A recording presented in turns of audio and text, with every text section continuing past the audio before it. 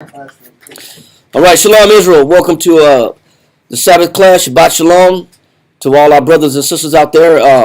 Stream of Wisdom in Houston, Stream of Wisdom in Norfolk, Virginia, Stream of Wisdom in Rochester, New York.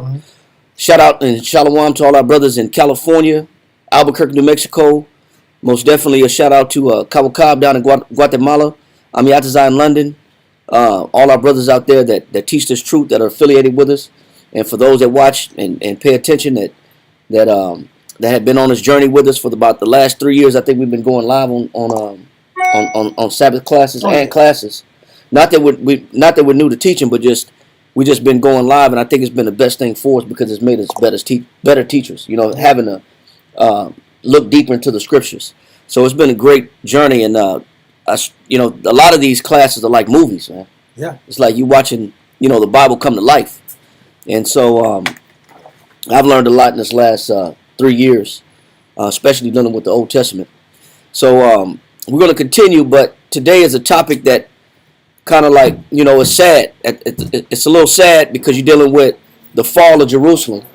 But it's not like the Most High has not sent his prophets and has not sent his teachers, like he said, rising early, giving us warnings, letting us know what's to come and how to prevent it, but the inevitable happened, which is ultimately our rebellion, which caused our nation to lose its citadel. It's the house of protection, which the Most High name rests in Solomon's temple.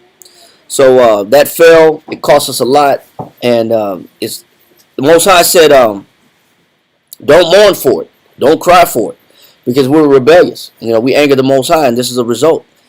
So as we get into this topic, we'll see how the Most High feels about it and what agitates him about our behavior. It's a lot to learn from these classes, man. Wonderful.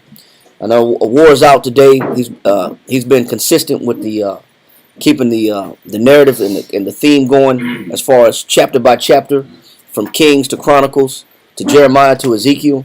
So we're just gonna continue on that same thread, and but before that, we're going to go ahead and set up these prayers real quick. Indeed. All right. Imagine, we'll point your Shalom. The priest. All right.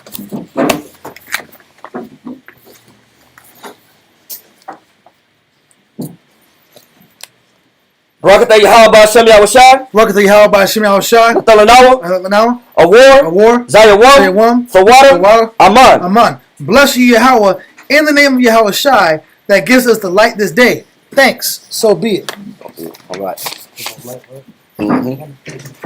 Charcoal.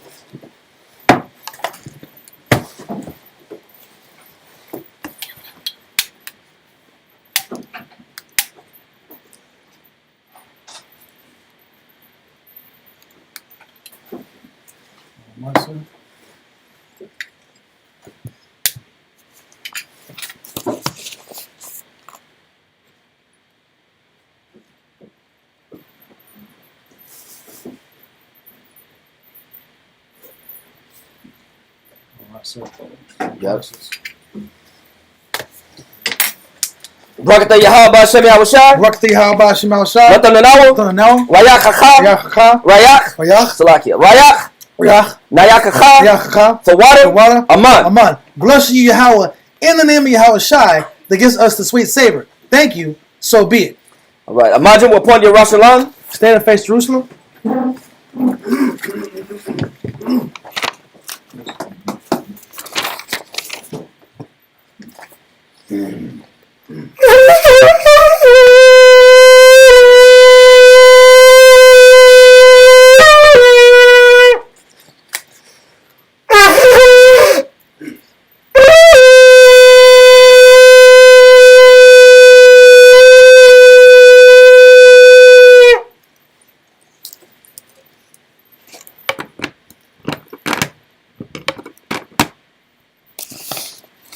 Barakatah Yahweh Hashem Yahushai. Barakatah Yahweh Hashem Yahushai. Hawa'ah. Lanawa.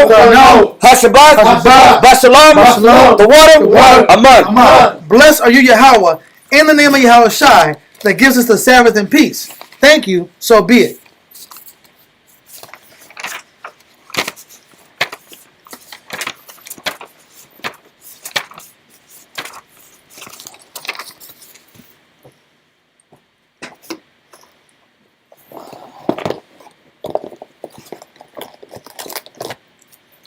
get the song. Let me get the song. Yeah. No, let me do the 121 first. Yeah. Yeah. Yeah, absolutely.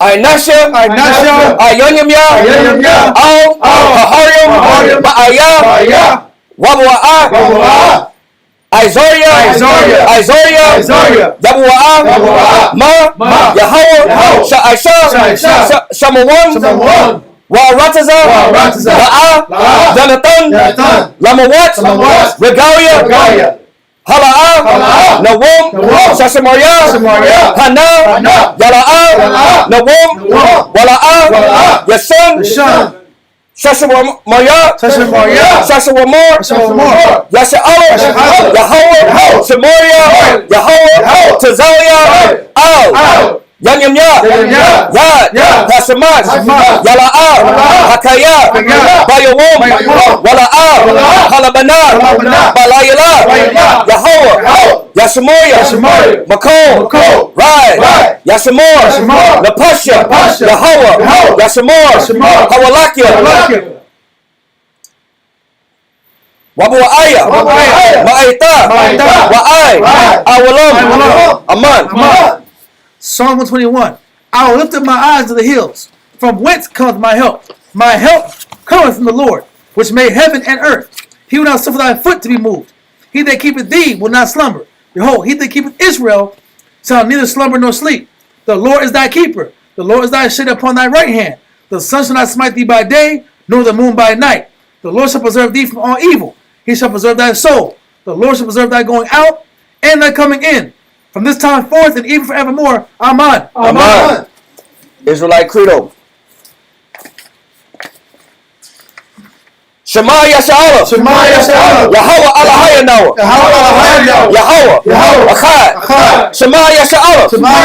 Yahweh Alahaya Noah. Yahweh. Achad. Shema Yasha'ala.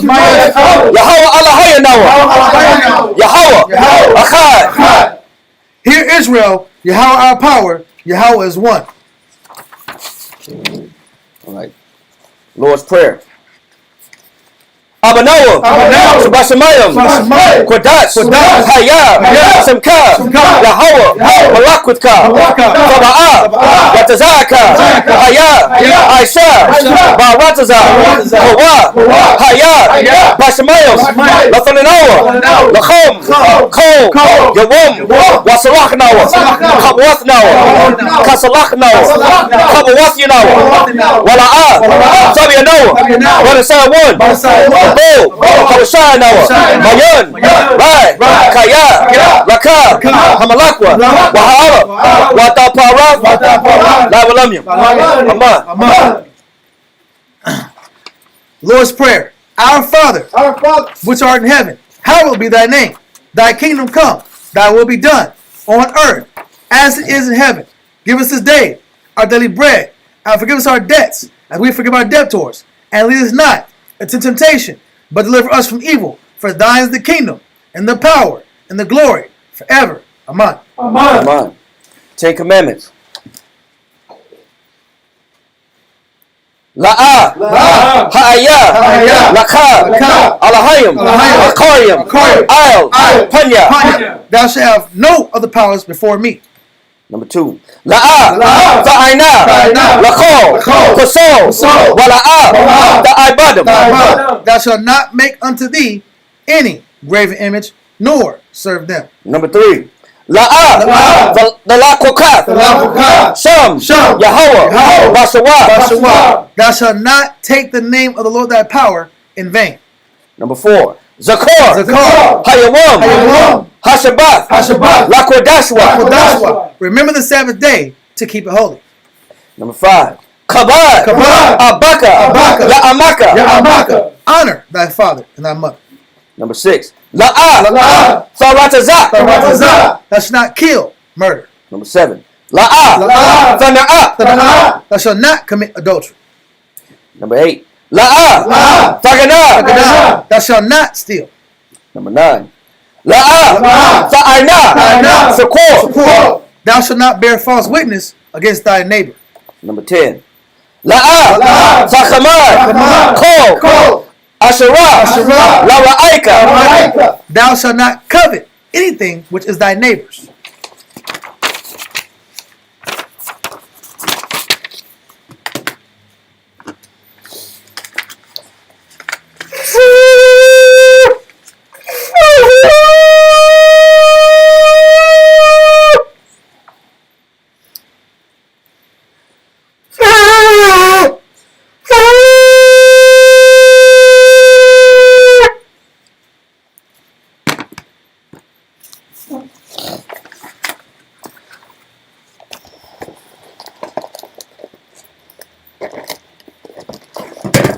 That's all.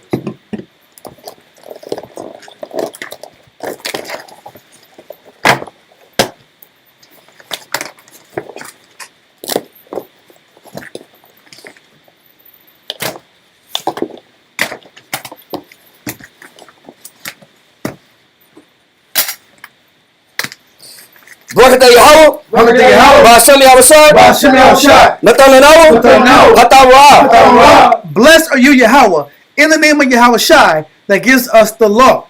Yeshabim. Take seats.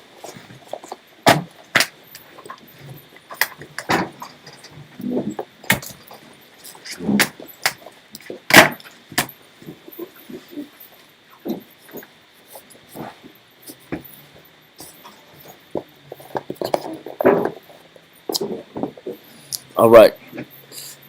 So I know we've been going on a theme of leading up to this fall, this inevitable fall. But as we read today, we're going to find out that there was an opportunity for the Most High to redeem us from the inevitable captivity of the Babylonian Empire falling upon us as a nation. We had a great opportunity, and we're going to see how we we misappropriated that opportunity by not seeing the good in what the Most High was doing. All right, but first and foremost, let's go ahead and salute in the first reader, Kariah. You want to salute you in, Abaji?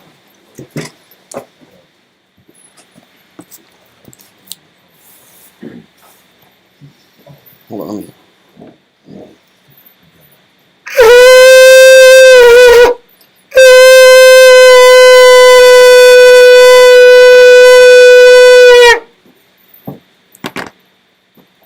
Kariah, Shashamata, Banashar, Banashala. Kariah, Shashamata, Banashar, Banashala, Amaju, Barak, Yahweh Hashem Yahshua Barakatah. Yahweh Hashem Yahshua Barakatah. All right, Yazamata.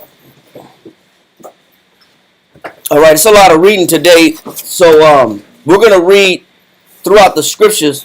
Different writings have detailed the fall of Jerusalem, and but there, within each of the writings, you'll pick up different things and scenarios that happen within that time frame. But first, we're going to go to Jeremiah. We're going to start at Jeremiah chapter 39, and we're going to read 1 through 18, and we're going to, kind of show how we got into this situation. But if you've been following the class, we kind of know, how the kings of Israel, particularly Judah, have forfeited many opportunities to please the Most High, to preserve their kingdom, to preserve their citadel, their holy place. And so we took that for granted, and we rejected the Most High's commandments, and then unfortunately the fall had to happen. And coming off a culture of where the princes and the elite were really in charge of the kingship. Yep. The princes and the elites of Israel, the nobles of Israel, were really the ones that were pulling the strings and had all the leverage and pull on a political level, on an economic level in Israel. And with that, then you had your nobles that we're talking about. We had this pot cauldron, and there's the meat inside the pot, which is them, and they're protected. They're protected, and they're putting out false prophecies and false propaganda in the nation, not based off of what the prophets said.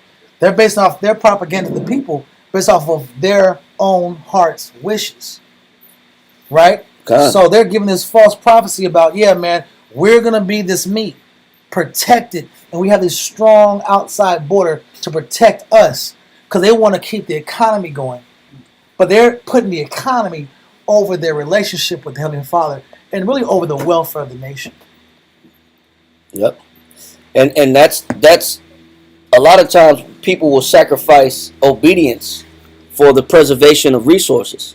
You know, we saw that with Saul, which is the first king of Israel, how Saul wanted to preserve some of the spoils of war that the Most High told him to diminish and get rid of and destroy and not save alive. But, you know, for the fact of preserving resources, you know, sometimes we grow an illegitimate attachment to things that we shouldn't be attached to. And those attachments are inevitably are the result of our downfall. You know, so you look at Saul, he was told to discard those resources, and he preserved them because he said the people told me to do it. But then he said he did kill everything, but he preserved the good sheep, you know, the good cattle. So in all, Samuel had to show him, listen, to obey is better than sacrifice. So regardless of what you're trying to preserve, you know, and what you're trying to maintain and sustain, whether it be financial stability, obedience to the Most High reigns supreme. You know, based on your point that you brought up. And I got to pull this one scripture. Mm-hmm. Wisdom of Solomon, chapter 6, verse 23, 24. And verse 19. Come. Wisdom of Solomon, chapter 6, and verse 23. So we're at Wisdom of Solomon, chapter 6, verse 23. And we're going down 24, and then we're going to pop up real quick. Let's read. Come. Neither will I go with consuming envy. Neither will I go with consuming envy. And we're not talking about the type of envy that's like, I want, I'm just this man's life, whatnot. But just these nations have certain things that I don't have, or they may have a certain quality of sheep, and it's the Most High gave me an order, but I want this from them. I want that from them. I want to preserve these tangibles that I was told not to preserve. Read. For such a man shall have no fellowship with wisdom. Such a man shall have no fellowship with wisdom. This type of character, this character of man that puts tangible items or puts his personal interest over the Most High's order will not have any relationship with wisdom. Read. But the wisdom of the wise is with the welfare of the world. But the multitude of the wise is what? The welfare of the world. What is the welfare of the world? It's the estate of the people. The estate of the people depends on the welfare, or the multitude of the wise. When we first got attacked by the Babylonians, what happened? They took all the intelligent, wise, and strong men from the nation, and they were preserved. Those were those good figs. Got the good figs. The good figs were preserved, and they were brought to Babylon. And we had the bad figs left. Men still have the opportunity to have good characters, but it shows you that things fall apart when you lose the wisdom of the nation. The men that have piety, and the men that have what's the terminology? You always go into it.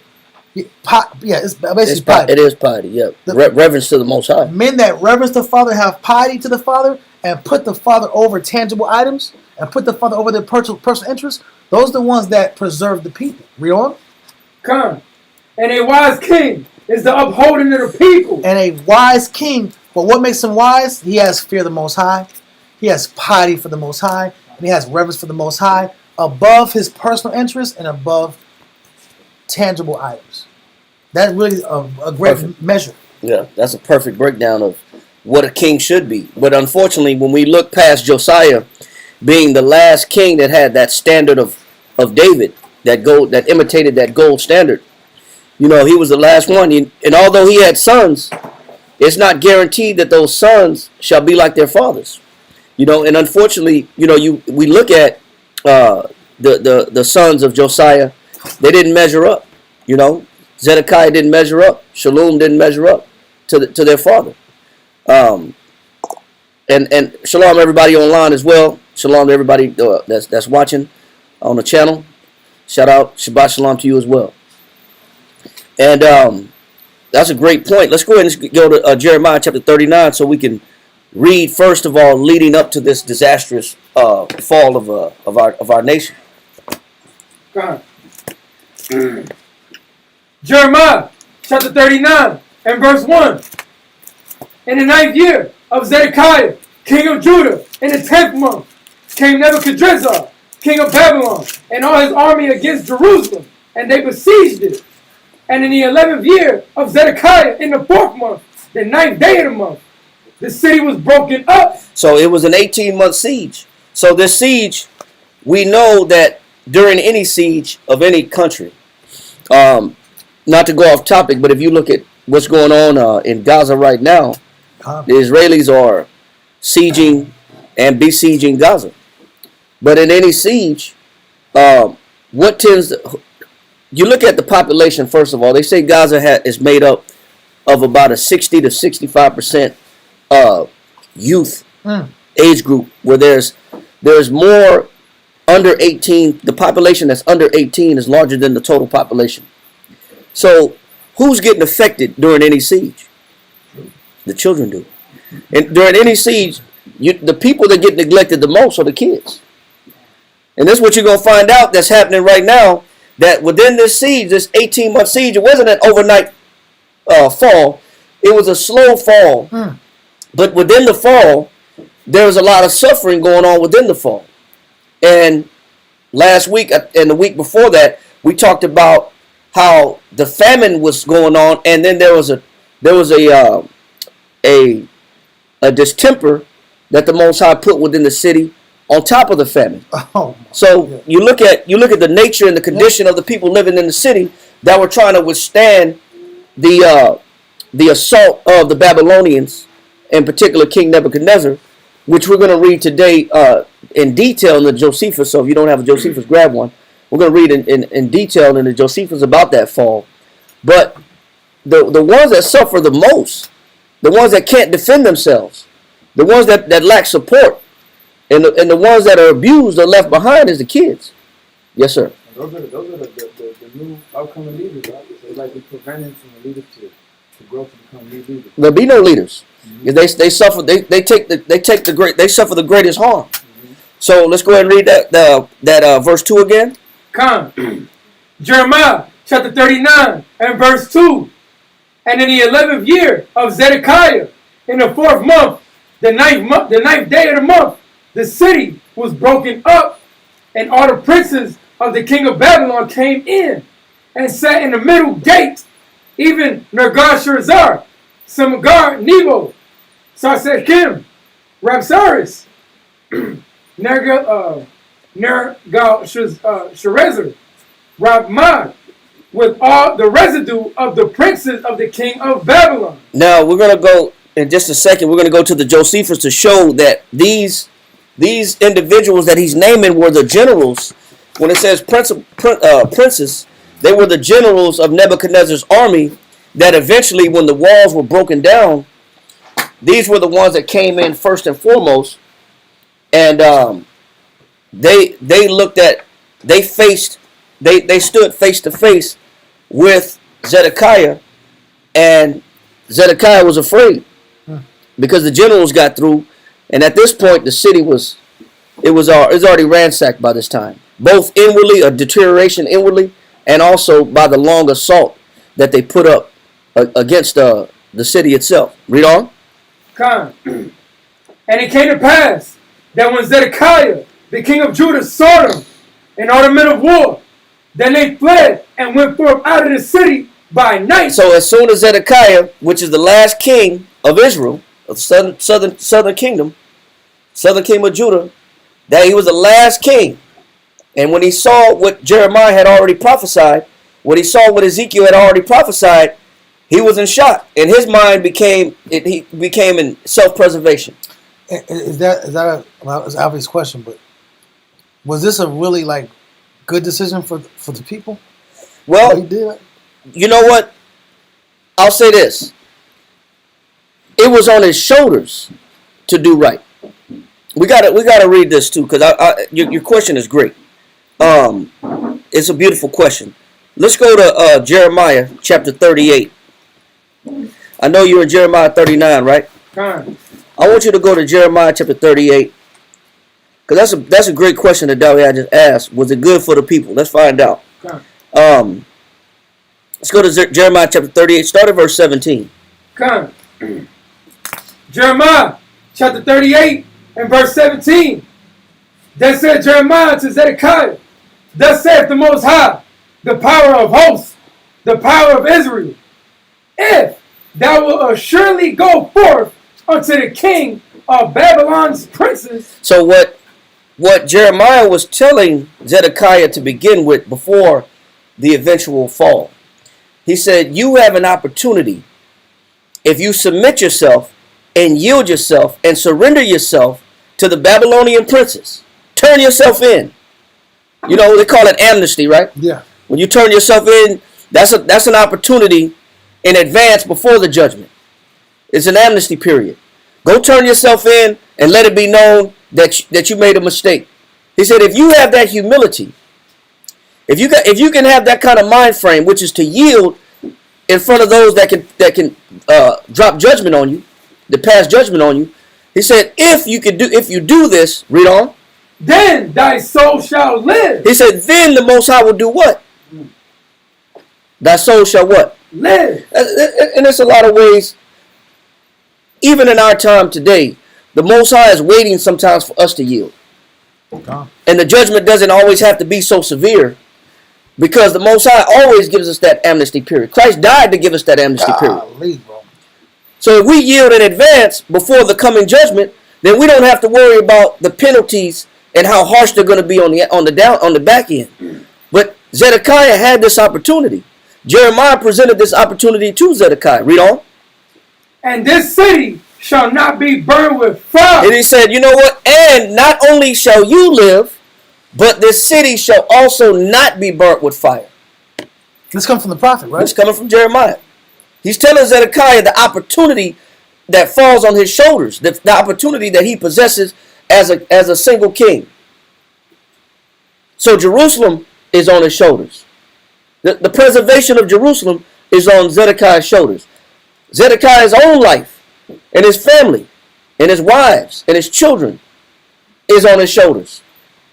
Read on. And thou shalt live in thine house. Go ahead. But if thou wilt not go forth to the king of Babylon's princes. But if you rebel, if you lack humility, if you lack the ability to submit and yield yourself and turn yourself in to the Babylonian generals. Read on. Then shall this city be given into the hands of the Chaldeans. Wow.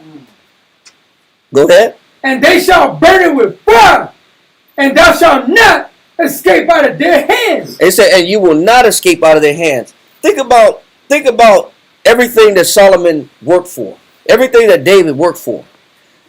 We're talking about a 470-year process from the institution of the temple, from the building of the temple from Solomon down to Zedekiah right here, to the eventual fall from around 970 BC down to around 586. We have about 400 plus years, upwards of 450, of hard work and dedication that David put in, eliminating all of his enemies to subdue Jerusalem. Yeah. All the gold and the work that Solomon put in, negotiated with Hiram to build the temple. All the laborers and the artisans and the engineers and the work and the design that it took to build the temple. And you have all of this preservation of your history and the work of your forefathers all comes down on your shoulders as a man. So the whole preservation of everything my forefathers have built is on my shoulders. And what decision do I make? When I'm the last one, I'm the last one that can preserve, that can stand in the gap, that can preserve the nation. Imagine if the nation is on your shoulder, the preservation of the nation is on your shoulders. And you have to make a decision. Do I submit and I can save my life, my kids' life, my nation's life? I can preserve my people. And I preserve the synagogue, the house of the Most High. All of it was on Zedekiah's shoulders. Second, yes, sir.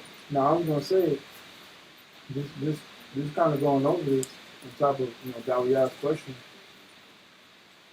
and not only it was a coward move, but it was very selfish. It was very selfish. When you think about that, like you said, all of the responsibilities on Zedekiah's shoulders, that was a selfish move, right? That was a very selfish move. What would have David done? Because you got to look at who's considered the gold standard of the kings of Israel. David was. What would have David done when the opportunity to preserve his people was on his shoulders? What would he have done? Go to 2 Samuel chapter 24, read verse 17. You know, people say, what would Jesus do? You know, as a king of Israel, what would David do? You know what I'm saying? Because all Zedekiah had to do was look at his lineage. Yeah. Look at the men he descended from. You're directly related. Yeah, you related to these guys, man. You got the history and the chronicles of what they did. You got their actions notated by scribes. Yeah. All you had to do was go back and say, man, what were my forefathers doing in this situation? When they were pitted against, you know, saving or preserving the people. Read that. 2 Samuel chapter 24 and verse 17.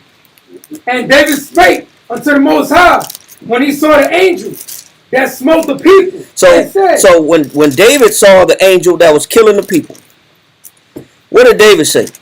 Lo, I have sinned. He said, man, put it on me, man. I did this wrong. Read on. And I have done wickedly. But these sheep. He said he looked at these people as what? Sheep. Man, they're defenseless, man. These people are defenseless. They don't have any help. They don't have any support. Yes, sir. They need a leader. Right? They need a leader. They need a guide. He called them sheep. They need a herdsman. A sheep is, they say a sheep is known as being the most vulnerable because their legs are too short to run away from wolves. They got short legs. They don't got speed like cheetahs. They don't got cheetah speed. They don't got gazelle speed. Their legs are too short to run. Their eyes are too much on the side of their head to where they could see danger coming. That's why a lot of times they have to follow one another in a group. They follow because they don't have really good peripheral vision, so they lean upon each other for safety. Yeah. They really can't see danger coming. Their teeth are made to mow grass. They don't have canine teeth to tear and rip meat or to defend themselves. They have no claws to defend themselves. Ultimately, they're defenseless. They're defenseless animals. So David is saying, man, you know what? If anybody is going to suffer, it's going to be who? It's going to be him. Yeah. The defender. He said, man, put this sin on me. I'm not going to let the people suffer. They're sheep. They're defenseless. Read on. Lo, I have sinned, and I have done wickedly. But these sheep, what have they done? They have done nothing, man. What happens when you have the opportunity to preserve the nation? What mentality do you take? Do you go for self and then let the people suffer? Or do you say, man, I'd rather suffer before my people suffer? Put that suffering on me. Read on. Let thine hand, I pray thee, be against me. Man, David is praying that the Most High sting him. Yep. He said, I'm the cause of the issue. Sting me for it. Don't take it out on the sheep. They've done nothing. Read on. And against my father's house. He said, put it against me and against my father's house. It's on me. So we know what David would do. But Zedekiah has this opportunity, man. The entire preservation of Jerusalem is on his shoulders. And Jeremiah told him, you have an opportunity. You can salvage yourself, your family, and the people and the city. Yes, sir. I'm sorry. Was Zedekiah around that time with David? Was he there? No. I would say he would have learned. There's 21. He was the 21st king of a line of 21 kings on the southern kingdom of Judah. I was going to say he would have learned from that example. But he had it written, though. It had already been written by the scribes. Right.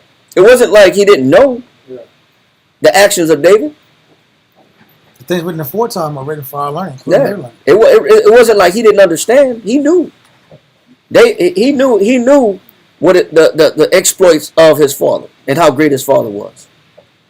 And the Most High also provided him a prophet to let him know what would happen if you don't make this decision.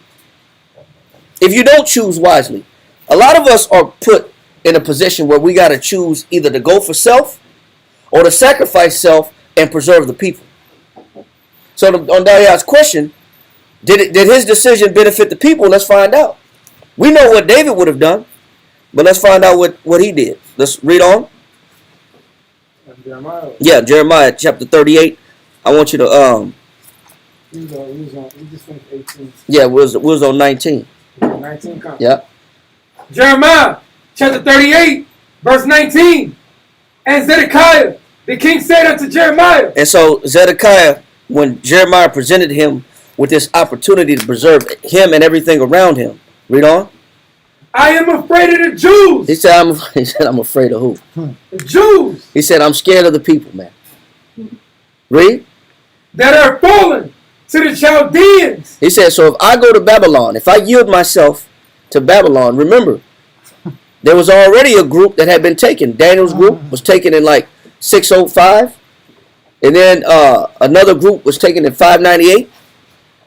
And then so now, he said, man, knowing that there's already Jews there in Babylon in captivity, what are they going to do when I show up in Babylon? Read. Lest they deliver me into their hand. And do what? They mock me. And they do what? And they mock me. So, That's what he's thinking about that's what he was thinking about. right now? Yes, bro. When you have the preservation of your family, your children, your wives, your people, your nation, your city, your synagogue, you got all this, the house of the Most High is on your shoulders. And the only thing you care about is your what? Image. Your image. That's all you give a damn about is your image. Yes, sir. The reputation. Right? That's reputation. His ego. Yeah. My image. My name. I want to protect my name. I want to protect my name. Yeah, my man. name. Yes. I don't want nobody to badmouth me. Yeah. I don't want to be the laughing stock of the people. All I care about is my image, man. When it comes to the preservation of your people, the hell with your image. Yeah. Now your people are on the line. Your nation is on the line. Your city's on the line. Who cares about your image? But it just shows you how strong pride is. It's true. It shows you how strong pride is, man. Yes, sir. So what would be the mocking then? That, oh, so you finally submitted, or you gave in? Imagine how high of a seat of authority does a king sit in, Right. just to be brought down as a common person. Right. Okay. Well, you don't have any of the regalia and the regalness that you once possessed. You don't yield any power. You're powerless. You went from being the most powerful to having no power. Now anybody can tell you what to do. You know what I'm saying? Now you could be extorted. You could be harassed. Because think about it, as a king, you've passed judgment that affected people. Now you got people that's holding grudges. They got to put you in witness protection. You know what I'm saying? That's real. Be in witness protection somewhere. You know. But he didn't want to be in the midst of those people. Obviously, they know that his actions was part of the repercussion of why they're in Babylon to begin with. He was one of the reasons, him and the princes. He gotta feel that, bro. Yeah, you got to feel the fact that you made bad decisions because you cared about your image and you listened to princes more than you cared about the Most High. Now you got everybody suffering. And the ones that you had suffering in advance that are already there and it wasn't just him, it was his brothers also. Yeah. His brother's bad policies and his family got him in there. He was nothing like Josiah. He was nothing like Josiah. He be faced with the truth of his mistakes. Yes, you gotta deal with it, and you gotta hear the fact that you've let people down and you've hurt people. So this was too much shame on his behalf to endure. In order for him to say, you know what, let me just drop my pride and swallow my pride. Let me preserve my city, man. Let me preserve my people. Let me put my pride aside and salvage my people. He had that opportunity, man, and he was the last one to have that opportunity, the last king to have that opportunity. Read on. Come. But Jeremiah said, they shall not deliver thee. He said, but the people that you're afraid of, they're not the one in control of your deliverance. What is Jeremiah telling them? They shall not deliver thee. He said, you're afraid of people and you're a respecter of persons that don't control your opportunity of salvation. They don't control your salvation. That's like me being too ashamed to face people that are contrary to my beliefs in the Most High as an Israelite? Do they control my salvation? No. Hell no, they don't control my salvation. So why should I be afraid of somebody that has no power over my salvation? This is what he's saying this is what Jeremiah is telling Zedekiah. Read on. But Jeremiah said, they shall not deliver thee. Go ahead. Obey, I beseech thee. He said, I beg you, man, I'm begging you to listen to the Most High. Do what's right for the people, and you'll also benefit. Your family will benefit when you make the tough decision where your pride and your ego has to be put aside. It's really a no-brainer if you think about it. But it just shows you how weak and fragile Zedekiah is as a king and also as a man. You know, we'll get into it. Matter of fact, let me read. I want you to read this real quick now, yeah. I want you to read this.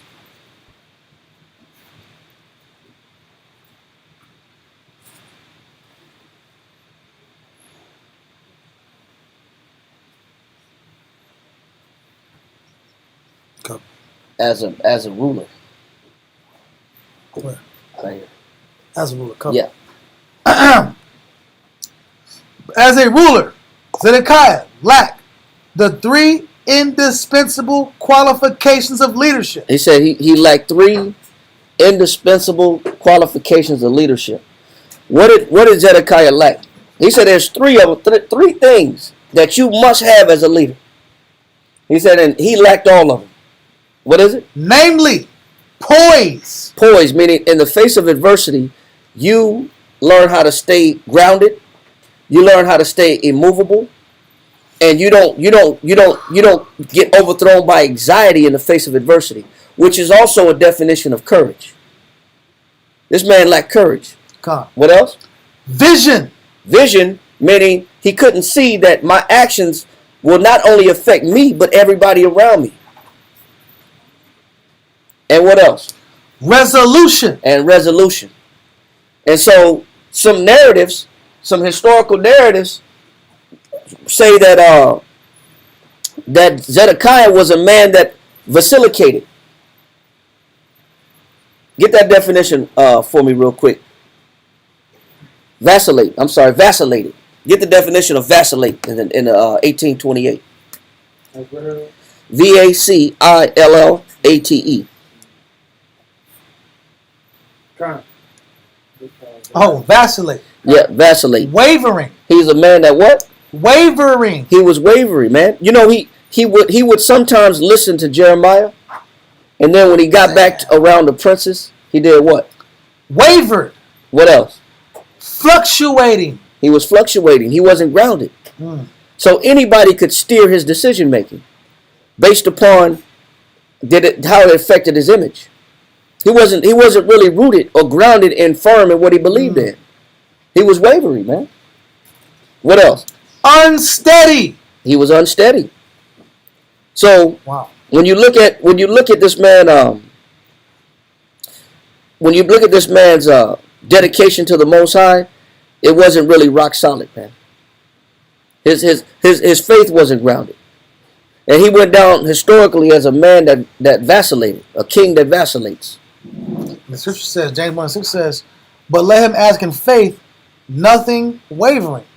For he that wavereth is like a wave of the sea, driven with the wind and tossed. Yeah, and you got to read 7 and 8 too. He said he's driven by the sea and tossed. I mean, that man's unstable. He stands on shaky ground. Oh yeah, you're right. Read. Verse 7. For let not that man think he shall receive anything of the Lord. Why? Read on. A double-minded man is unstable in all his ways. Right. This is why Zedekiah, wow. when you put the fate of the nation on this man's shoulders, what do you think is going to happen? People are going to suffer. Because this man was one that was not grounded. He wasn't firm in his faith. He was wavering. Wow. No vacillating, huh? No vacillating. Huh? Yes, sir. I mean, you said one thing, you said he lacked vision, right? Yep. But there's no vision, the people perish. The people perish. Okay? So yeah, it's showing you what Zedekiah was made out of. He wasn't made out of anything firm. He was easily impressionable. Anybody could impress upon him. You know, it was that's too much fear. Well, that happens when you roll in fear. Is that you can be impressed upon. Somebody can say, man, that's not a good idea. And you're like, you know what, maybe that's not a good idea. But you know, I remember this time, Shawan, you taught me this years ago, that spirit of doubt is on a man because he's not standing on not only procedure, but he's not standing on instruction with the Father. If I'm not standing on instruction from the Father, then I have no other option but to deal with doubt. Yeah. Why would a man doubt if he's sticking to? It's about just at the mall. Listen, if you're doing everything you're taught to do, if you're doing what you're told to do, brothers always say, do what you're told to do. You don't worry about nothing. You don't got to worry about it. Yep. But when you don't do what you're told to do, then comes fear. Then comes fear. Right. That fear spirit is a product of just not doing what you're supposed to do. Right. The fear is a product of deviance, because the scriptures say, clean hands make a man what? Stronger and stronger. Keep my hands clean, man. Doing what's right. Doing what I'm shown. Doing what I'm told. That's the power of obedience. What it does is it gives you courage. The Most High said he didn't give us the spirit of fear, but what? Power. Love, power, and a sound what? Sound mind. And a sound mind. Sound means whole. That means complete. Right. Intact. So if I'm wavering, that means my mind is not what? It's not sound. Why is it not sound? Because I don't follow instructions. That's the recourse and the consequence of somebody that's disobedient. That's the curse of disobedience. It's the curse of disobedience. Yes, sir. I was going to say, we're strong because we're confident that we're doing the right thing, man. That's where the confidence comes from. Yeah. Confidence comes from doing the right thing. That's why he say clean hands make a man stronger and stronger. When I know I'm doing what's right, I have no reason to fear. I have no reason to doubt. I have no reason to be afraid. I also don't waver. Yeah. I'm not unstable. But what caused me to be fractured is my inability to listen and follow instructions. Yeah. That's what caused me to be fractured. All right? So, last verse right here, and we're going to come back to Jeremiah 39. Read that in verse 20. Jeremiah chapter 38 and verse 20. But Jeremiah said, they shall not deliver thee. Obey, I beseech thee. That's why he said, man, I beg you to what? Obey. I'm begging you to obey. You have nothing to worry about. You have nothing to fear as long as you're obedient. Read on. The voice of the Most High, which I speak unto thee, so it shall be well unto thee, and thy soul shall live. So when you look at the decision that Zedekiah made, when he had the whole weight of the fate of Jerusalem on his shoulders, he couldn't think outside of himself.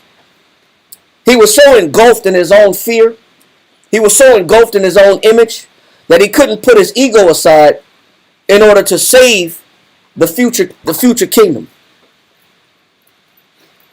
Which is sad. Because hopefully we would never be in that situation and make that decision. And we would learn from that. That when I have an opportunity to be resolute and sound and firm in what I believe in, because I know that if there's some shame involved, even if my image is tarnished and my reputation is tarnished, so what? Look who survives from me being able to swallow my pride. Look at the benefit of the people when I'm able to swallow my pride. Look who benefits. Then I'm able to look downrange. Then I got vision. My temporary humility or I would say conviction. I'll say a temporary humiliation. I'll be temporarily humiliated when I go to Babylon. Okay, people gonna mock me. They're gonna laugh at me. They're gonna ridicule me. They might throw some stones at me. But look at the benefit. My family lives. My city lives. My people live. Jerusalem doesn't fall. And it doesn't burn. Mm-hmm. You see the weight that the Most High put on Zedekiah? And he still chose what? His image. So. Still chose himself. It's dangerous, bro.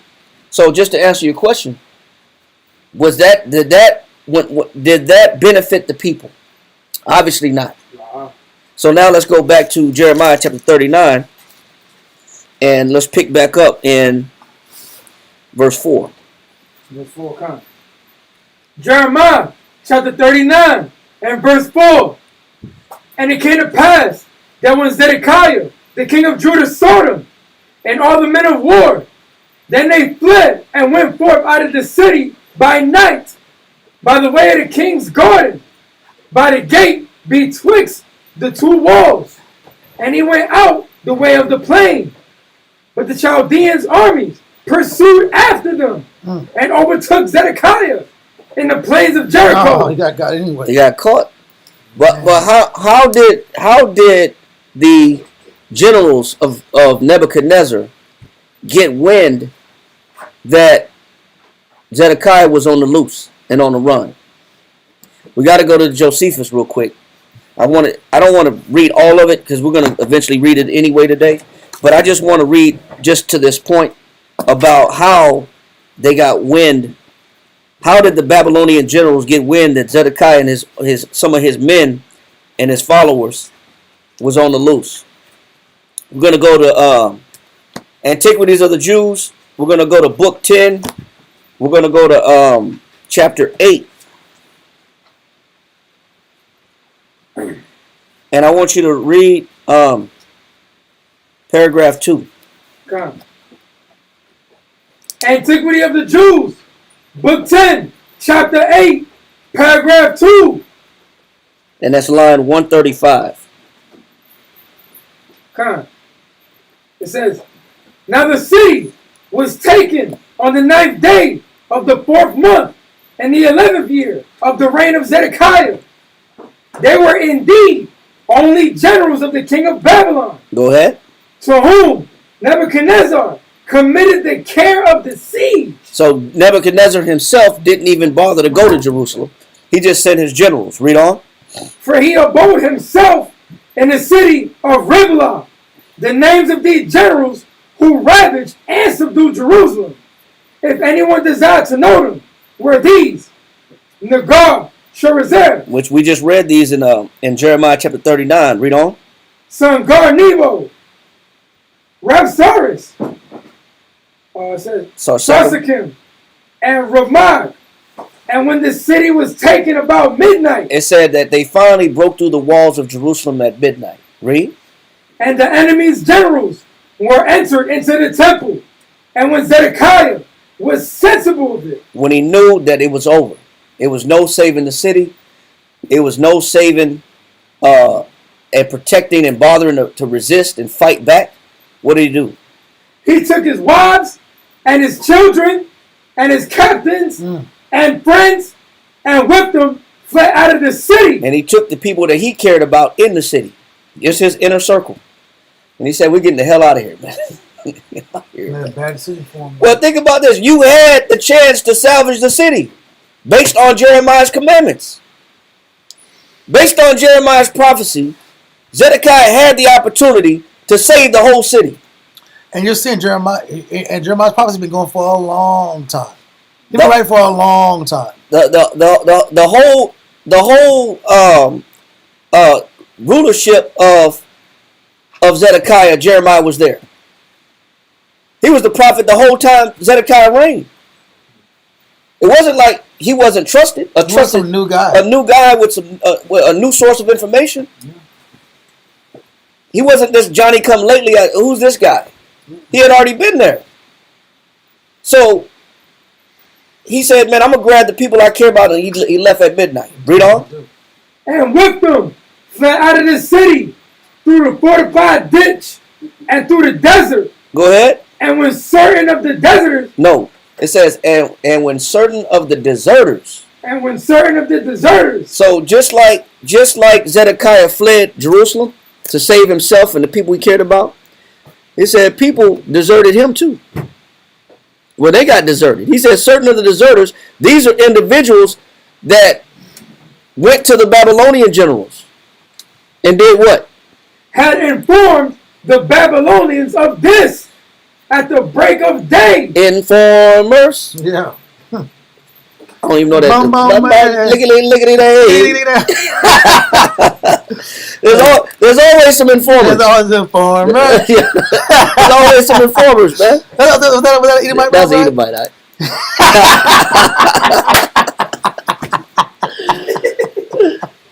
So that's funny. He's not Jamaican now. He wasn't Benjamin. He wasn't a Benjamin at all. Look at him, bro. Like, you not Benjamin, bro. Until you saw the video, you're like, wait a minute, it's the wrong video. Maybe my TV's busted. For real, bro. But there's always an informer. And you know what? Because just like you decided to, reject the counsel of Jeremiah and deny the Most High's opportunity for obedience to the preservation of the people, the Most High did the same thing to you. You got people that denied you, that went against you. It was actually fitting for Zedekiah. Since he sold the people out, somebody sold him out. Watch the camera. Read. Khan. And when certain of the deserters had informed the Babylonians of this at the break of day. So he had a full, about a good 6-hour head start. If the city was invaded at midnight and he ran out at midnight, but he got snitched on by the break of day, that means he had about a 6-hour head start. Yeah, that's the time it takes to get to Dallas, right? That a little bit for you. You can get past Dallas. You can get probably Oklahoma border, 6 hours. About 5 hours from San Antonio to Lake Charles. Yeah. In the car, yeah. It's like going from what? Probably Jacksonville, Florida to Miami. What is that? About a 7-hour drive? 6 hours? About 6 hours? About 6-hour drive? Yeah, like Jacksonville to Miami. Yeah. So they had about a 6-hour head start. Read. They made haste to pursue after Zedekiah and overtook him, not far from Jericho. So they said they went and double timed it and caught up to him, even though he had a 6-hour head start. What's I was with him, man? It's here to Shreveport, Louisiana. That's a long way. That's a hell of a head start. Yeah. And you still got caught. Yep. That means that they were hightailing it behind Zedekiah. They was on his tail. To catch somebody in 6 hours that had a 6-hour head start. Come on, bro. Man, that's a hell of a run. You know what? He might have thought he got away. He might have thought, okay, we're in the clear. Nope. No, man. Not lie. So, how, that answers the question, how, we're going to come back to this, hold this in Josephus. We're going to come back to this in a minute. But it answers the question, how they knew that Zedekiah fled the city. It was because he got snitched on. Some deserters. And there's always going to be deserters of our people, man. Think about Judas. What did Judas do to Christ? Same thing. Same thing, bro. There's always going to be a multitude that's going to say, hey, I wasn't with those guys, man. He went that way. Yep. Sad, man. Let's go back to where we are in Jeremiah chapter 39. Yeah. And let's read verse 4 one more time. Okay, come on. No, we can read verse 5. We're at verse 5. Okay, come on. Jeremiah chapter 39 and verse 5. But the Chaldeans army pursued after them and overtook Zedekiah in the plains of Jericho.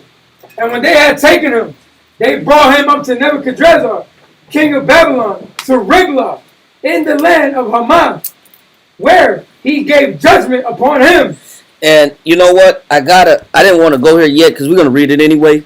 But it's too good to bypass right now because, we're already in the thick of the story. Yeah. So we might as well, bring out the events that happened that befell Zedekiah. Versus just, we're going to read it several times in different chapters. But since we're already here, we might as well. Let's go back to the Josephus real quick because I want to expound on that judgment that the Most High passed on Zedekiah from Nebuchadnezzar, king of Babylon. When it says in verse, hold on one second. In Jeremiah 39 verse 5, read that part. It says Nebuchadnezzar, king of Babylon. Nebuchadnezzar, king of Babylon. It says, to Riblah in the land of Hamath, where he gave judgment upon him. And he said, and he passed judgment. He made a decision on what to do with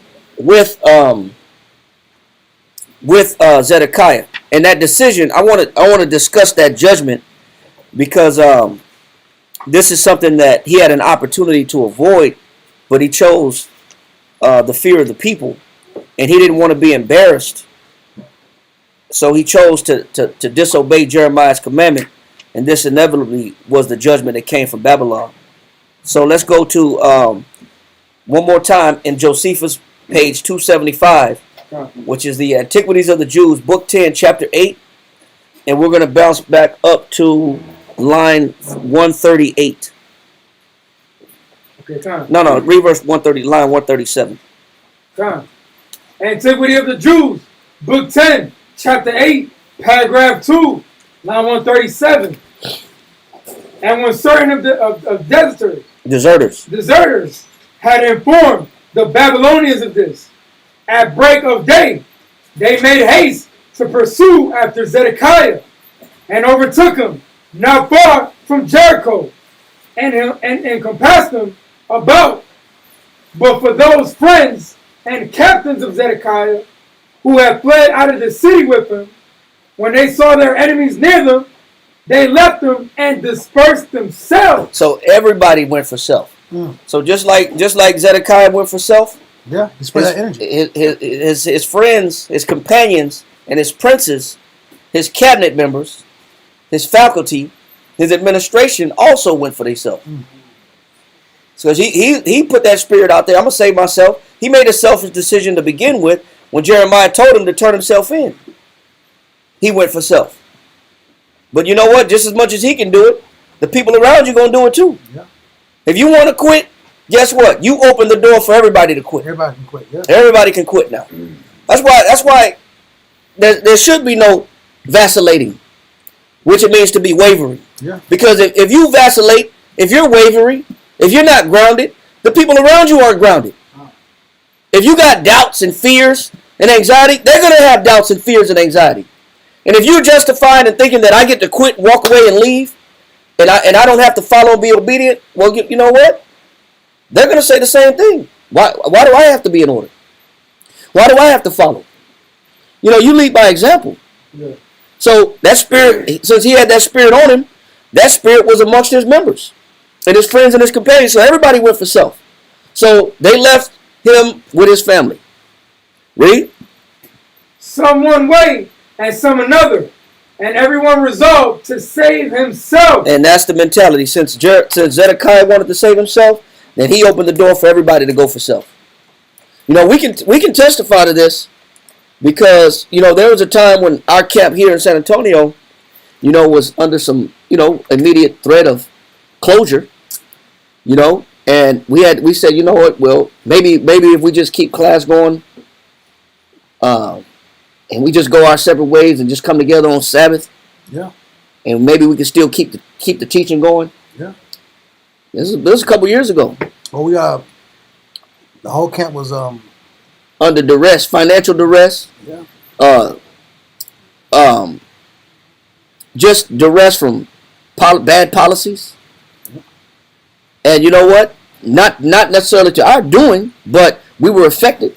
Yeah. And you know, we had an opportunity to do. We had an opportunity to say, you know what? Well, everybody just go for self, and we just come together on the Sabbath on the Sabbath day, and we just have class on the Sabbath day. Yeah, we talked about, listen, man, the captain go down with the ship. We wasn't captains, but listen, the crew members go down with the ship. Yeah. The crew members go down with the ship, man. At all costs. Yeah, but you know what? We had an opportunity to say, you know what? Let's go for self.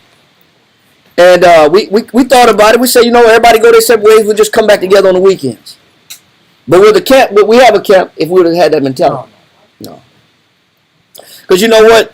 When that mentality is self-preservation, and then you get comfortable in that mentality of self-preservation, you don't want to lose that stability to go back to being unstable. Yeah.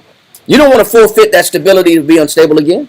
But we decided to, you know, what it says in 1 Corinthians. Get this in 1 Corinthians real quick, chapter 12, and read verse 25.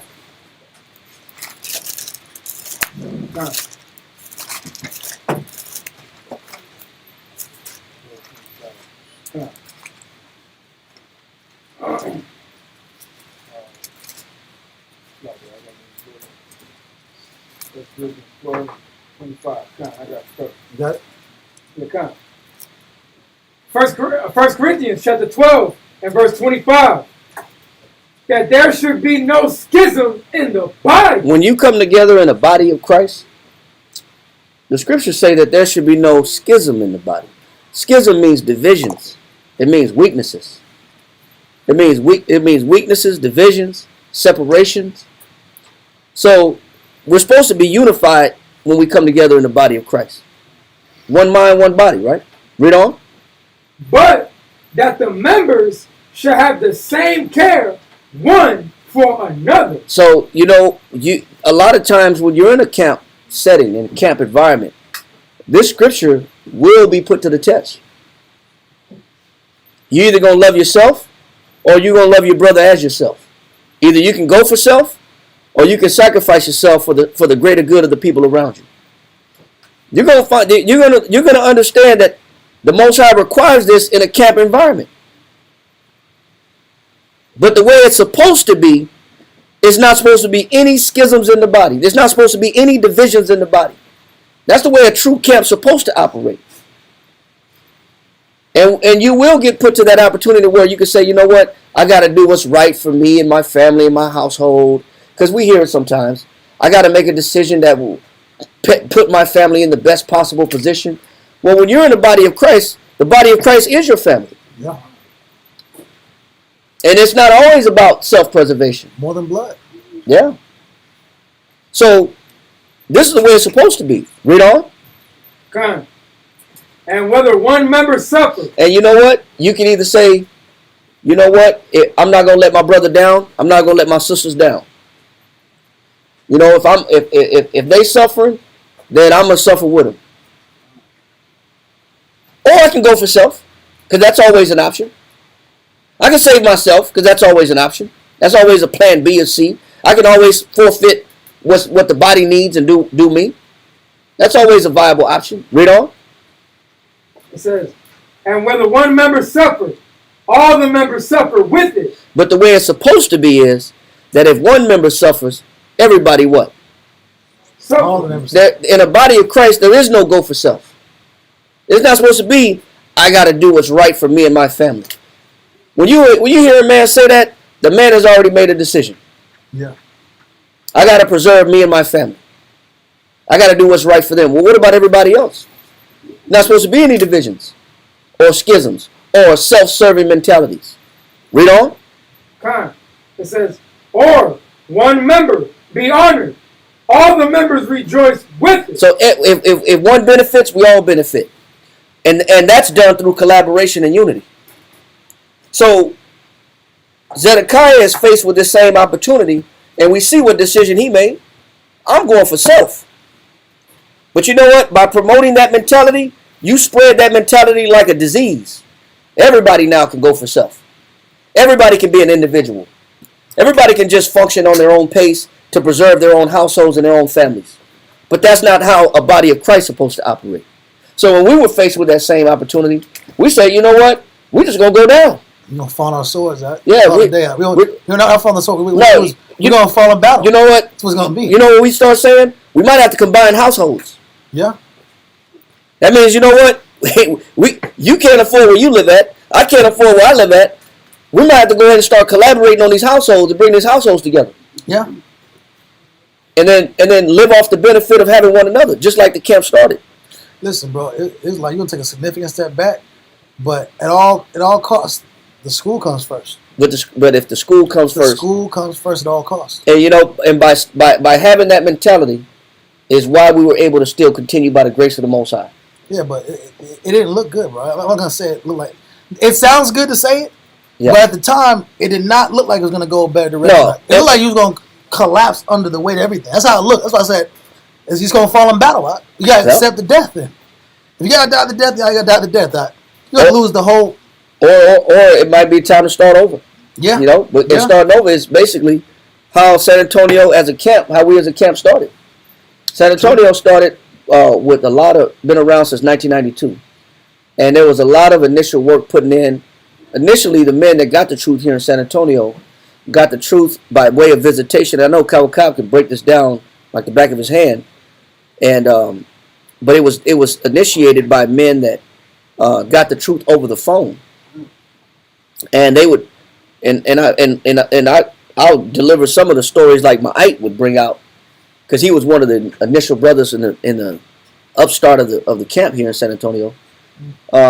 He said that they would get a class over a payphone, and a brother would get the class over the payphone from Albuquerque or from California, and he would be writing the class on the payphone, and then he would take the class and then go back and teach it to the men at work at his job. They would burn out phone cards. Yeah, they were there. They had them what you call them, MCI. Yeah, long distance. Who was that damn phone carrier back in the day that was popular?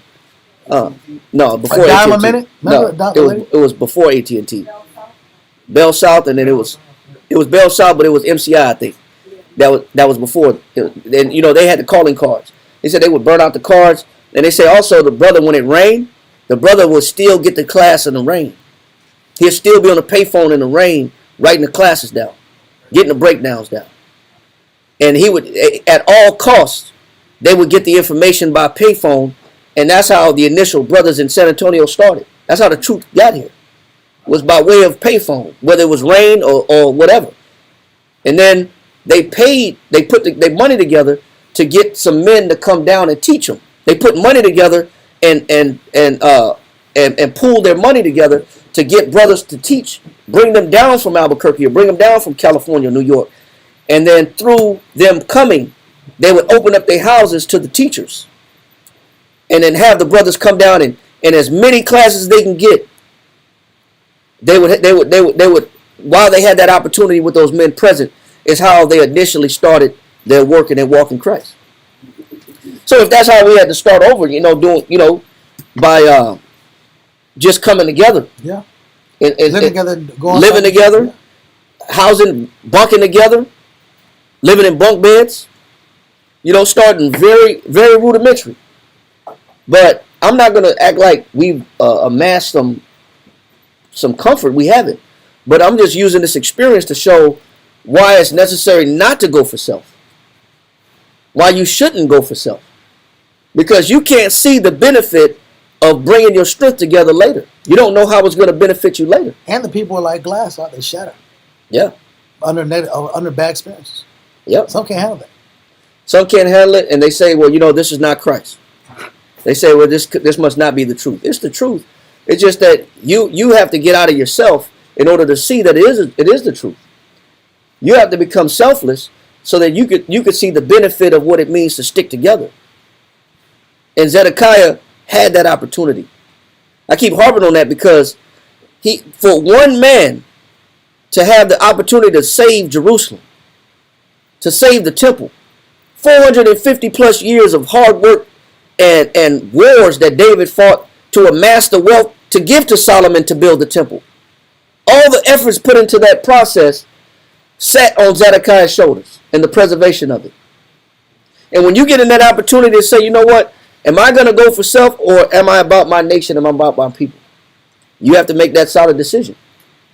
Now, we've been in that decision once, and who knows if the Most High brings us back in that decision, whether, you have to be willing to watch your kids suffer a little bit for the sake of preserving the body. Watch your family suffer a little bit, and you suffer a little bit. You don't have the freedoms that you may want.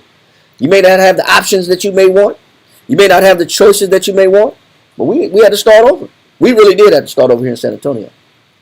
But it's a beautiful experience because it gives us this opportunity now to teach that as a testimony to say the Most High is real. That the Most High won't real. He won't desert you if you don't desert him.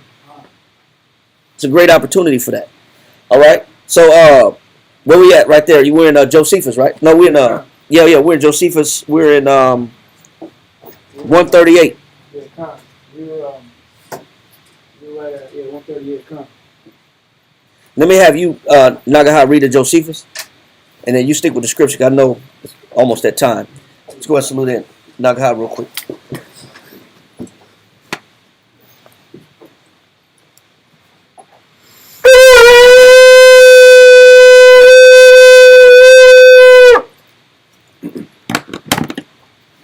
Nagaha, Shah Shabbatah, Ban Shemai Wan, Ban Yasha Allah. Nagaha, Shah Shabbatah, Ban Shemai Wan, Ban Yasha Allah, Amajim, Barak, Yahweh Ban Shemai Shabbatah. Yahweh Bashem Yahweh Shah, Brakatham. That's Matah?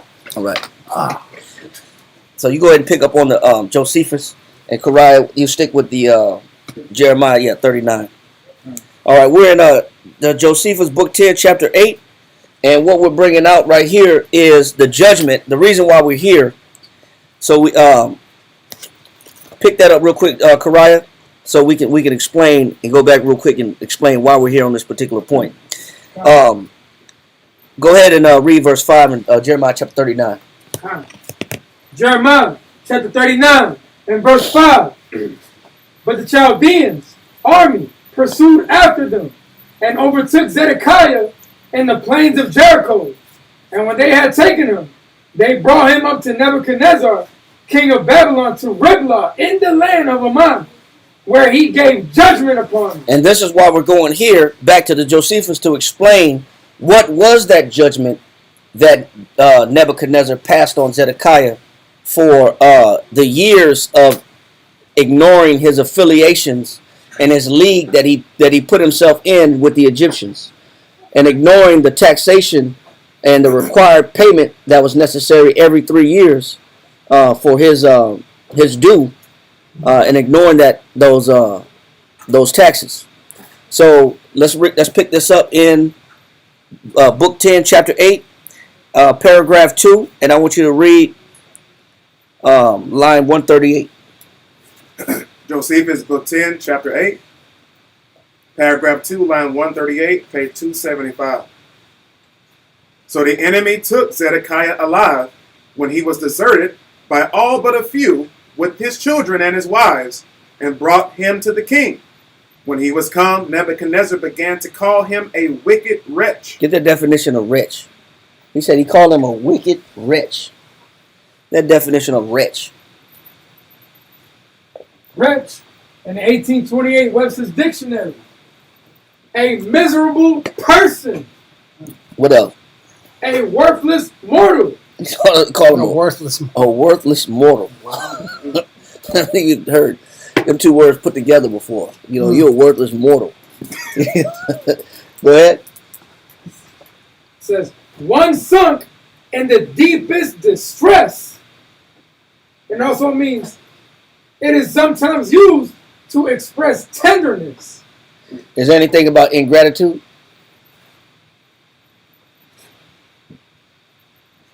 I don't think that. Okay. Well, okay. Read on.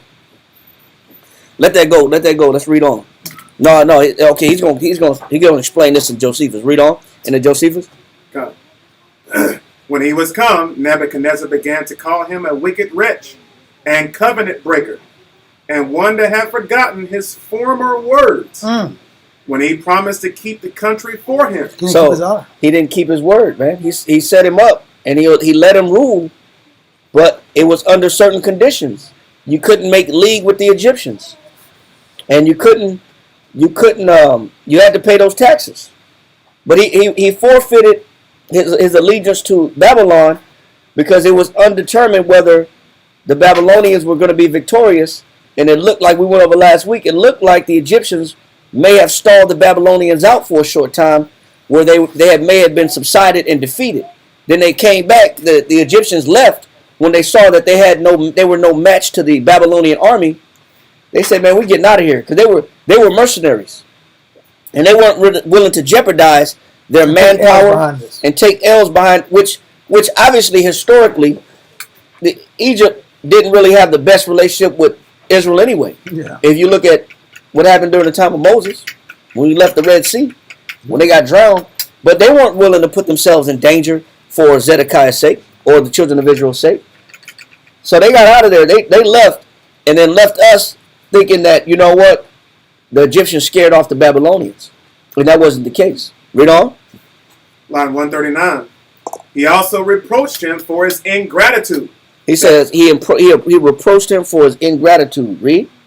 That when he had received the kingdom from him, who had taken it from Jehoiachin and given it him, he had made use of the power he gave him against him that gave it. And that's what ingratitude means, is to pay somebody back evil for good. So when if I'm showing somebody ingratitude, that means the good that they show me, I pay them back with evil. He said, so what Nebuchadnezzar is saying is, man, this is how you pay me back for the good that I've done to you. I set you up in place. I took Jehoiachin down and put you in his place, and this is how you show me thanks. This is how you show me gratitude. Is that you turn your back on me and not be obedient to my commands? Read. But said he, and this is this stands out right here in the Josephus, because part of me then asks, did Nebuchadnezzar know that the Most High was setting him up to be the eventual king of the world, of the known world at the time? Because we know that the Babylonians believe in their own gods. Matter of fact, when you look at the Babylonians, they believe in Nebu. That's why you got Nebuchadnezzar. Oh, Nebu that makes is an ancient Sumerian deity who was married to Inanna, or another Sumerian Far East female deity or cohort, who was the god of harvest, increase, wealth, abundance, and fertility. So when you look at the Babylonians, they had their own deities. But this stands out right here when he says what? but, sorry then. Yeah. But said he, the Most High is great, who hateth that conduct of thine, That conduct of thine. Go ahead. and hath brought thee under us. He said it's the Most High. It's God who did this, not his God. So did Nebuchadnezzar know that the Most High blessed him with the overthrow of Jerusalem? We know the prophet Daniel confirmed that in Daniel chapter 2, when he had the vision by night of the image, and he says, and he told him he deciphered the dream, and he told him, "Thou Nebuchadnezzar, thou art this head of gold." Yeah. You are this head of gold. But he also told him, your kingdom shall be overthrown by the Persians. You know what I'm saying? But I don't know. So I can't say if he's referring to the Most High, because he just says God. Okay. If he's referring to the Most High or his own God, Nebu. But I think the Most High was working with these nations to overthrow Israel. Because the Most High does that. He institutes these nations as a way of keeping us in check. Yeah. You know what I'm saying? Can I pull scripture real quick? Yeah, come on. Daniel chapter 4, verse 17. Daniel chapter 4, verse 17.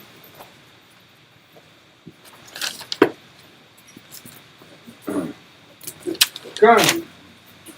Daniel chapter 4 and verse 17. This matter is by the decree of the watchers. This matters by the decree or order of the watchers. Watchers are the angelic beings, right? They take orders from the Most High. So they got the order from the Most High. Read. And the demand by the word of the holy ones. Read on. To the intent that the living may know that the Most High ruleth in the kingdom of men. The Most High rules in the kingdom of men. The word kingdom does the word government. So the Most High's hand is in the government of men. All right? Read on. And giveth it to whomsoever he will. And he gives the government of men. He handpicks whosoever he will. The Most High picks who's in charge because he's Gentiles too. Read. And setteth up over it the basis of men. He setteth up over it the what? Of men. The basis or the lowest of degree or lowest of caliber of men. The Most High controls all the minds of the rulers. He's the king of spirits. Yep. And it's important to know this because whatever he did, he was working with Nebuchadnezzar. He had to be. He had to. Because the Most High was using him as an instrumental position to overthrow Jerusalem. Yes, sir. Why does he set up the basis of men? Why does he give it to the law? Because we acting right. Yeah. Let's go to Psalms chapter 17, verse 13, real quick, to answer that question. Yeah. Huh? Okay. Let me see. Elisha had posters from that last night. So someone go against it? Yep. We might get that too in a second. Get Psalm 17 to 13. Psalms chapter 17 and verse 13. Arise, O Most High, disappoint him, cast him down, deliver my soul from the wicked. He said, "Deliver my soul from who? From the wicked. What does the Most High do with the wicked? The lowest, basest men. What the Most High use them for? Read. Which is thy sword. What does the Most High use wicked men for? Thy sword. So one of the instrumental purposes of wicked kings or wicked nations is the Most High will use the wicked nations as his what? Sword. He'll use his wicked kingdoms, these wicked nations, as an instrument of punishment to who? The children of Israel.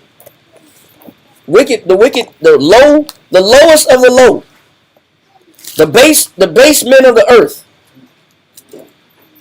Blood drinkers, urine bathers, Yeah. poop smotherers, Yeah.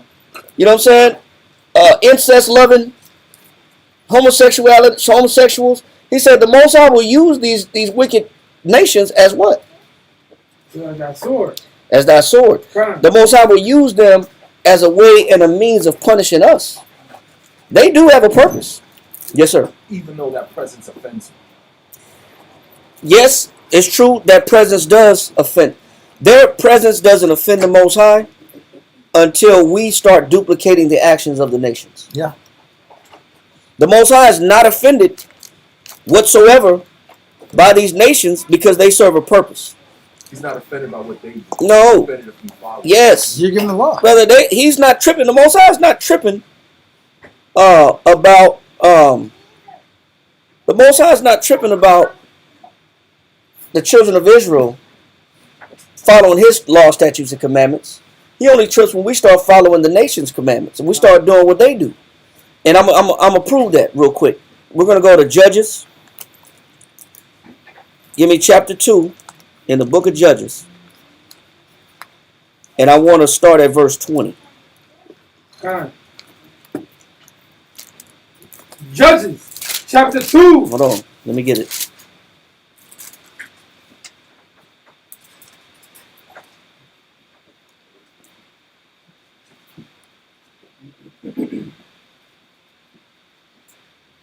Start at verse 20. Come. Judges chapter 2 and verse 20. And the anger of the Most High was hot against Israel. When does the Most High get angry at the children of Israel? When does he get hot? Let's start at verse 16. Judges chapter 2 and verse 16. Nevertheless, the Most High raised up judges, It says, nevertheless, the Most High raised up judges. Go ahead. which delivered them out of the hand of those that spoiled them. Read. And yet they would not hearken unto their judges, He says they wouldn't listen to their what? The Judges. judges. Read on. but they went a whoring Go ahead. after other gods. It said, but Israel goes a whoring after what? Other gods. We love the gods of the other nations. This is what makes the Most High so hot. The Most High gave the nations their own gods. He's not the God of the other nations. He's our God. So this is what makes the Most High so hot, is that when we go a whoring after who? Other gods. Read on. And bow themselves unto them. And we prostrate ourselves unto them. That's what bow means, to prostrate oneself, to give allegiance and obeisance to. We erect these other gods and we bow ourselves down to these other gods. Read on. Yep. They turned quickly out of the way which their fathers walked in, obeying the commandments of the Most High. But they did not so. Go ahead.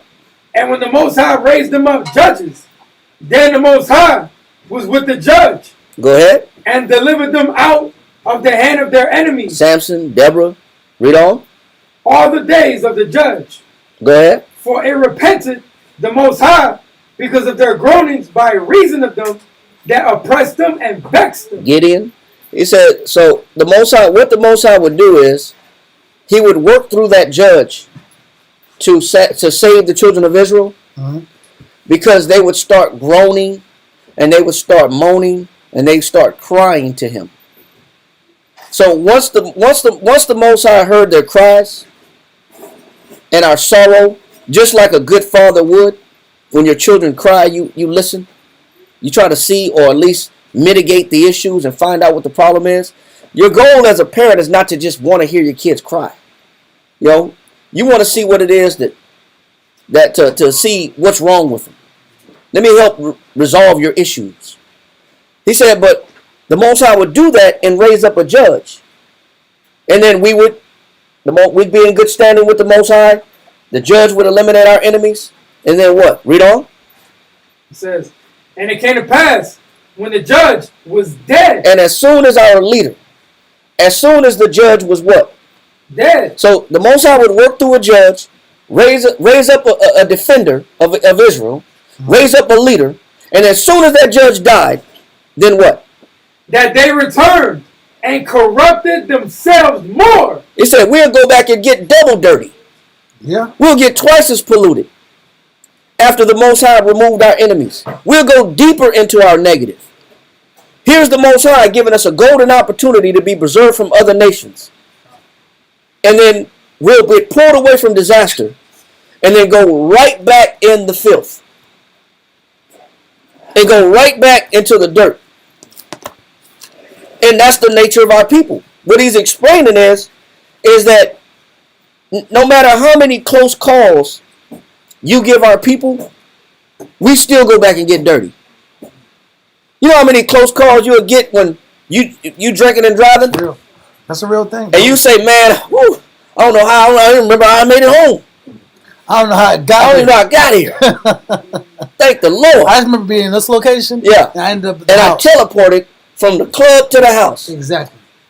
But you know what? And you will say, man, that was a close call. Man, that was a near-death experience. I barely escaped. And you know what? And come next weekend, we do the same thing. We put ourselves right back in that same situation that we nearly escaped from. How often do you get a bad determination from a doctor? And a bad prognosis from a doctor, and the doctor tell you, hey, man, you keep this up, you might not make it on this. Okay, we got an initial fear. That fear lasts long for maybe a couple weeks, couple days. Then after that fear is gone, then what? We go right back to doing what?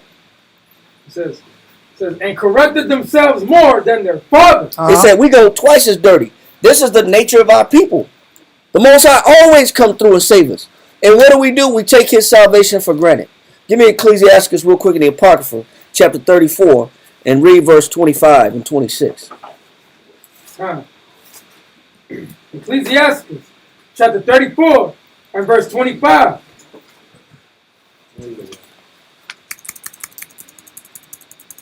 I'm ready. All right, come. Ecclesiastes chapter 34 and verse 25. He that washeth himself after the touching of a dead body. It say he that do what? After he toucheth a dead body. So this body got disease on it? Yeah. This body it's breaking down and decomposing? The dead body is anybody that touch a dead body according to the law, you're unclean for 7 days. You said until you wash yourself with water, then after 7 days you're clean. Yeah. By law. Read. Come. He that washeth himself after touching a dead body, if he touch it again. And why would you go through the purification ritual of purifying yourself after touching a dead body? Purify yourself just to go back and touch it again. How does the Most High look at that action? Read on. What availeth his washing. Then what was the benefit of you purifying yourself from the beginning if you're just going to go back and do the same thing that you were doing before that caused you to be polluted? That's like doing 6 months in rehab, and then the week you get out, right back at it. Go get dirty, and then got to go back and do another 6 months of rehab. Yeah. Then why go to rehab the first time if you were just going to come out and do the same thing? He's showing you the nature of our people. We only stand firm and strong for a short time until the fear is gone. Yeah. And then once the fear is gone, that I'm no longer in imminent danger, my health is fine, The coast is clear. the coast is clear, I nearly escaped that opportunity, that bad situation. You know, I was ducking and dodging in a hail of bullets, Yeah. so I stopped gangbanging. Yeah. Or I seen my homies get hit, and I didn't get hit, or I got hit, but I lived. That was a sign. That was a sign. Then I go right back to the block on the same spot where I got shot at, or I'm standing on the same block as if nothing happened. I made the same financial decisions I made when I lost everything. I got everything back. I'm making the same financial choices. Right. Or I only got hit with chlamydia this time. Yeah. Oh, it was just chlamydia. It was just whoo. He gets some antibiotics, Yeah. you'll be okay. You'll be all right. That's that doxycycline. Yeah. Playing games. Say it again. That doxycycline, 14-day treatment, and then they come back 2 weeks later. They come back and they got a double dose. Yeah. It was just chlamydia at Playing first. games. And then, you know, even a doctor will tell you You gotta stop. diseases, they piggyback themselves. Usually if you get one, you really probably got 3. You just don't know that most people that got 1 got 3. They come in combinations. They don't just come in just one. But people play. They gambling. They rolling dice. And 7 they spirits more wicked than the self. Yeah, seven spirits. These spirits piggyback themselves on each other. Yeah. But we're taking and say, oh man, wasn't the big H. Whoo, man. Yeah. What is the prognosis? Positive or negative? Exactly. It was, you open that letter slow, you got a little shake in your hand, you got a little vibration in your hand while you read that, and you looking at it, you read it, and say negative. Whew. Oh, Lord. Last time. No more. No more, Lord. I'm done. I was just saying that's true because you'll come in with chlamydia, but then you also have inflamed fallopian tube and a urinary tract infection at the same time. Yeah. It all comes in. They come in combinations. And then you're like, man, I ain't gonna gamble with my safety like that. I'm not gonna gamble with my health like that. I'm going back to church. Going back to church, I'm gonna make a new commitment. New commitment to the Most High. Our people only get committed to the Most High when there's danger, and as soon as there's no danger, Yep. we lose that commitment. We lose that consistency. Then we're not as afraid anymore to do wrong. Then it's not a big deal. You know, every coast is clear. Yeah. This is the nature of our people. And the Most High knows us like this. And this is why it says, what good was the washing if you're just going to go back and repollute yourself? So how does the Most High deal with a man that has that mentality? Read on. Come, verse 26. So is it with a man that fasteth for his sin. But you made a mistake. And you fasted and praying for your sins. I never do that again if you let me live. You just let me make it. Let me make it. Let me make it this time, Lord. Let me get through this situation, Lord. Please be with me, Lord. Yeah. We talk Lord when we're in trouble. Yeah. Read. And goeth again and doeth the same. It said, and you go again and you do the same thing that got you in the situation that you was in. What is the Most High? How does that make the Most High feel about that individual? Read on. Who will hear his prayers? Read it again. Who will hear his prayers? The Most High said what? Who will hear his prayers? If you're a habitual sinner, and then you come back and you fast, then you jump back in the dirt, and you go back into your sin, then you fasting and praying, then you go back into your sin, then you fasting and praying, then you go back into your sin. The Most High said, who will hear his prayers? Man, the Most High said, I'm not listening to you because you're not serious. You're not serious about change. You're only serious about change because you're in trouble for the current time. Because you feeling some fire. But as soon as that fire is gone, that danger is gone, you're going right back to your dirt. The Most High said, man, who going to hear that man's prayer? That man is not serious. Read on. Come. Or what doth his humbling profit him? Or what benefit does his humbling do what? Profit him. So what good is it for you to be humble, using the Lord and Yahweh, Ba'ashem, Yahushua, Barak, Rapah, all the children of Israel, all the sick of Israel, you blessing the Most High, you asking the Most High in the name of Christ to remove all sicknesses and illnesses from us, but you go right back and do the same thing that got you in trouble. The Most High is not listening to people that are wavering. True. But let that go and go back to where we was at in Judges chapter 2. And I want you to pick up where he says, as soon as the judge was dead. Come. Judges chapter 2 verse 19. And it came to pass, when the judge was dead, that they returned and corrupted themselves. And we do what? Corrupted themselves. We go right back to our filth. As soon as the danger is mitigated and it's over. And the Most High resolved and removed our enemies. Read on.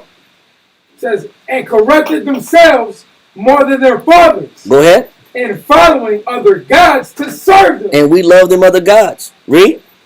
And to bow down unto them. Ganja is another god. Whether we like it or not. Everyone say, oh, I'm trying to heal my body. Yeah. You could have took a whole, there's so many thousands of herbs to heal your body with. Why do y'all use the herb to get high? Why do y'all use the psychoactive herbs? Right. There's lots of other options that can heal the same issue. You got glaucoma. There's beta carotene. There's carrots. You can juice carrots. There's bilberry. You can get a little bilberry and it goes into your little capillaries and clear all the particles out your eye. You can stop eating meats not meats, but eat certain things that have cholesterol that clogs your veins without a shadow of a doubt. Eating those trans fats. We know what we can do. But so you know what the answer we is? love them chips, bro. Oh yeah, we love them chips out. Chips, bro. Chips is like a man. We love chips. We eat wrap snack. We eat the wrap snacks. The Boosie edition. the Migo wrap snacks. And we love chips, bro. Dab of ranch. Gotta have the joints with the ranch on them. Yeah. Or the barbecue flavored joints. All like go ahead, bro. Just like you said, that trans fat. Yeah, look, we can reduce ourselves. We say, you know what? Let me go get this this plant called ganja. For my glaucoma on my eyes, I can't see. My eyes are sore. I have sore eyes. It's my medicine. It's my medicine. God made it. He made it for the healing of man. Now you're an herbologist, right? Oh, you're an herbologist now. You know one herb, but you're an herbologist. All the herbs in the earth. Yeah. There's a whole bunch of herbs out there. There's a lot of vitamins out there too. But you choose the weed plant to smoke it, get high, and disconnect from God. And wonder why the Most High is stinging you and breaking things in your life now. Mm-hmm. It's not even good for your biology. Because we double down in our negative. There you go. And that's what we do. Yeah. I try to relax. I just can't relax. They'll even make an excuse and be like, I'll just use it because I'm stressed out or I'm dealing with anxiety. But if that was the case, right, if you was going to smoke weed, it would have worked the first time. But obviously, you still got to keep smoking. It still ain't fixing the problem. You know, a lot of times, people that write narratives on keeping a clean environment and the power of being organized, a lot of anxiety comes from things around you being out of order. That's facts. And when things are out of order around you, it creates an unnecessary anxiety. Or if you're attached to something that you don't need to be attached to, that you should let go, it's bringing unnecessary stress and anxiety. But instead of removing those things around them that's causing the anxiety, or instead of cleaning up their environment and eliminating the confusion or overcoming their lack of organization, they suffer with the anxiety and then use an excuse as a remedy and not fix the problem. Yeah. We love to put a Band-Aid on a wound and not go to the source of the issue. Yes, sir. I'm saying like unnecessary clutter is a resemblance of how your mind is on the inside. Exactly. It is. It's a reflection of how the inside of the mind works. But all this brings anxiety because I got these interior things. But instead of fixing the issues, I'd rather smoke and say that gives me some relief. Read on. It says, and following other gods to serve them and to bow down unto them, they ceased not from their own doing. He said this is the problem with the children of Israel. We don't want to stop what we're doing. We want to keep doing what we think is right, what we think is just, what we think is fair, what we think is beneficial. He said, we don't want to stop. I got something for him.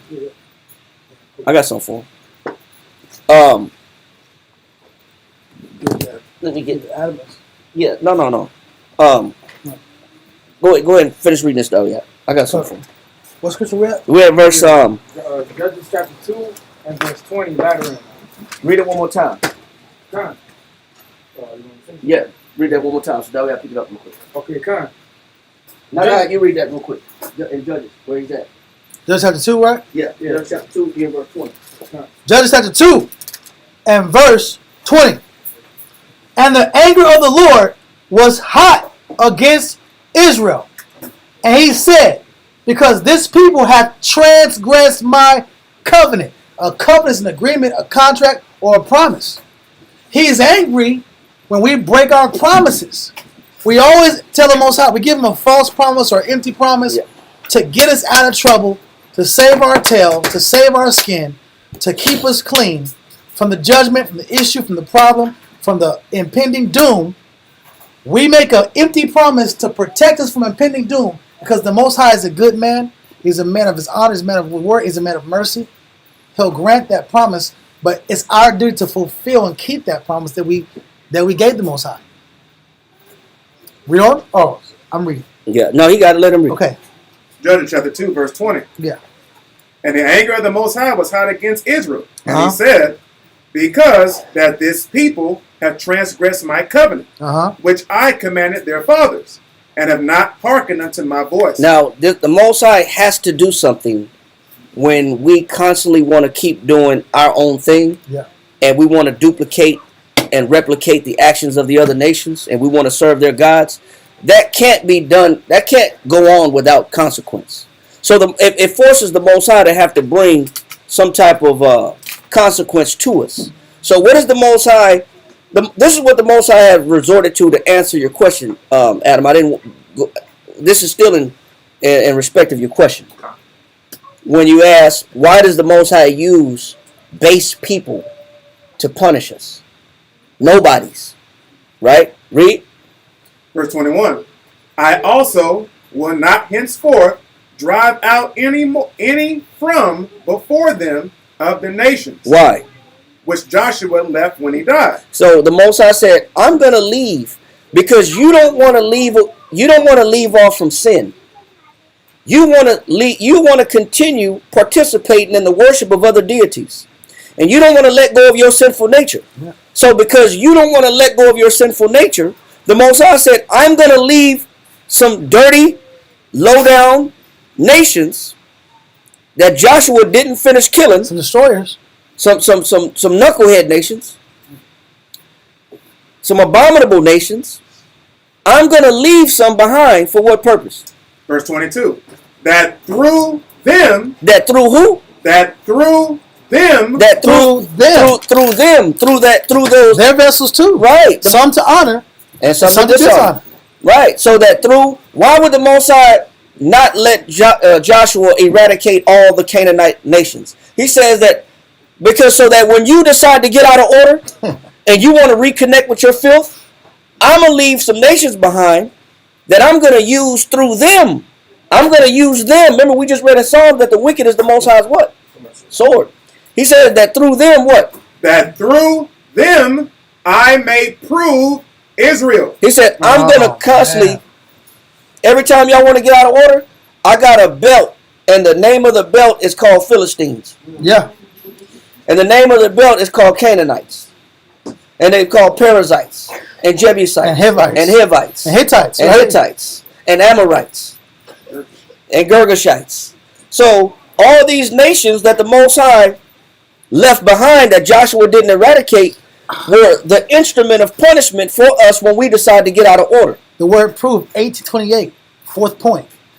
To ascertain the genuineness or validity of, to verify. So Most High uses these nations to prove or test our genuine nature. Yep. If we're genuine, if we're valid, and it says as to prove the will. Well, yeah, exactly. Because you know what the Most High gotta do. He gotta set up some type of stopgap to force us to discontinue from our evil works. Yeah. Something has to be put in order or laid up so that we can stop doing what we're doing. Like I said, it's like Florida. Right now they have these big boa constrictors living in Florida. Yeah. And they say all the little mammals out that was living there before, they gone. They've been gone, bro.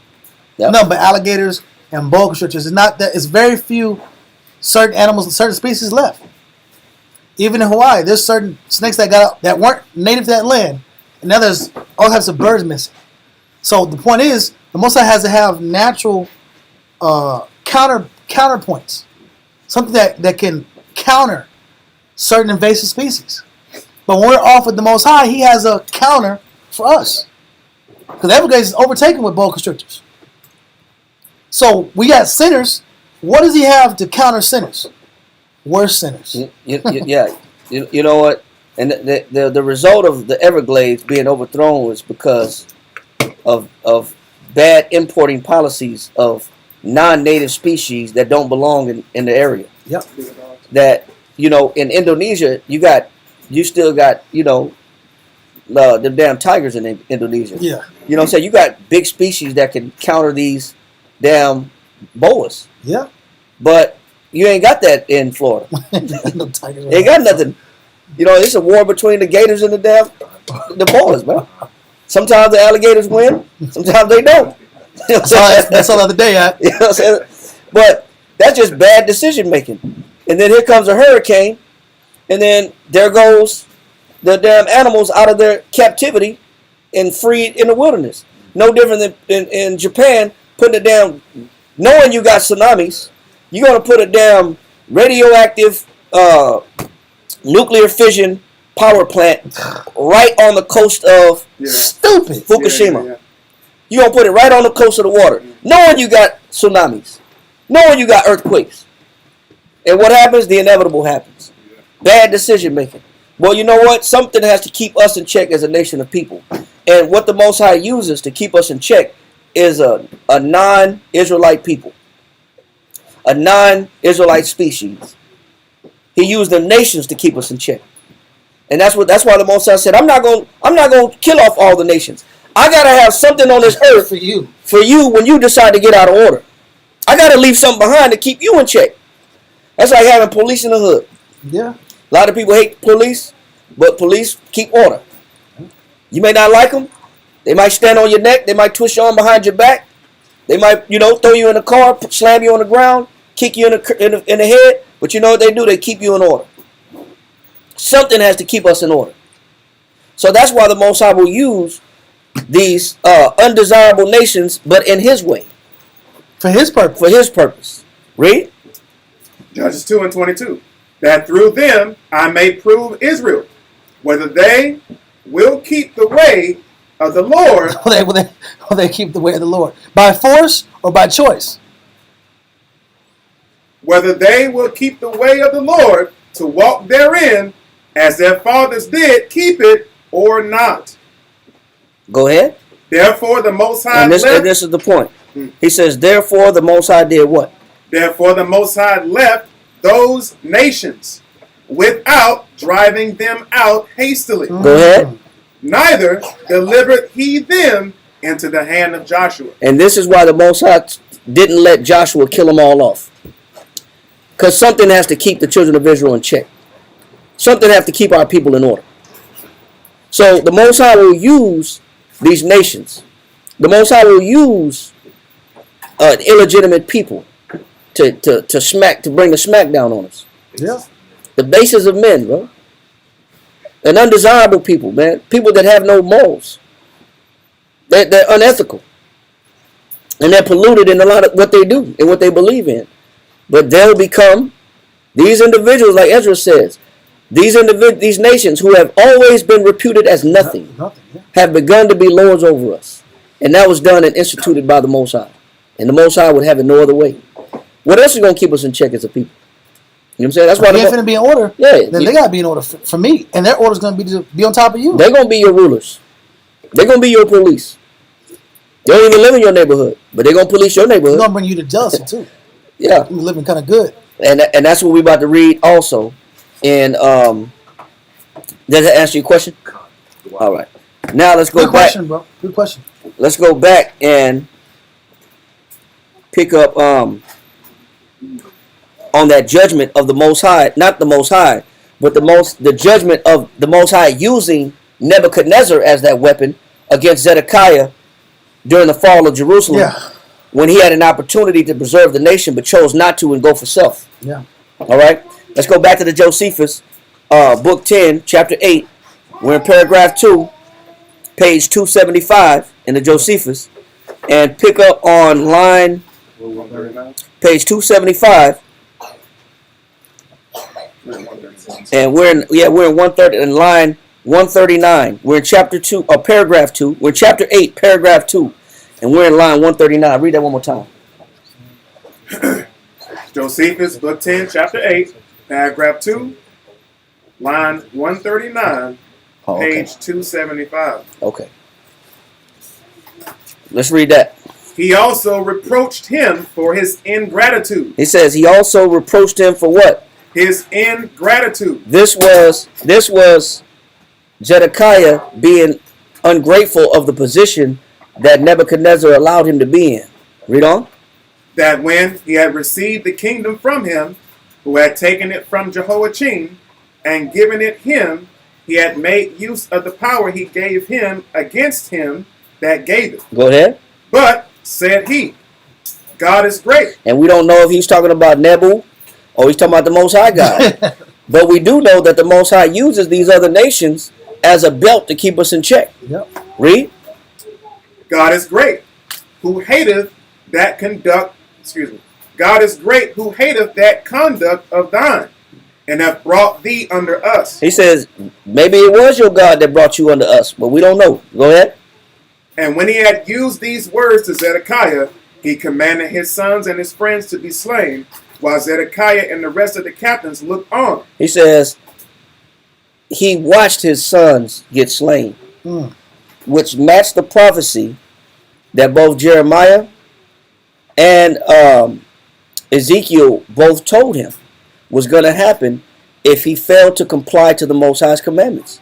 Now he disputed the prophecy on both of their behalves, because one said that you shall see the king face to face, and the other one said you shall not see the king face to face.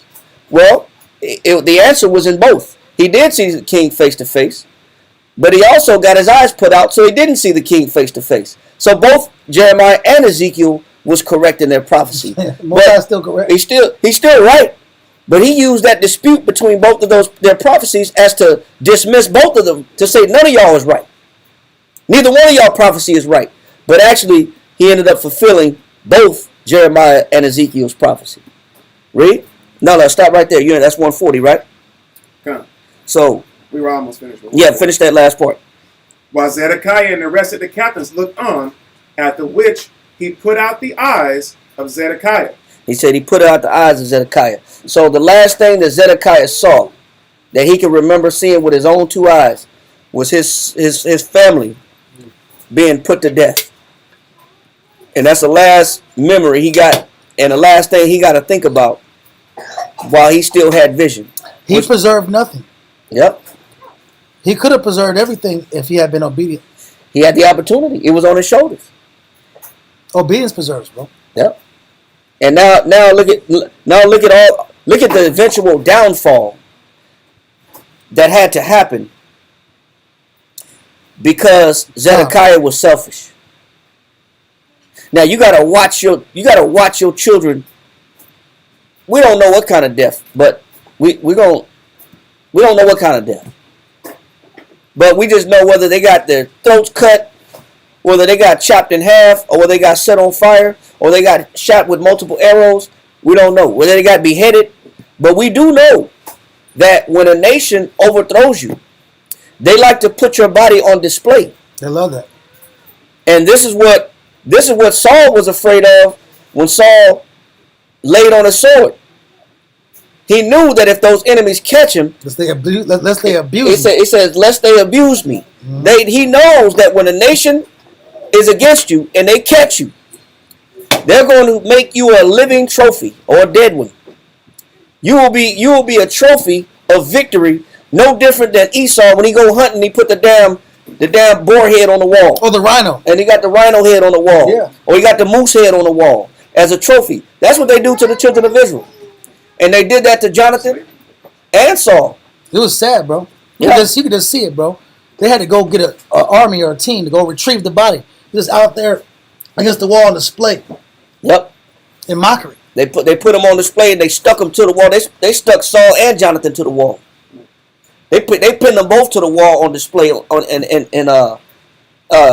I think Gath, right? it was in Gath. Yeah, it was in Gath. Ashkelon? Ashdod? No.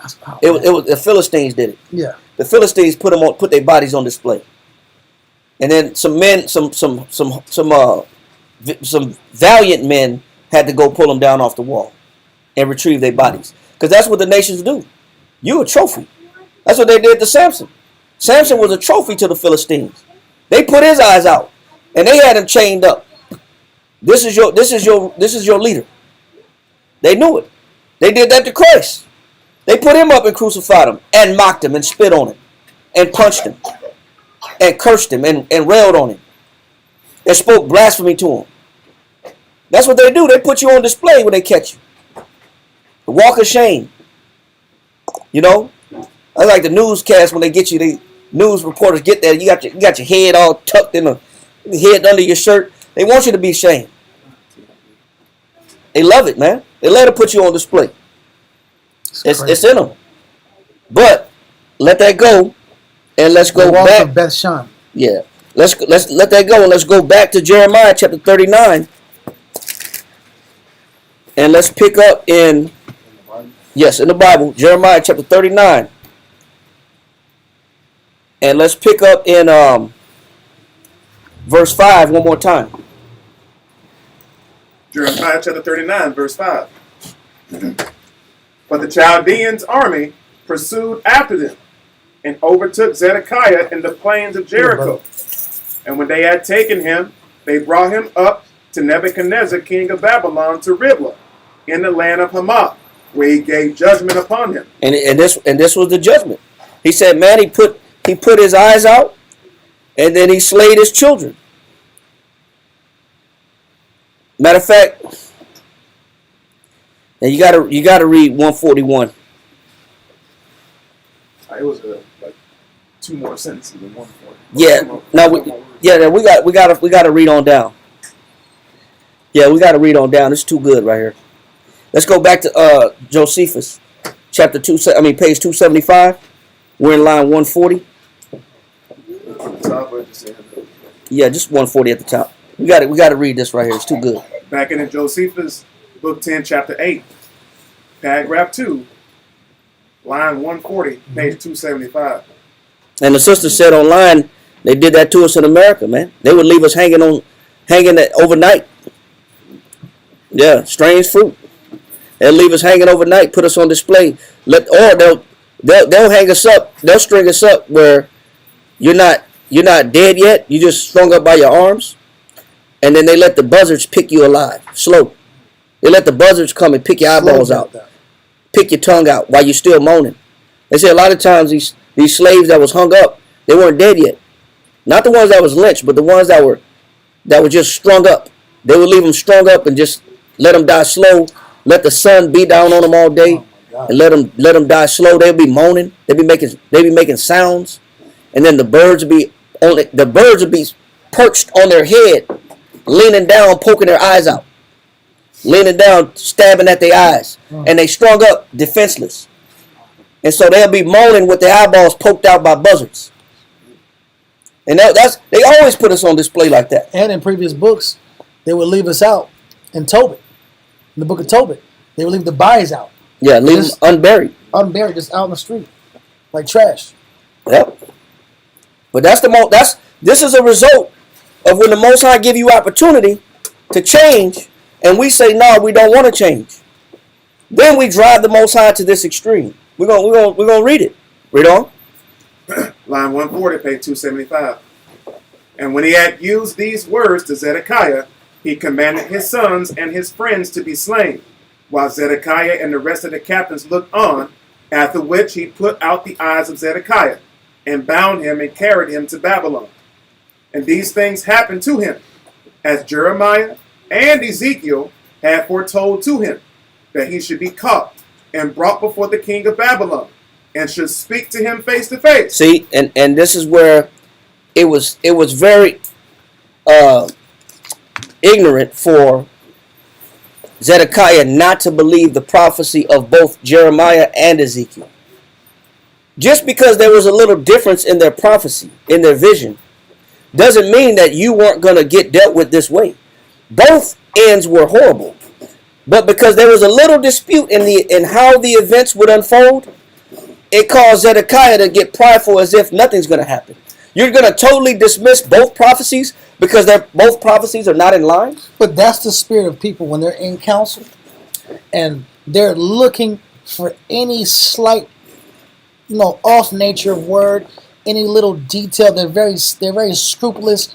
They're looking for you to make any kind of. You have to be a damn near psychic guy and say you were there at 7:31. You were wearing a red T-shirt and blue jeans, and you had just finished listening to James Brown, and you were there right there with that woman to prove that they're off. You have to give the exact point for point, blow for blow detail for someone to believe you. That's called an unbelieving soul, according to Scripture. Yeah, but even still, because you can pinpoint somebody's, actions, that doesn't mean they'll agree. Because somewhere in their mind, they say, I was right. I was, at the core, I was justified to do what I did. Mm-hmm. I was right in my actions. Yeah. My actions were I could see why I did what I did.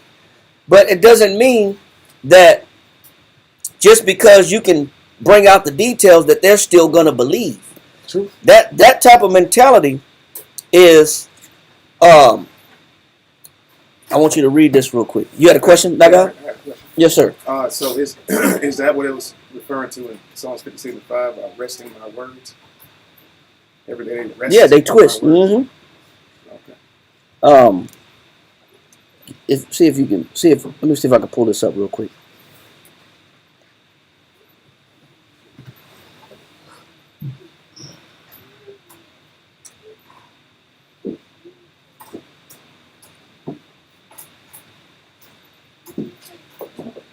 Read this for me real quick. This was the disease of Jehoiakim. Oh, yeah. Yeah.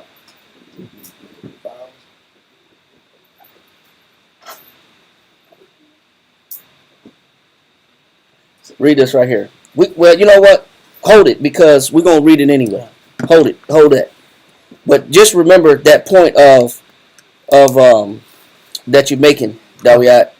Just remember that point that you're making, because we're gonna read it anyway. I just don't want to jump ahead and get to it. Let's go ahead and finish this point. I don't want to converge all these ideas in one time. Let's break it down slowly. Go ahead, read on. Line 141, the middle. And should speak to him face to face, and should see his eyes with his own eyes. And thus far did Jeremiah prophesy. But he was also made blind and brought to Babylon, but did not see it, according to the prediction of Ezekiel. So both Ezekiel and Jeremiah was correct, and but Zedekiah refused to believe because there was a minute discrepancy in the prophecies of both prophets. I'm looking for any point of weakness I can. Yeah, so he saw a flaw, and because he saw a flaw within the council, well, this brother told me this. Mm-hmm. Well, this brother told me that. Mm. So now I don't know what to do, so I'm just going to do what I want to do. That's permission. Because that's permission. Because that's what kids do to parents, too. Well, mommy told me this, well, daddy told me that. So then why don't you listen to both your parents? I want to play video games. Well, I wasn't sure because he told me this and she told me that, so I wasn't sure. Yeah. So I just did what I thought was right. Mm-hmm. You know what I'm saying? Well, I dismissed both of them. Yeah. Because that's what Zedekiah did. He dismissed both of their prophecies. Read. Paragraph 3. Okay, no, stop right there. Stop right there. Let's go back to Jeremiah chapter 39, and then we're going to pick up in 6. verse 6. Jeremiah in the Bible, chapter 39, verse 6.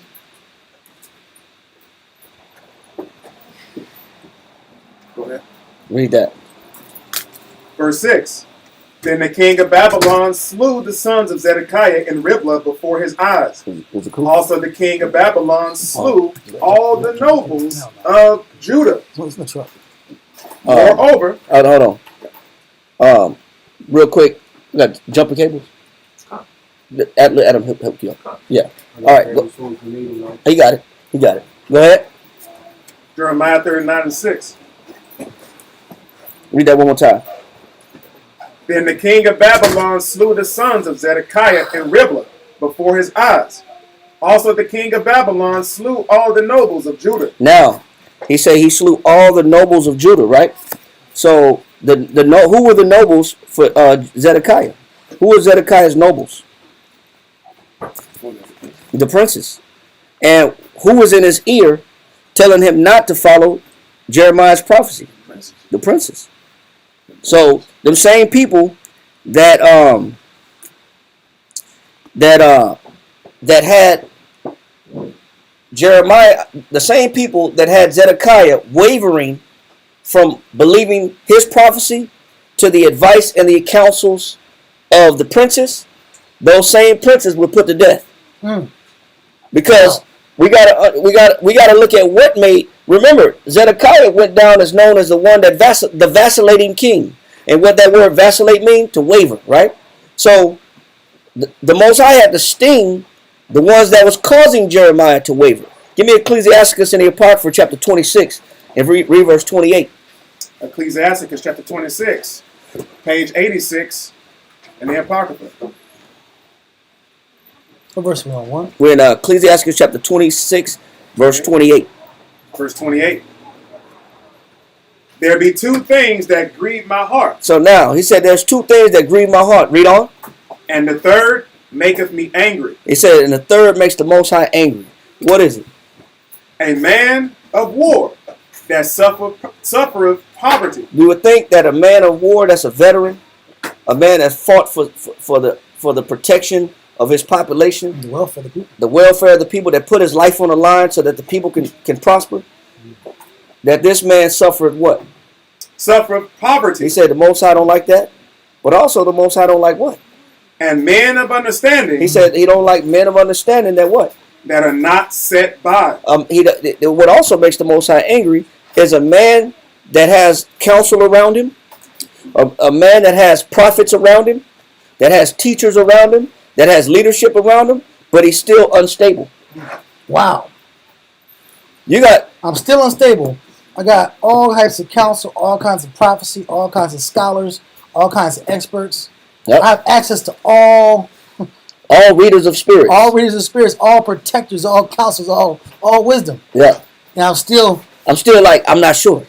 I'm not sure what I should do. I don't know. Like that makes the Most High angry. You got all this wisdom around you. Damn. You think about what Zedekiah had. Zedekiah had Ezekiel and Jeremiah giving him counsel. Two of the best. Two of the what's known as major prophets. They're not considered minor prophets. Not that the prophecies of the other prophets were minor. It's just they're called minor prophets because their books were smaller. Not that it didn't have as much impact, but it's just that their books were smaller. Now you talking about as far as extensive prophets that did extensive writing, Isaiah, Jeremiah, Ezekiel, they did extensive writing. You have men that did extensive writing that received a multitude of prophecies from the Most High, and you were still in a state of uncertainty. I'm not sure what I should do with my life. I'm not sure what decision I should make. Like, how the hell are you not sure when you got all this counsel and wisdom around you? That makes any damn sense. That makes the Most High angry. It's not like you don't have guides. It's not like you don't have tutors. It's not like you don't have leadership. It's not like you don't have somebody to inform you of what's right or what to do. That means you just choose not to believe. I'm revolted. That means you just rejecting wisdom at that point. Remember, the Most High said, "My people are destroyed for lack of knowledge." He Why? said because they have rejected knowledge. We still would say, "Well, I wasn't sure." What does I'm not sure mean? I disagree. I disagree, but I don't want to say I disagree. Yeah. I do disagree. Yeah. I just don't want to say I disagree. I don't believe what you're telling me. I just don't want to say I don't believe what you're telling me. So what I'd rather say is I'm not sure. That's just a nice way of covering up the fact that you don't believe and you don't want to do it. Because that's what we do. Yeah. Man, I wasn't sure what. Man, I just did what I was first. confused. I just did the first thing that came to mind. I just made a decision. It was quick. It was a quick It was a quick situation. decision. But I had time to think. I had the time to think about it, man. I just made a move, man. I guess I got to deal with it. Okay, but what you don't want to say is, I heard what you said. I just don't want to do it. I heard what you told me. I just don't agree with it. That's what we don't want to say. But in actuality, the Most High understands what that is, and that's why the Most High gets pissed off. That's why he said it makes the Most High angry. Is a man of understanding that doesn't what? And men of understanding that are not set by. They said they still wavering. They still wishy-washy. They still uncertain. Go ahead. And one that returneth from righteousness to sin. And because he's not sure, because he's uncertain of who to listen to and who to follow, he wants to follow, his way, but he got other people telling him an alternative, but he doesn't agree with the alternative. So he's going back and forth between what? He's teetering between righteousness and sin. He's like on a seesaw. Oh, Some days I'm righteous, some days I sin. That was Zedekiah. I'm fluctuating. He was fluctuating. He was vacillating. He was wavering. And what does the Most High do to a wavering man? Read on. The Lord prepareth such and one for the sword. What does that mean? Wow. Send him up to kill him. What's the sword for? Kill. No, I'm gonna go ahead and make a decision. That's what the Most High gonna do. Yeah. Since you're caught in the middle, I'm gonna cut you in the middle. Since you're caught between two halves, I'm gonna cut you in two halves. Because that's what the sword do. Cut you in half.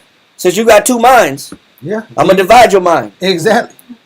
You get to have both. You get to have both, one on this side and one on the other. Yeah. You got what you wanted. It's not even funny, but it's funny. Listen, It is. listen, David said it too in Psalm 7 and 2. He said, "Lest he tear my soul like a lion, Yeah. rendering it in pieces while there is none to deliver." Yeah. It said the same thing in Psalm 50. He said, Now beware consider this. You that- that forget God. Yeah, you that forget God. Do Lest what? I tear you in It pieces said, lest I tear you in pieces. Go and there ahead. be none to deliver. Right, because since you weren't sure about where you wanted to be at, the Most High will tear your unsure body in pieces, and your body's not sure where it wants to be. Yeah. Your arm not sure that it wants to be part of your torso, and your leg is not sure if it wants to be part of your hip. Yeah. So the Most High give a man that. Since you want to be uncertain, since you want to be wishy-washy, since you want to have 1 foot in and 1 foot out. So it's not. We're reading about Zedekiah and the penalty and the punishment of Zedekiah as the last king of the tribe of the kingdom of Judah, that had an opportunity, a golden opportunity, to preserve his nation, preserve his people, preserve the sanctuary, preserve the city, At the expense of his image. at the expense of his image. And he wasn't sure. And he had Jeremiah there with him. He had Ezekiel there with him, and denied both of their counsels. Jeremiah 39. You want 6 again or 7? 7. Jeremiah chapter 39, verse 7. No, you know what? Let's do this, because the Most High did have to get those princes, man, and he did have to get that leadership. But the Most High had to deal with not only the counselors of Zedekiah, but he also had to do that with Zedekiah's brothers. Oh, they were off too? They were off too, but we read what happened to them. We're gonna read also. Let's go to Ezekiel chapter 39 real quick, and give me let's start at verse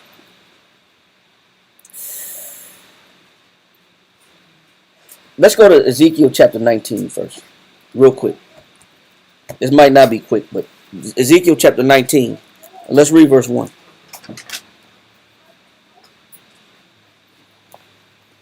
Ezekiel chapter 19,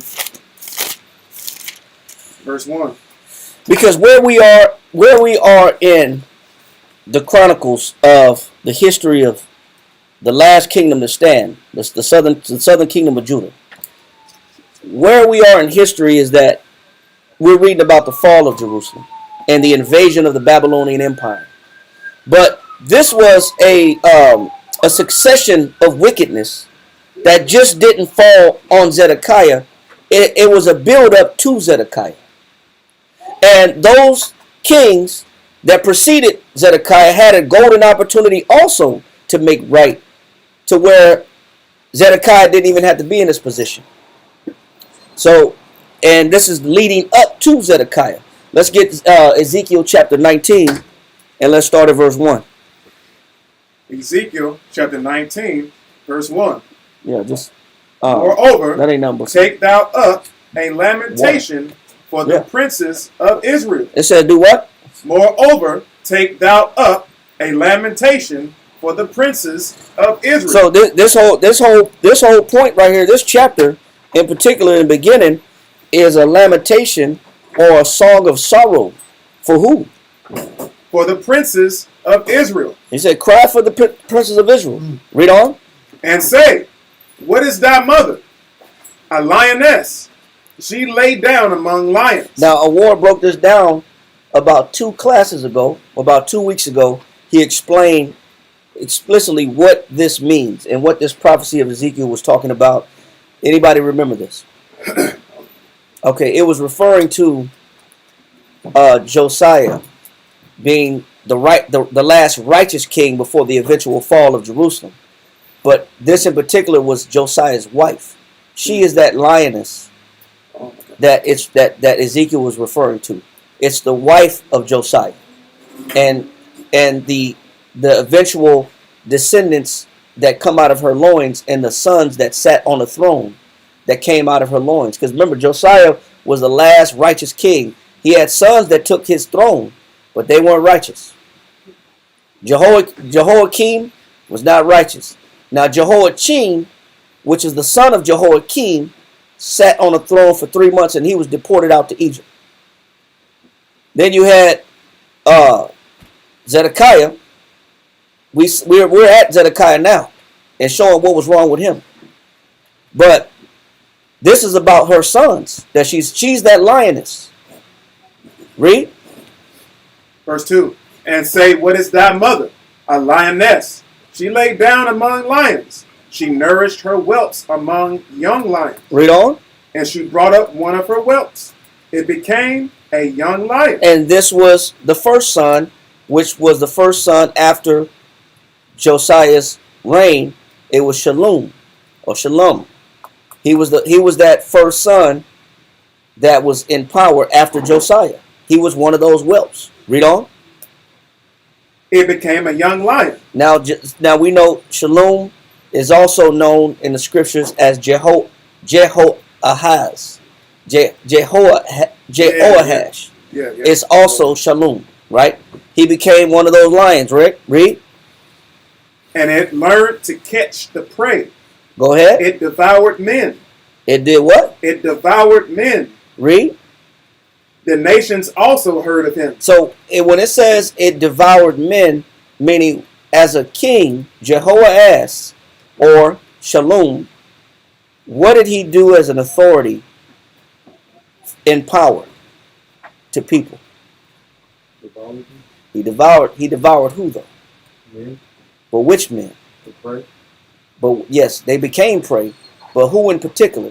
Go to Psalms chapter 21, verse 7 real quick. So we understand what he's talking about when he says that these kings came up and they devoured men. Read Psalms chapter 21. You got it? Okay. Read verse 7. Psalms chapter 21, verse 7. Go ahead. Everybody get it? Everybody got it?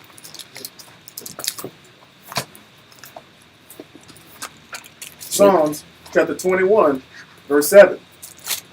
Read that. For the king trusteth in the Most High, and through mercy, and through the I'm mercy. sorry, Psalm. I said it's Proverbs. I'm sorry. Oh, okay. Gotcha. Salakia. Let me get it. Proverbs 21:7, not Psalms. Yeah. Proverbs chapter 21, verse 7. Yep.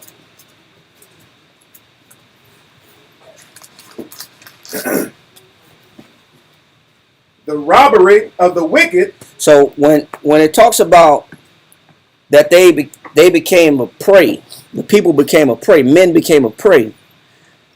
These lions roared, talking about these kings, these sons of Josiah. They started doing what? The robbery. They started doing what? The robbery. Go ahead. Of the wicked. Read. Shall destroy them, because they refuse to do judgment. Because they refuse to do what? Because they refuse to do judgment. So What is do? Yep. They refuse to do. They refuse. What does it mean to do judgment? Who are they supposed to be doing as a king? Who are you supposed to be doing judgment for? People. Which people in particular? My people, Say it again. my people, and my kingdom. The poor of your people. Poor people. When you understand what as somebody that is that has authority is supposed to be looking out for those that can't protect themselves. They're supposed to be a defender of those that are of the widows. Matter of fact, give me that in James. When he said pure religion, is that 1:27? Read that. I think so. Yeah. 26. Start at verse 25, man. James 1:25. Read that. But whoso looketh into the perfect law of liberty, and continueth therein, he being not a forgetful hearer, but a doer of the work, this man shall be blessed in his deed. It said, "This man shall be blessed in his deed." What will get a man a blessing? Okay, let's find out. Read on. If any man among you seem to be religious, Go ahead. So if you're religious, you're a so-called God-fearing man. Read on. and bridleth not his tongue, but deceiveth his own heart, this man's religion is vain. But you can't control your tongue. Your religion is vain. What else? Pure religion. He's telling you what the definition of what it means to be really religious. If you're purely religious, if you're really God-fearing man, what shall be the nature of your actions? Read. Pure religion and undefiled before the Most High. And you could never do wrong before the Most High if you produce these type of virtues. Read. And the Father is this. Is what? Read. To visit the fatherless. If you're really a religious man, you'll put emphasis behind who? To visit the fatherless. You care more about the who? The fatherless. So the ones that have no father. You're looking to stand in the gap between those that don't have a father and that need a father. They don't have real leadership. They don't have true direction. If you're really a religious man, so-called God-fearing man, the priority is the fatherless. And who else? To visit the fatherless and widows in their affliction. In their what? In their affliction. What made Shalom, Jehovah asked, a lion is the fact that he didn't give a damn about who? The widows, fatherless and widows in their affliction. He didn't care about the poor. He oppressed them. See, if you're really about the Most High and his people, it's certain people that becomes priority over other people. Because you have the authority. Because you have that And you can authority. change their life at a whim. And this is what true judgment is. Ecclesiastes in the Apocrypha chapter 4 real quick. Ecclesiasticus chapter 4. Okay, we supposed to take care of like single moms or whatnot. We'll get to that point. We got a whole class on charity. But I like that question. Bring that question up because we're gonna expound on that. Give me chapter 4, start at verse 1. Ecclesiasticus chapter 4, page 72. Verse In the 1. Apocrypha. In the Apocrypha. Read that. My son, defraud not the poor of his living. It says defraud not the poor of his what? Of his living. Don't take from the poor what they need to survive. Read. Defraud not the poor of his living, And make not the needy eyes to wait long. And you know that you can fill somebody's needs, but you make them wait. Man, I'll get back with you next week. I know you need it now. I know you're hungry today. Man, let me look at what I got. Let me check my finances. Let me see what I can do for you. Let me see if I got some. Let me see what I can do. I hit you back. But when you have an opportunity to feel a need, but you choose to wait, and you hold out on people that you know that they need it now, and their life depends on it. Read on. Verse 2. Make not an hungry soul. It said, make not a what? Hungry soul. It said, make not a hungry soul what? Sorrowful. Sad, man. See, this is what differentiates a true religious person versus a lion. A lion just cares about consumption and about eating and about indulgence and about self-preservation. A true leader cares about the preservation of those that can't defend themselves. Overseeing those that are defenseless. Read on. Make not an hungry soul sorrowful, neither provoke a man in his distress. Add no more trouble to an heart that is vexed, and defer not to give to him that is in need. So what made these sons of Josiah crooked is the fact that they didn't do true judgment. Meaning they didn't look out for the people that really needed to be looked out for. They didn't execute true judgment. They extorted the poor. As predators. They were predators. That's what a lion is. They extorted the poor to furnish their living, just like a lot of false prophets do in false churches today. That's not new. This is why people don't like church now, because the pastor lives well, while the congregation suffers and is told to keep the tithes coming, and the plate goes around several times in the congregation. But the people are the ones that have the need. Read. Verse 4. Reject not the supplication of the afflicted, neither turn away thy face from a poor man. Read. Turn not away thine eye from the needy, and give him none occasion to curse thee. Give him Read. no occasion to curse you. You're supposed to make sure you don't sit here and offend the little ones, the sheep, the poor, the defenseless. Yep. Read on. For if he curse thee in the bitterness of his soul, his prayer shall be heard of him that made him. The Most High listens to the poor. He listens to their prayers. Your job as a leader is to accommodate the needs of the poor, not to extort them for what they possess. Read on. Get thyself the love of the congregation, and bow thy head to a great man. And this is why that's why church numbers are dwindling by the day. Church participation don't exist that much anymore, because it's about certain people using the word of the Most High to enrich themselves versus the people actually benefiting. Read on.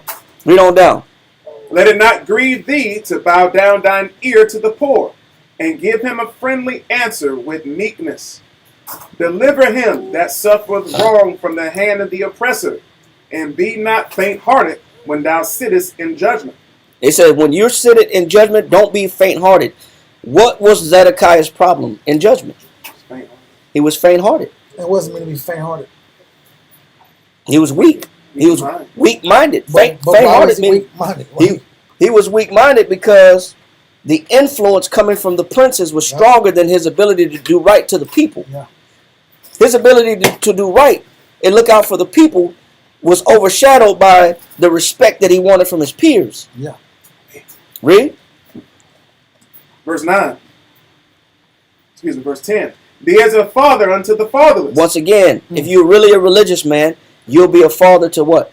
Be as a father unto the fatherless. Read. And instead of an husband unto their mother. Stop trying to be a stepdad. Stop trying to be a stepdad. Read. So shalt thou be as the son of the Most High. Read. And he shall love thee more than thy mother doth. It says you'll get the Most High on your side, and the Most High will love you greater than your own mother loves you. Damn. When you start looking out for those that can't protect themselves. This is what the other sons of Josiah would not do as they became exalted in their positions. They didn't give a damn about the poor. They didn't care about the needy. They didn't care about the fatherless. They didn't care about the widows. They were only in it for themselves. Yep. Now let that go. Now we can come back and go back to Jeremiah. No, we was in Ezekiel. I'm sorry. Ezekiel. We let James go. We're in Ezekiel 19, and I want you to pick up on that point about they became lions, man. Verse 3. Ezekiel chapter 19, verse 3. Go ahead. And she brought up one of her whelps. It became a young lion, and it learned to catch the prey. And it learned to catch who? The prey. See, this is a crooked leader. When you learn how to take advantage of people, instead of looking out for them, you extort them and you extract their resources to benefit you. This is what Josiah's sons were doing as they became future kings. So it became a common theme to take advantage of the people. We see that today. We see the pastors got the Bentleys. The pastors got planes. They got travel buses. They got high rises. They got elevators in the house. They got escalators in the house. They got mansions. Escalators, right? Escalators, bro. You can't walk up some stairs. It's your house. You can't go up your own stairs. We laughing, but we know some pastors that were customers of ours. Yeah. That had some escalators. Smell really good. They smell dope. They smell good. But let's go back. And he says he became a young lion and he learned how to catch the prey. It devoured who? Men. It devoured men. Go to Jeremiah chapter 22 and give me verse 7. Jeremiah chapter 22, verse 7. All this was the build up to Zedekiah and the eventual fall of Jerusalem.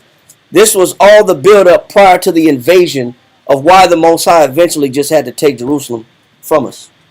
Because of the behavior and the nature of the kings and the leaders that was going on in Jerusalem. And Zedekiah had a chance. He was the last one to actually have a chance to reverse all of it. But he cared more about his image than the people. Read. Jeremiah chapter 22, verse 7. And I will prepare destroyers against thee, every one with his weapons, and they shall cut down thy choice cedars and cast them into the fire. And many nations shall pass by this city, and they shall say every man to his neighbor, wherefore hath the Most High done thus unto this great city? And why did the Most High have to tear Jerusalem down to the ground? Why did the Most High do it, man? Then they shall answer, because they have forsaken the covenant of the Most High their power, and worship other gods and serve them.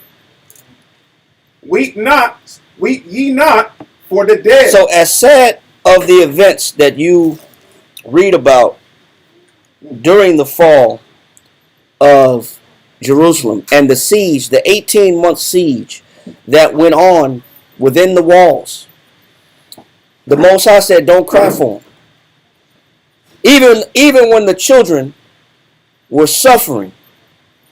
And we read that in last week in Lamentations chapter 4. Lamentations chapter 4, you could read about all the suffering of the children. Yeah, I think it is chapter 4. All the suffering of the children. Verse 9, 10. Yep. Read that. Just real quick, just to rehash that point. Lamentations chapter 4, verse 9. Yep. Okay. Lamentations chapter 4, verse 9. Read verse 4. Verse 4. Mm-hmm. Lamentations chapter 4, verse 4. The tongue of the sucking child cleaveth to the roof of his mouth for thirst. You know what? What happens when your mouth dry up? Your mouth stick together. It becomes clammy. There's no moisture in the mouth. It's worse than cotton mouth. It said cleave to the mouth, meaning there's no moisture to separate it. Sticks to the tongue, sticks to the roof. Read. The young children axe bread, and no man breaketh it unto them. So within that 18-month siege, you was watching babies withering away. You watched their bones stick out of their body. You watched them beg and cry for bread, and nobody fed them. Nobody dealt with them. Read on. Verse 5. They that did feed delicately are desolate in the streets. Even the wealthy was what? Desolate in the streets. They that were brought up in scarlet embrace dunghills. They're embracing dunghills. Read on. For the punishment of the iniquity of the daughter of my people. So that siege had everything to do with the Most High being upset and angry. Having the Babylonians encamped completely around Jerusalem, which we're going to read in detail in the Josephus of how they erected those war engines, and how they erected those mounds, and how they invaded Jerusalem, and the tactics that they used. We're going to read it in detail in Josephus. He says, but all this was because the Most High was angry. Read. Verse 6. For the punishment of the iniquity of the daughter of my people is greater than the punishment of the sin of Sodom. Why was the punishment of Jerusalem worse than Sodom and Gomorrah? Because Sodom and Gomorrah was destroyed in one day. As soon as Lot, his wife really didn't eventually make it. She looked back, but she did get pulled out the city. Yeah. But Lot, his wife and his two daughters, as soon as they got pulled out the city, it said fire rained down from heaven and destroyed Sodom and burnt Sodom and Gomorrah up. Sodom and Gomorrah fell apart in one day. The reason why Jerusalem was worse is because it was a slow death. It wasn't a quick death. They was pining away. There was a lot of suffering and a lot of poverty, and there was no food, and people was being starved out, and mothers was cooking their babies, boiling their children. That was a worse death than Sodom and Gomorrah. Read. For the punishment of the iniquity of the daughter of my people is greater than the punishment of the sin of Sodom, that was overthrown as in a moment. Bingo. It was overthrown quickly. Being overthrown slowly is worse than being overthrown quickly. Read. And no hands stayed on her. And nobody was there to help. But what does the Most High feel about that? Let's go back to Jeremiah chapter 22 and read verse 10 again. Jeremiah chapter 22, verse 10.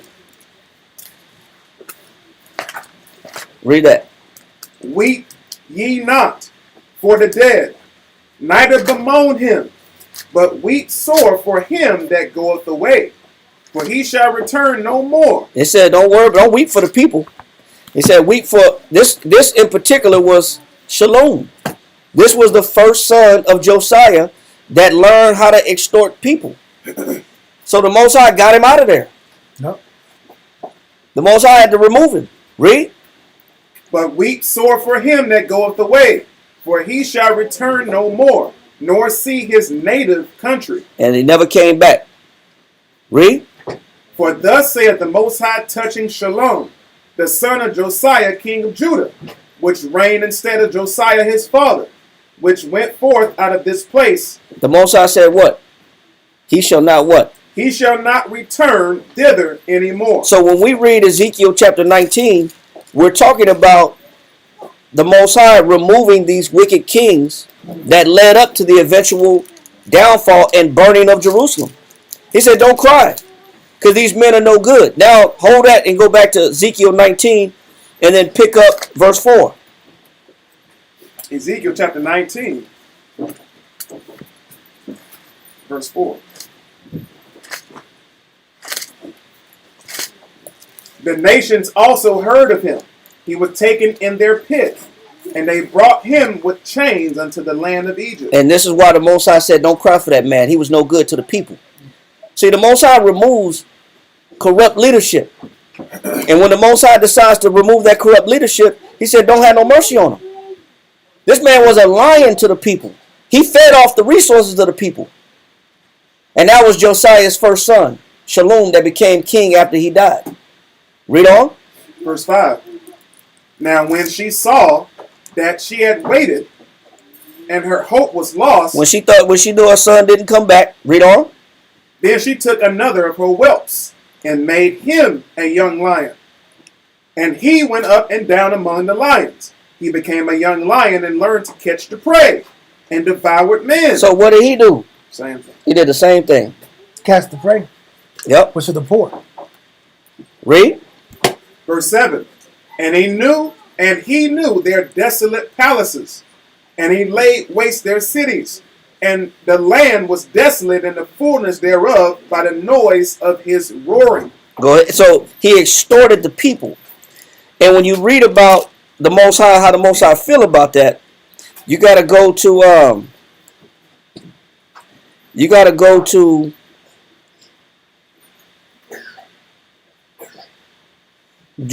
go back to Jeremiah 22, and I want you to pick up at verse 13. Jeremiah chapter 22, verse 13. All this led up to the eventual fall of Jerusalem. This was the actions of the last three kings that came after Josiah.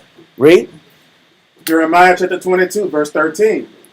Woe unto him that buildeth his house by unrighteousness. And this is why it says that he learned how to catch men and destroy men, because he was building his house from whose resources? The people's resources. Poor. Read on. The poor. Read on. Woe unto him that buildeth his house by unrighteousness, and his chambers by wrong, that useth his neighbor's service. He uses his neighbor's service. Go ahead. Without wages. And he don't pay people. This man he'll force you to do work for him, and you'll never get paid for it. And the scriptures say if you defraud a man of his wages, he say you are a man of what? A man of blood. You're a man of blood.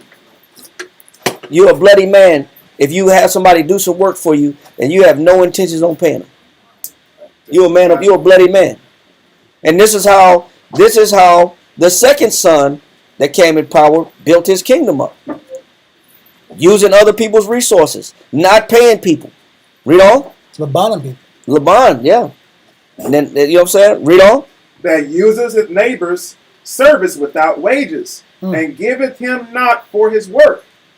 That saith, I will build me a wide house and large chambers, and cutteth him out windows, and it is sealed with cedar, and painted with vermilion. And this is Jehoiakim that liked the red paint. He loved to deck his house out while during a recession. The children of Israel, Jerusalem was in a recession, but his house was decked out. Oh my God! He loved that red paint, man. He didn't give a damn the condition of what's going on in the people. He just had to make sure that his house was laid out. You know that red paint, that price went up. You know the price go up. The price went up. That vermilion, bro. So many raps on Yeah. Read. what drop? Smashed up the gray one. Bought me a red. It's always red. Read. That saith, I will build me a wide house and large chambers, Read on down. and cutteth him out windows, and it is sealed with cedar and painted with vermilion. Shalt thou reign, because thou closest thyself in cedar? The Most High asked him a question. Are you going to be, you think that I enjoy your lifestyle? You think I'm going to further your kingdom? Knowing how you got your kingdom built? Off the resources and the backs of people that you defrauded? This is how you know America ain't going to last forever. Because America was built off the resources and the labor of other people that never got recompensed.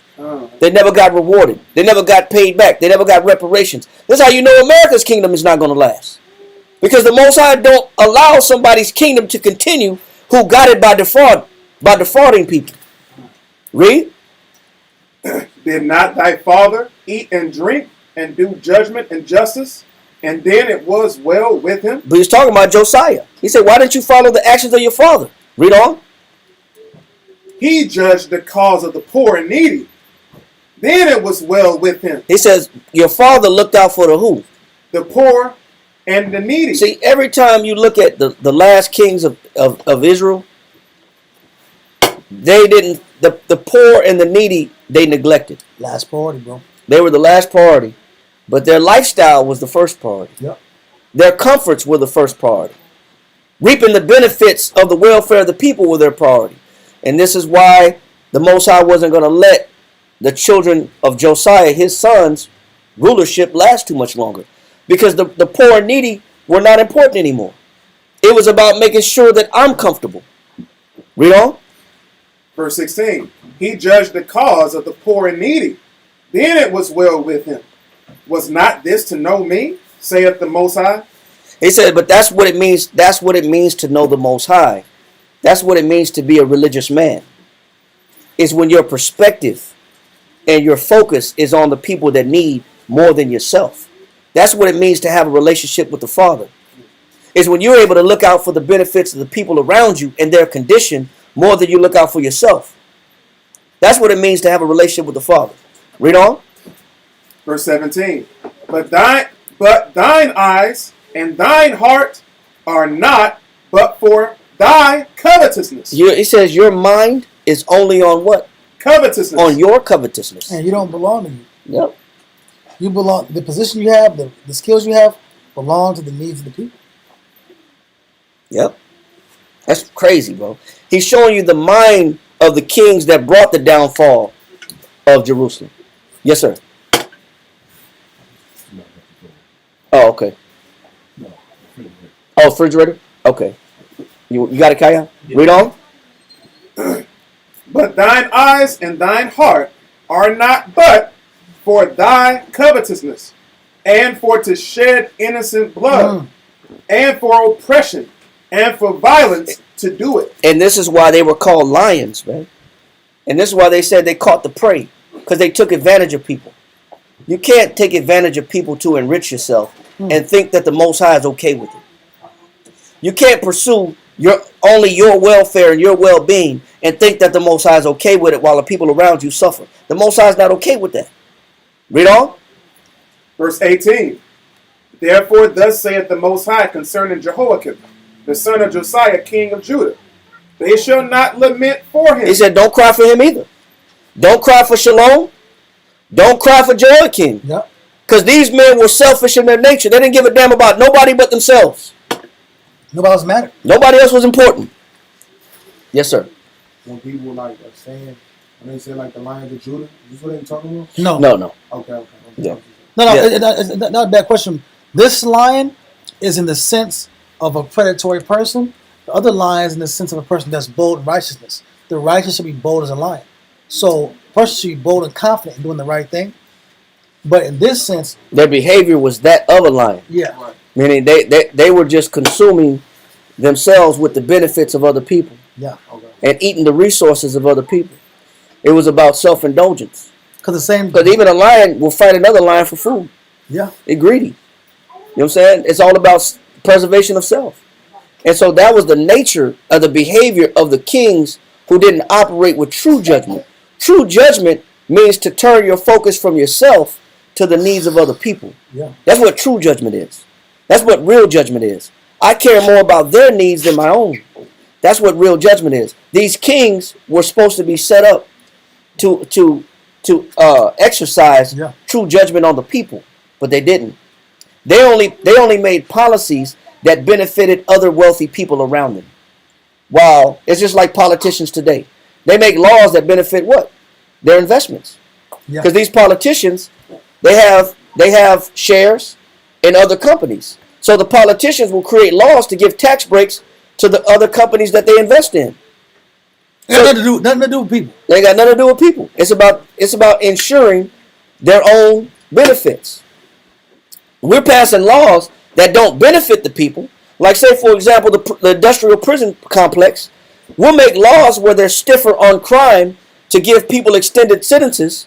But in that prison population, those are privatized prisons. So in that privatized prison, they produce goods and services. Those goods and services are produced at pennies on the dollar. But since I'm a politician and I invest in privatized prisons, I have shares in it, then I'm getting paid two ways. One, by the government, who is giving me a federal stipend per day, per prisoner, per bedroom, per meal, and I'm reaping the benefits of the commodities that they produce within the prison system. It's a double dip. It's a double win. Victoria's Secret used to make bras using the prison system. People don't know that. Walmart's products a lot of their products were made from privatized prisons. People don't know that. A lot of these big name brands, instead of going to China, they were getting that labor and those goods and services created right here in the prison system. But at whose expense? At our expense. At blacks and Latinos' expense. Because we make up the majority of the prison system. We're just using that for an example, how politicians in power will create things to ensure the wealth and benefit of themselves and their constituents versus the actual benefit of the people. And then what they'll do is they'll release, we'll pardon 1 or 2 Negroes, 1 or 2 Hispanics. Just for the people. As just to satisfy the people as if we're doing something. But the majority of the policies is about the extortion and the extraction of all the labor, which is free in prison, because once you're a prisoner, you forfeit your rights. You have no rights. You have the 13th Amendment doesn't apply to you. The Constitution don't apply to you. You have no rights in prison. You can be experimented on medically by pharmaceutical companies. This is the worst. You can be experimented on governmentally when it comes to creating government sponsored vaccines or agents. You have no rights. So you're a guinea pig in prison. Everybody has access to you for what you can provide them. And that's another form of slavery. They're contracting their labor. Yeah. For a cheap fee. But you know what? This is nothing new. The Most High has a problem when the kings of Israel were doing this. The nations do it. Christ said the nations, the Gentiles, exercise lordship. They're supposed to do that. We're not supposed to be doing that to our people. You're not even supposed to charge your brother usury. You know what usury is? When somebody give you a loan, say if somebody loan you $100, and you say, well, you know what? Well, give me back 120 since I gave you 100. No, that's bro. interest. Yeah. It's against the law of the Most High to charge your brother, for the children of Israel, to charge each other interest. Yeah. If I lent you 100, you give me back 100. You don't give me back 120. That's against the law of the Most High. It's only fair, bro. You didn't have it when you asked it. So yeah, so I'm gonna give you 100, but I need 120 back. I ain't convinced myself, bro. You gotta at least come through with something. I needed that, but I gave it to you, so I need this plus on the top. Something else. I need something off the top of that. It's against the law to do that, but the nations do that to each other. But we're not supposed to do that to each other. Especially a king that's supposed to be looking out for his subjects, for the subjects of his kingdom. He had a crooked perspective. People use position, power, and authority to enrich themselves. And it reveals, like you always refer to this point you always bring out, it refers to the impiety of men. People look at the impiety word, some archaic word. Impiety is just you don't care about God's interest, bro. Nope. You don't have no relationship. What he wants. You have no relationship with him. And they don't know the Most High. Because to have true judgment is to look out for the powerless. Mm-hmm. Look out for those that don't have no power. They don't have no protection. They can't feed themselves. They can't protect themselves. That's what real judgment is. The Most High said that person, the Most High will never have an issue with. No, he'll never have an issue with the person that looks out for the fatherless, the poor, needy, and the widows. Read on. Jeremiah chapter 22, verse 18. Therefore, thus saith the Most High concerning Jehoiakim, the son of Josiah, king of Judah. They shall not lament for him, saying, ah, my brother. Oh, no, man, we lost a good one. Oh, he's a good man. He was a good man. He had the best vermilion in the country. Yeah, man. His house was beautiful. Oh, man, we lost a selfish one. Yeah. He said, don't lament for him, saying, oh, my brother. Go ahead. Or, ah, sister. Read on. They shall not lament for him, saying, ah, Lord. Oh, Lord, you didn't took a good one. Not him. He was a real one, man. He was a real one. He kept it 100. 100% selfish, right? Yeah, he kept it 100, all right. About his own interests. Read. Or, ah, his glory. He shall be buried with the burial of an ass. The Most High said, that man gonna die like and get buried like the burial of an ass. Meaning, you not with much pomp, not much sorrow, not much lamentation whatsoever, at all. Nobody, the Most High don't want nobody crying for that, because that behavior of that nature of that man was crooked. This is what led up to Jerusalem being ransacked. The mind frame and the behavior of the kings had no interest in the people. So the Most High had to take Jerusalem and burn it. We're going this route because we're going to read. You're going to read through several different chapters the fall of Jerusalem, but you got to know why it fell. You just can't read about the fall of Jerusalem without knowing what was going on within the walls of Jerusalem. Yeah. Why the Most High brought the enemies against Israel to begin with? People were being neglected, specifically the poor and needy. And now we're in that condition of poverty. We went from being this king guy. Now you finna go with Babylon and be like everybody else, bro. Yep. He said, man, I can't live like that. I can't do it. I can't take it. Can't do it. Whether I'm afraid of the Jews. Sad, man. Yeah. Finish that. Jeremiah 22, verse 19. He shall be buried with the burial of an ass, drawn and cast forth beyond the gates of Jerusalem. Go up to Lebanon and cry, and lift up thy voice in Bashan, and cry from the passages, for all thy lovers are destroyed. Yeah, so this the Most High got nothing but sorrow coming to Jerusalem because of the nature of the rulership that was in Jerusalem. Now we're going to read about the fall of Jerusalem. We started off a little bit about it. Now let's go to Jeremiah chapter 39. And we were in verse 7. Yeah. Well, we finished 6. We finished 6, okay. I don't know if you wanted to do it. Yeah, we might as well.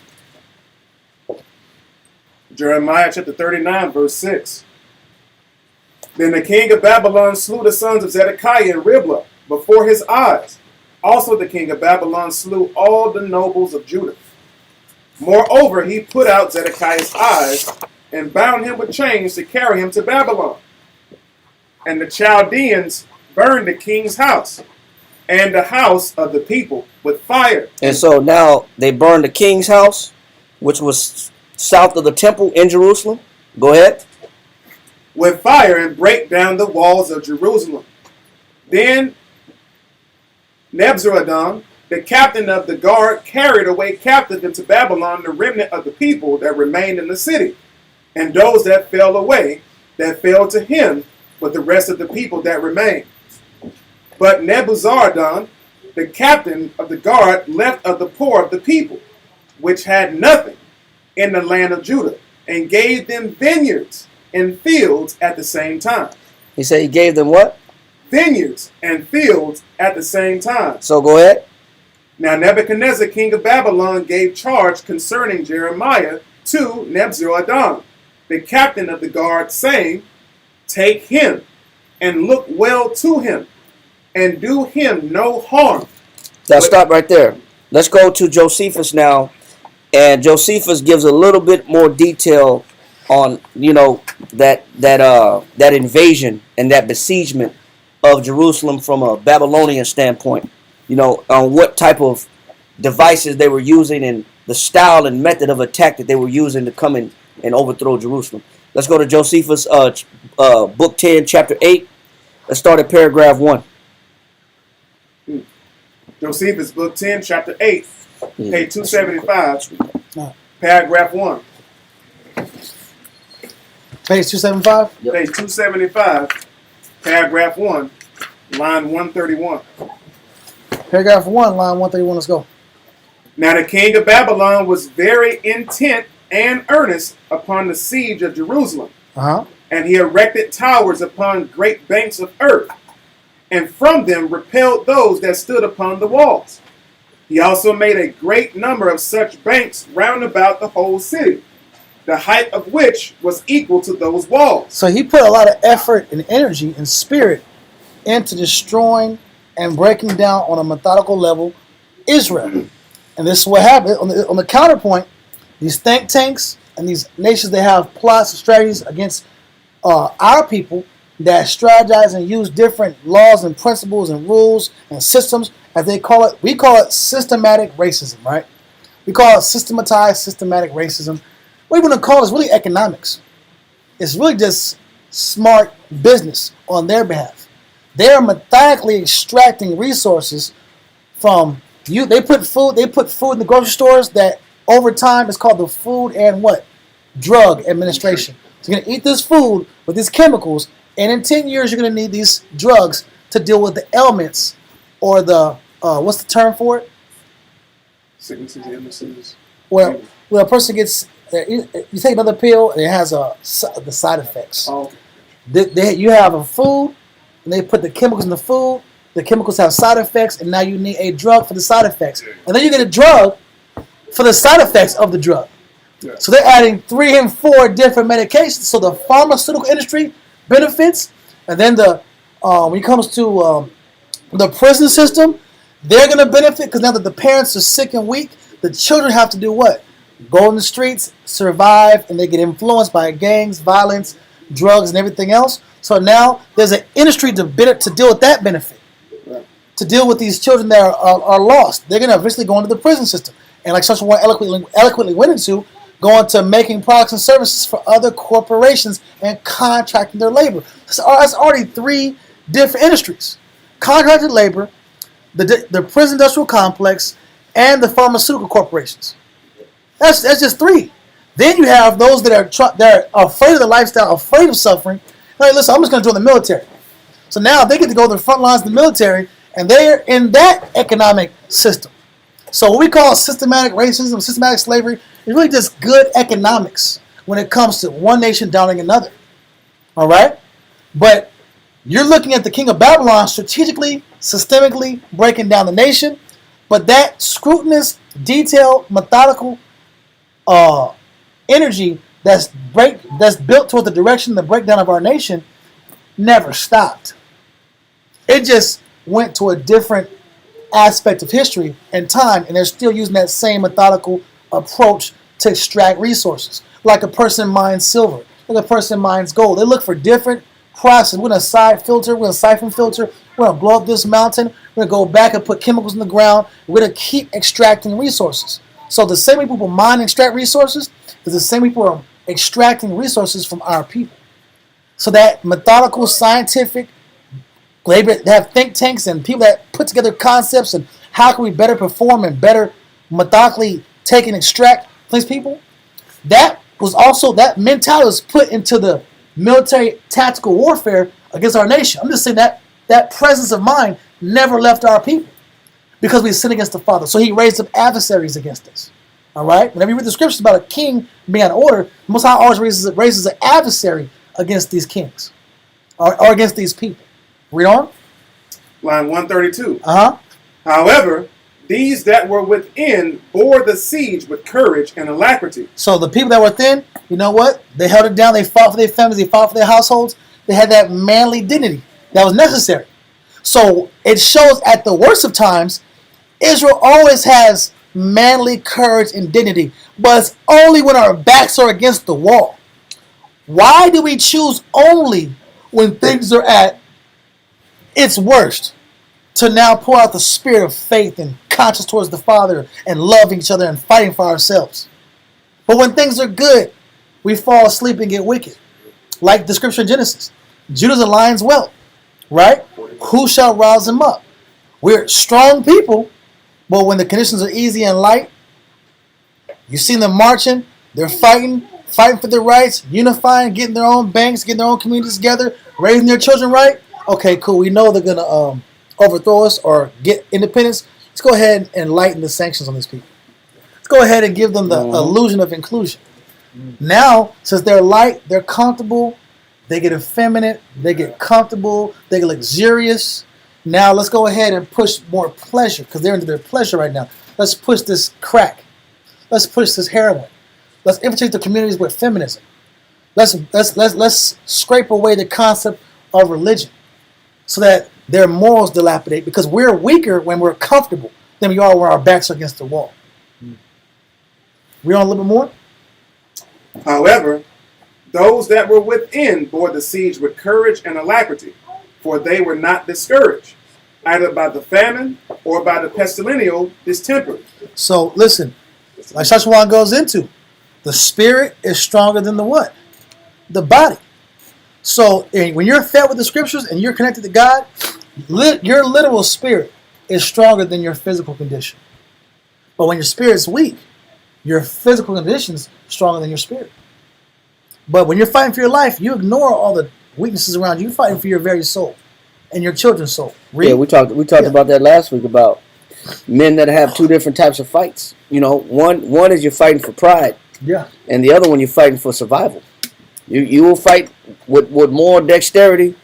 You'll fight with more intensity when your life is on the line. Con. But you know what? You're comfortable when your life's not on the line. But that's just the nature of our people. Con. We're foolish in that manner, bro. Yeah. And it goes back to that king mentality. When we've always been this way. When we had the chance to defeat the Philistines and get them out of our homeland, because such one went into what?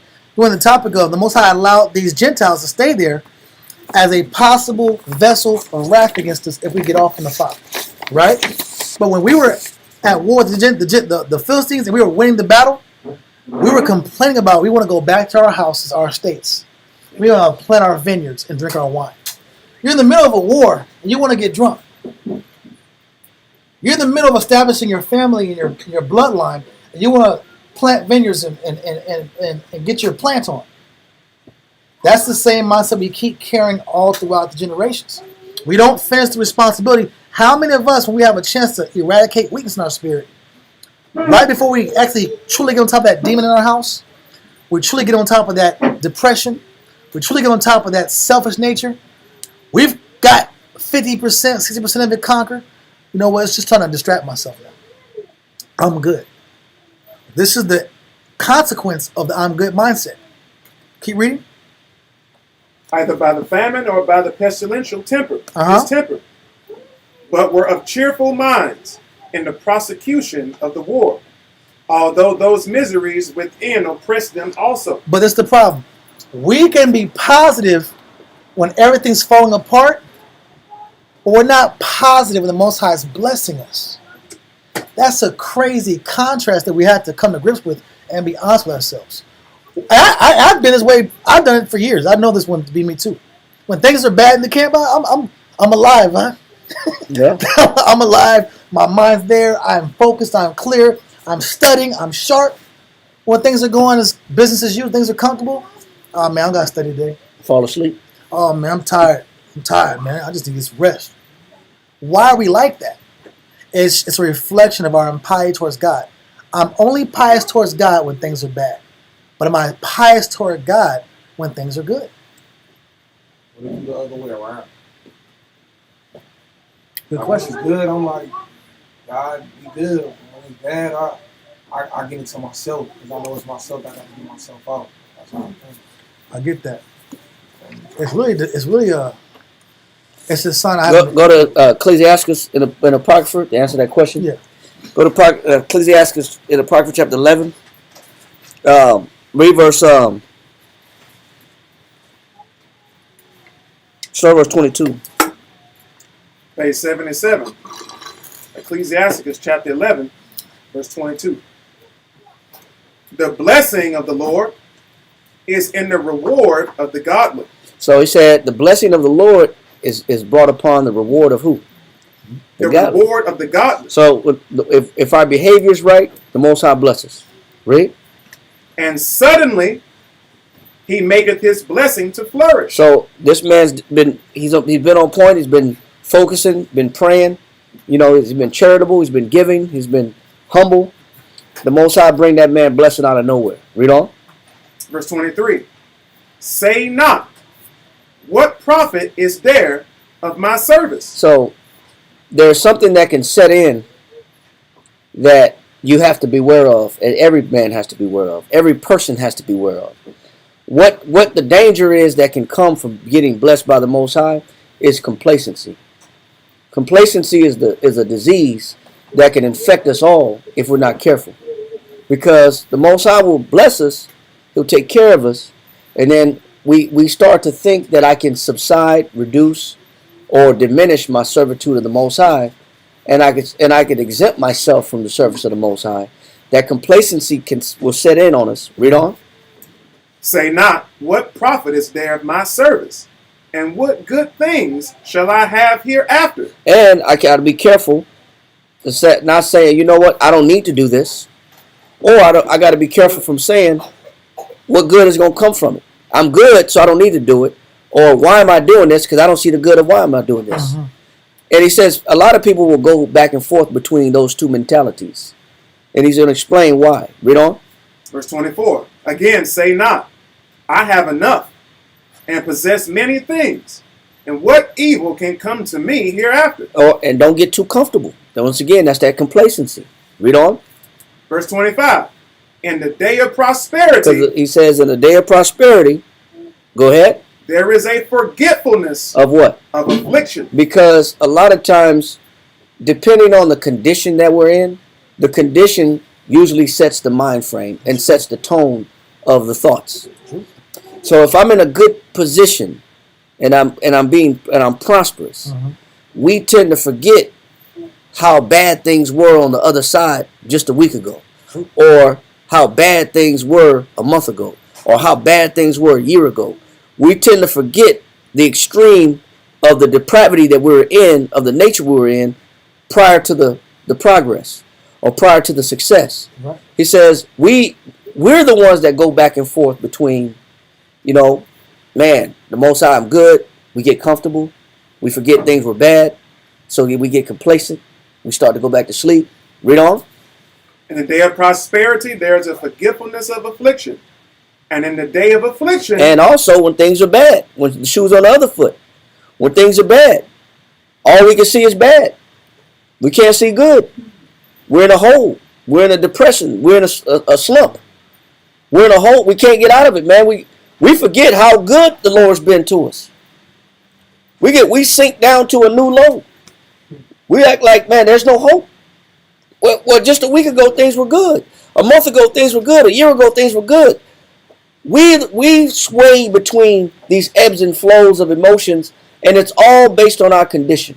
Not realizing that if things are good, let me not forget that things were bad.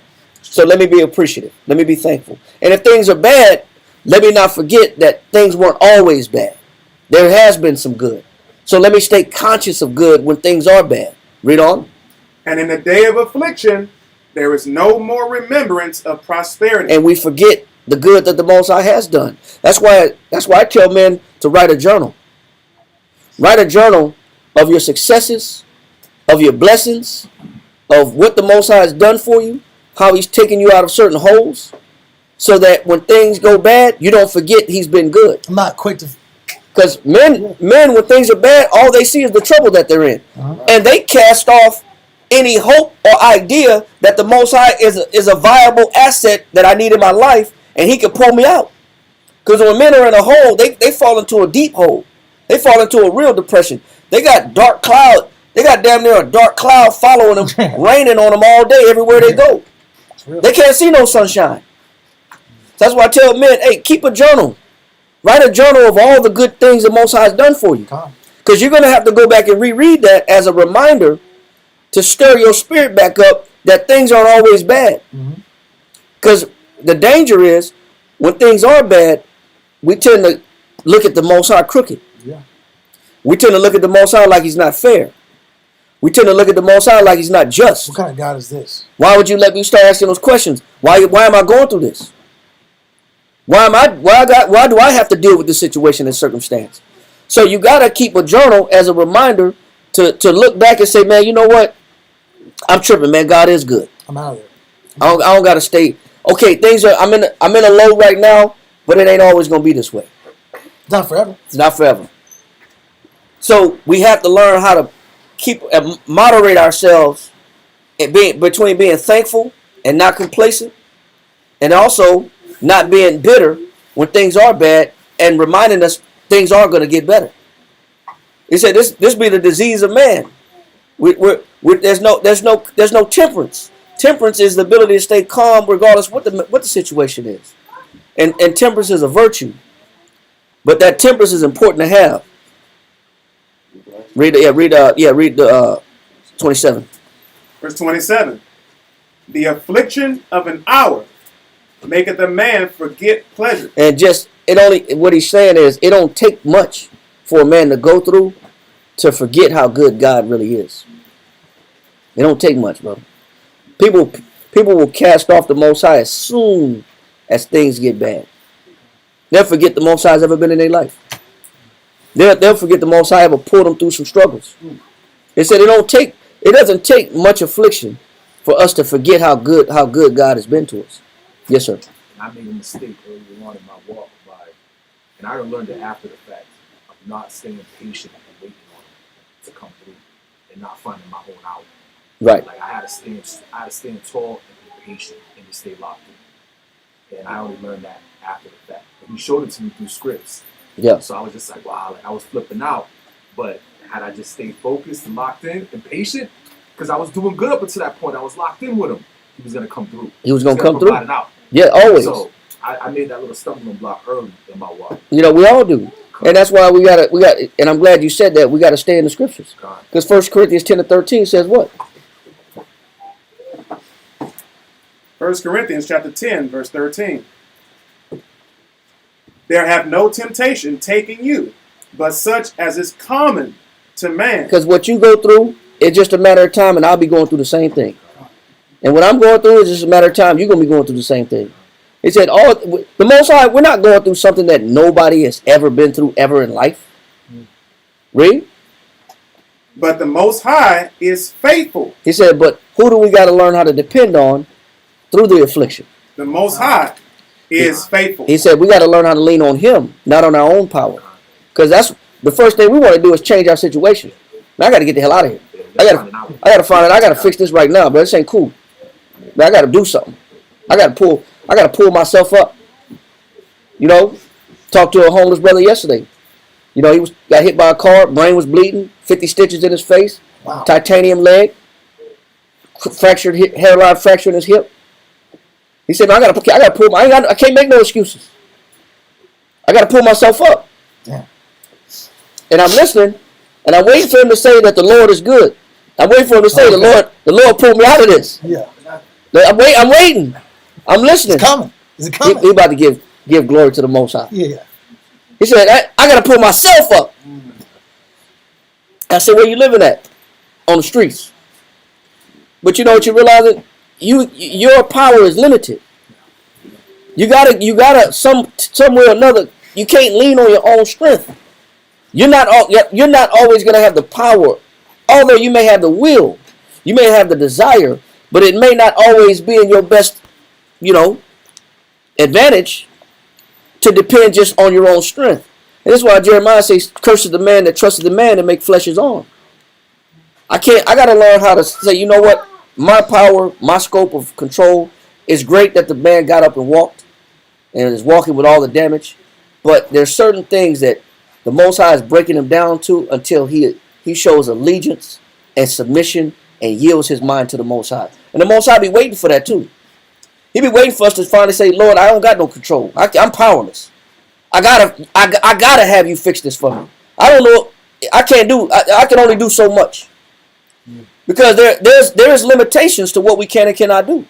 We just can't will everything out of our situation. We can't will ourselves out of a situation all the time. There's time we got to say, you know what? I need the Lord to come through for me. And that's why he said there's no temptation that's come upon man that's not common to man, but what? But the Most High is faithful. He said, but we got to learn how to depend on the Most High. Not just on our own willpower can get us only so far. But the rest of the way got to come from him. Read on. The Most High is faithful, who will not suffer you to be tempted above that ye are able. Go ahead.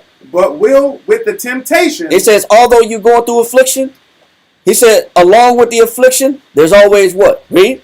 With the temptation, also make a way to escape. There's always an exit. But a lot of times we choose the exit and what time we want to exit. Yeah. Versus waiting on the Most High to say, this is the exit. Yeah. This is what's going to get you out of this situation. Yeah. Or this is how you cope or manage this situation. This was the lesson behind the situation. A lot of times the Most High is waiting on us to understand the purpose behind the affliction. It's to lean on him even that much more. But he'll get us out of it. There's an alternative. He's righteous, he's fair. He is fair. But this is why he says that the affliction of an hour maketh the man forget pleasure. Go ahead. Yeah, finish that last part, verse 27. Ecclesiasticus chapter 11, verse 27. The affliction of an hour maketh a man forget pleasure, and in his end, his deeds shall be discovered. And you know why it says his deeds shall be discovered? Because the Most High will determine, did you really believe in him or not? That's what's going to be determined in the end. Did you really believe in him? And did you have faith in him? And did you wait on him? Or you went for self to try to extract yourself out of the situation? A lot of us, through self-maintenance, make the wrong decisions. Because a lot of times we don't trust nobody else. We don't trust the Most High. And we trust what we know. And because we know, man, you know, I got to fix this. But the Most High, he always brings us down, reduces us down. Even when Paul had that affliction in his eye, he said he prayed 3 times that the Most High removed that infirmity in his eye. And Christ paid him a visit and said, my grace is sufficient for thee. What that means is, my grace will cause you, if you depend on me, you'll be able to cope with that infirmity in your eye. Whatever Paul, I don't know the severity of the infirmity that Paul was dealing with, but whatever it was going on in Paul's eye, he said he prayed that it be gone 3 times. And the Most High wouldn't remove it. He wouldn't remove it. You have to learn how to depend on me. My grace and what I offer you, you can still sustain yourself, do your job. And you'll still be able to do your job regardless of your infirmity. You can handle it. You can deal with it. But you know what Paul learned from that situation after the fact? He said, man, I understood why the Most High didn't remove that infirmity. He said, because Satan has sent his angels to buffet me. He said, lest I be exalted above measure. He said, the Most High had to use that infirmity and that sickness in my eye to keep me humble. Instead of being frustrated and angry, he would have never learned that lesson if he was angry and frustrated. He said the Most High caused that infirmity to keep him humble. He says because of the multitude of the multitude of the revelations that was bestowed upon me, Satan has sent his angel to buffet me. He understood that if he didn't have no problems or no trouble with his eye, because the Most High revealed so much knowledge and information and wisdom to him, that he wouldn't be able to be told nothing. You wouldn't be able to tell Paul nothing. His pride would be on 10. His pride would be through the damn roof. And you know what it's like, because you watch those battle rappers, like what's his name, Lux? Yeah, Loaded Lux out, and when he's breaking down people, he's going in like detail for detail, going on the history, their family history. He's using analogies from the 70s movement, the black 70s movement. He's using street references. He's hitting them all kind of ways. He really breaks their soul with his words out. But you can see the pride in his face out. The fact he can pull his concepts together and really get the reaction of the people and really be a performer and really be celebrated. And he knows he's nice. Yep. But you can see the arrogance that comes from a man when he knows he's on a level with his tongue. Yep. Eloquent men are known near and far, but a man of understanding knows when he slipped. Yep. But the Most High uses situation to keep a man grounded. Yep. You got to stay grounded, man. He's going to use an anchor for that pride ship that you fly on. Yeah. Everybody got a pride ship that they sail on. Yeah. The Most High know how to keep that thing anchored to the ground. Yeah. Because you'll take off. And you'll think you don't need the Most High at some point. And so that's why Paul said, man, I understand why I got to deal with this eye situation. The Most High gave me this eye situation, and I can deal with it, but it keeps me humble. It keeps me from getting beyond correction. The Most High sometimes got to hit us with something to keep that pride in check. That pride will get out of control, bro. It's like a kite. It'll fly off. You know what I'm saying? Yeah. But let's get back and finish this. That's true, though. A kite, you start flying like the wind strong out. Yeah. It just can't hold itself in alignment out. The string break and it's gone, that bro. pride's just blowing it further and further out there. Con. All right, let's let that go. Let's go back to where we at and finish this in Josephus. And once we finish Josephus, we'll stop right there in Josephus, and we'll pick it up next Sabbath on more of the demise, the destruction, and the burning of Zedekiah's family. The punishment the Most High bestowed on Zedekiah, because he had a chance to repent. He had a chance to salvage the whole entire nation on his shoulders. When you look at Esther had that same opportunity. The salvation of the nation was on Esther's shoulders, man. And you know what she did? She prayed to the Most High for an opportunity. Read that real quick, because it's important to see what would you do when you got the survival of your people on your shoulders. What decision you make? Do you go for self, or do you care more about the people than you? Go to Apocrypha and go to Esther and go to chapter 14. Page 56. Page 56 in the Apocrypha. 14. I'm sorry. Yeah, 14. Start at verse 1. Just read it real quick. Esther chapter 14, verse 1, page 56. Remember, Esther had that, and we're going to read that later too, because that was during the next kingdom that came after the Babylonians, the Persian Media Empire. But she also had the whole nation and the weight of her decision making on her shoulders. What she had the survival of her nation and her people on her shoulders, just like Zedekiah did. But he chose to go for self. Read this. Esther chapter 14, verse 1. Queen Esther also, being in fear of death, resorted unto the Most High, and laid away her glorious apparel, and put on the garments of anguish and mourning, and instead of precious ointments, she covered her head with ashes and dung, and she humbled herself, her body. And so when she had the chance to preserve the nation, she humbled herself down. Zedekiah had a chance to salvage the nation. He said, man, I'm too embarrassed to go and turn myself into Babylon. He cared so much about his ego and his image. Esther cast that image off in a heartbeat. Read. And all the places of her joy she filled with her torn hair. And she prayed unto the Most High Power of Israel, saying, O my Lord, thou only art our king. Help me desolate, woman which have no helper but thee. Who does she lean on? She leaned on the Most High, man. She put her image to the side and she leaned on the Most High. Read on. For my danger is in mine hand. Verse 5. From my youth up I have heard in the tribe of my family that thou, O Lord, tookest Israel from among all people. Get to the point. Jump down to verse 15. Verse 15. Thou knowest all things, O Lord. Thou knowest that I hate the glory of the unrighteous. She said, I hate the glory of the unrighteous. I hate the position that they put me in. Remember, Nebuchadnezzar put Zedekiah where? In his position. He said, man, but she said, I hate this position they put me in. She became the wife of a king. But she said, I despise the position of authority. Read on. And abhorred the bed of the uncircumcised, and of all the heathen. I hate these damn heathens. I love Esther for that. Read on. Thou knowest my necessity. She said, you know what I need. Read on. For I abhor the sign of my high estate. She didn't give a damn about her image or her pride or her position. Zedekiah wouldn't let his position go. He wouldn't let his pride go. He wouldn't let his image go.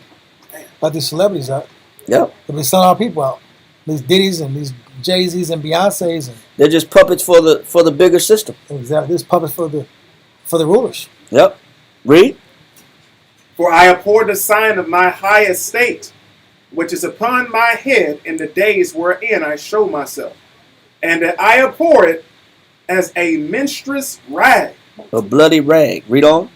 And that I wear it not. You say, I don't wear no crown. I don't wear this apparel. I don't wear these robes. When what? And I wear it not when I am private by myself. She said, when I'm by myself, I take all this pomp, all this royal regalia, all this comes off. She don't wear no crown. She don't wear no tiaras. She don't wear no glorious princess robe. She take all that stuff off, throw it in the trash. She said when she by herself, she don't wear it like that because it means nothing to her. See, Zedekiah wouldn't let his position go. He cared too much about his position and his image. That's what it takes to save your nation. Something has to be forfeited. You have to be forfeited. Your look has to be forfeited. Your image has to be forfeited so the people can survive. So let's read on and let that go, and let's go back in Paragraph 1. Yeah, let's go to Josephus, book 8. Let's get down to chapter 2. chapter 2 or paragraph Paragraph 2, I'm sorry. Chapter 8, paragraph 2. 2. Josephus, book 10, chapter 8, paragraph 2, page 275. Read that. Now the city was taken on the 9th day of the 4th month, in the 11th year of the reign of Zedekiah. They were indeed only generals of the king of Babylon, to whom Nebuchadnezzar committed the care of the siege, for he abode himself in the city of Riblah. The names of these generals who ravaged and subdued Jerusalem, if anyone desired to know them, were these: Nergal, Sharezer, Sangar-Nebo, Rabasades, Sadakakim, and Rabmag. And when the city was taken about midnight, and the enemy's generals were entered into the temple, and when Zedekiah was sensible of it, he took his wives and his children, and his captains and his friends, and with them fled out of the city through the fortified ditch and through the desert. And when certain of the deserters had informed the Babylonians of this, at break of day, they made haste to pursue after Zedekiah, and overtook him not far from Jericho, and encompassed him about. But for those friends and captains of Zedekiah who had fled out of the city with him, when they saw their enemies near them, they left him and dispersed themselves, some one way and some another, and everyone resolved to save himself. So that's selfish nature. Read on. Line 138. So the enemy took Zedekiah alive when he was deserted by all but a few, with his children and his wives, and brought him to the king. When he was come, Nebuchadnezzar began to call him a wicked wretch and covenant breaker, and one that had forgotten his former words, when he promised to keep the country for him. He also reproached him for his ingratitude, that when he had received the kingdom from him, who had taken it from Jehoiachin and given it him, he had made use of the power he gave him against him that gave it. But said he, God is great, who hateth that conduct of thine, and hath brought thee under us. And when he had used these words to Zedekiah, he commanded his sons and his friends to be slain. Yep. Read. While Zedekiah and the rest of the captains looked on, after which he put out the eyes of Zedekiah, and bound him and carried him to Babylon. And these things happened to him, as Jeremiah and Ezekiel had foretold to him. And it was prophesied to him that this would happen. He didn't listen, so it ended up happening anyway. Read on. That he should be caught and brought before the king of Babylon, and should speak to him face to face, and should see his eyes with his own eyes. And thus far did Jeremiah prophesy. But he was also made blind and brought to Babylon, but did not see it, according to the prediction of Ezekiel. So, let this go. Let's read this real quick. Lamentations chapter 2, start at verse 1. Before you get that, hold that. Lamentations chapter 2, start at verse 1. Before you go there, let's go to Jeremiah chapter 52, and let's read verse 4. Jeremiah chapter 52, verse 4. Yeah, go ahead and read it. Because we're going Jeremiah chapter 52, verse 4. And then we're going to read Lamentations chapter 2. Jeremiah chapter 52, verse 4.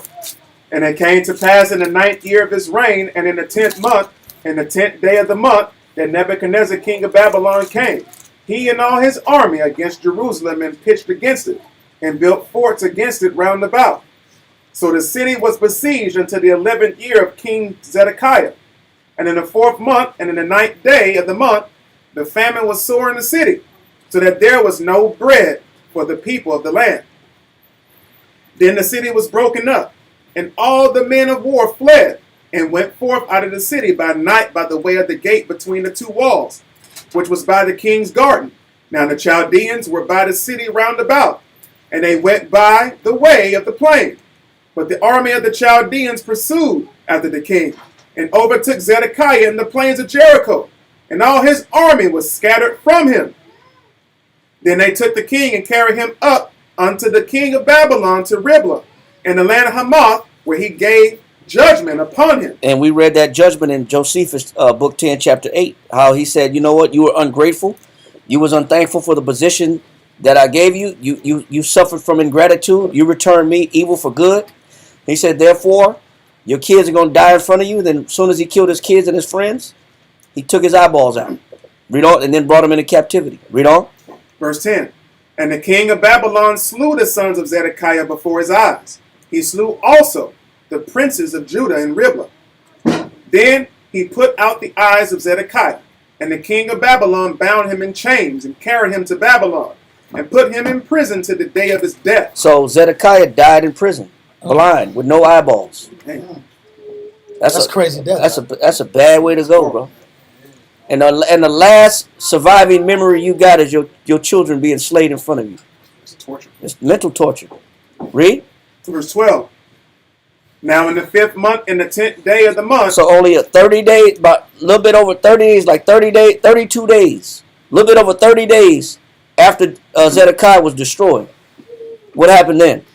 Which was the 19th year of Nebuchadnezzar, king of Babylon, came Nebuzaradan, captain of the guard, which served the king of Babylon, into Jerusalem, and burned the house of the Most High, and the king's house, and all the houses of Jerusalem. He said he burned everything down.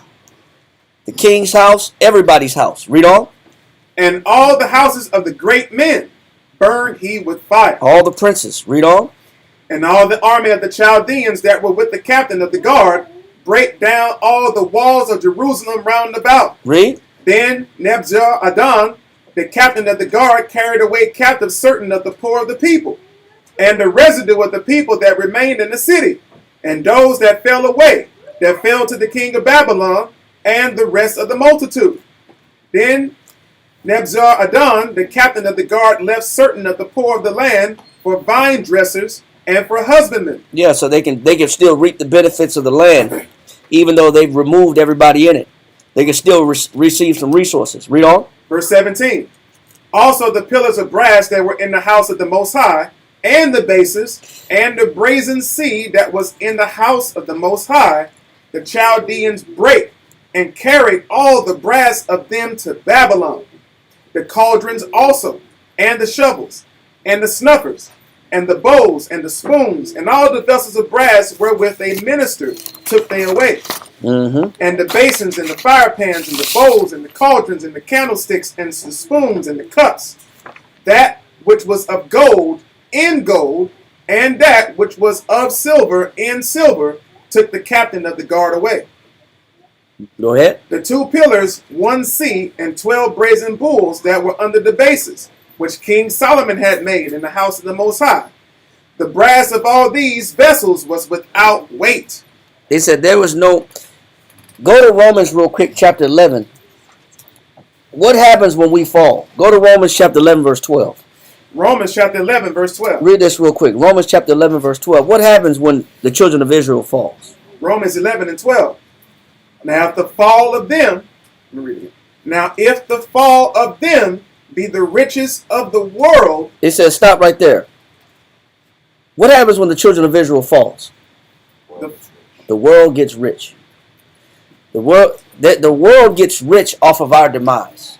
Just like we fell, the Most High subjected us into slavery, colonization, rape, rob, and pillage. And who reaped all the benefits? Conquistadores. Spain, with Spain being so small, you could fit Spain in Texas. Okay. But how did Spain become a world power? Smaller than Texas. Take everything the Aztecs. They subjected all of Latin America. Initially, they had parts of North, Central, and South America. And they had their hand in the Philippines and a couple of islands in the Pacific. Right. And they had authority in North Africa. So you look at Spain being a world power. How did they amass the wealth of all the gold out of the Incan civilization? All the gold out of the Toltec Mayan civilization? From the fall of us. Yeah. When we fall, the world, they go up in wealth. As small as Portugal is. How did Portugal, which is a sliver off the side of the coast of Spain, They got wealthy. how did they become a world power? Slave trade. Slave trade. Yeah. And the people in Brazil speak Portuguese. Then they speak Portuguese. And there's more people in Brazil than it is in all of Portugal. Yeah. It's more people that speak Spanish around the world than that are people in Spain. Yeah. Because when we fall, It's true. the world gets rich. And that's the benefit of us falling. Do you know the amount of land that the so-called white man amassed when the Native Americans, the tribe of Gad, fell? Trillions of acres. How many acres did they receive Trillions. from the fall of the children of Gad, the North American and Seminole Indian? Trillions. How much wealth did they amass? How much oil reserve, deposits, copper, iron, tin, trees, lumber, tobacco, Farmland. bison? Yeah. Food sources, right? How much resources? There's a book called The Wealth of Nations. When you read about the initial pioneers that came to America, explorers and Europeans, they made it clear that there was more resources in animals and vegetation and plants and food sources than it was in all of Africa and Asia. That's how prosperous America was when it was untouched by European colonial powers. I read also in that book, it's a book about the Jews' involvement in the slave trade, about how they pulled a nugget of gold off the coast of Hispaniola that was the size of a loaf of bread. A nugget. A nugget of gold the size of a loaf of bread. How do you get that much gold, bro? You can't. How you gonna rock that? Right. You know what I'm saying? But they got it, and they took it. So when you look at the amount of silver, Right. whether it be stones, whether it be quartz, whether it be lapis, whether it be all the minerals of Mexico, all the minerals of North America, all the minerals of South America, and you got all this to your disposal. Our fall enriches the rest of the nation. Yes, sir. To do a comparison, Texas alone is 170 million acres, just by itself. By Talk itself. about amassing the land of the so-called Native Americans have. Yeah. It's- And that's not talking about talking about just the U.S. We're talking about Canada too. Right. We're Canada, talking too. about the All that. Yucatan It's Peninsula. crazy. We're talking about the Alaska. We're talking about British Columbia. Yeah. We're talking about all the way up past the Niagara Falls. All the fresh water you got. That's why the writers in that book called The Wealth of Nations, they said this was more wealthy and rich in resources than Africa and Asia when it was untouched, when it was untampered with. So he said, read that part again. Romans chapter 11, verse 12. Now, if the fall of them be the riches of the world, It is the riches of the world. Every time we fall, the world gets rich. Every time we disconnect from the Most High as our power source, we enrich the other nations. This is why they propagate gang violence.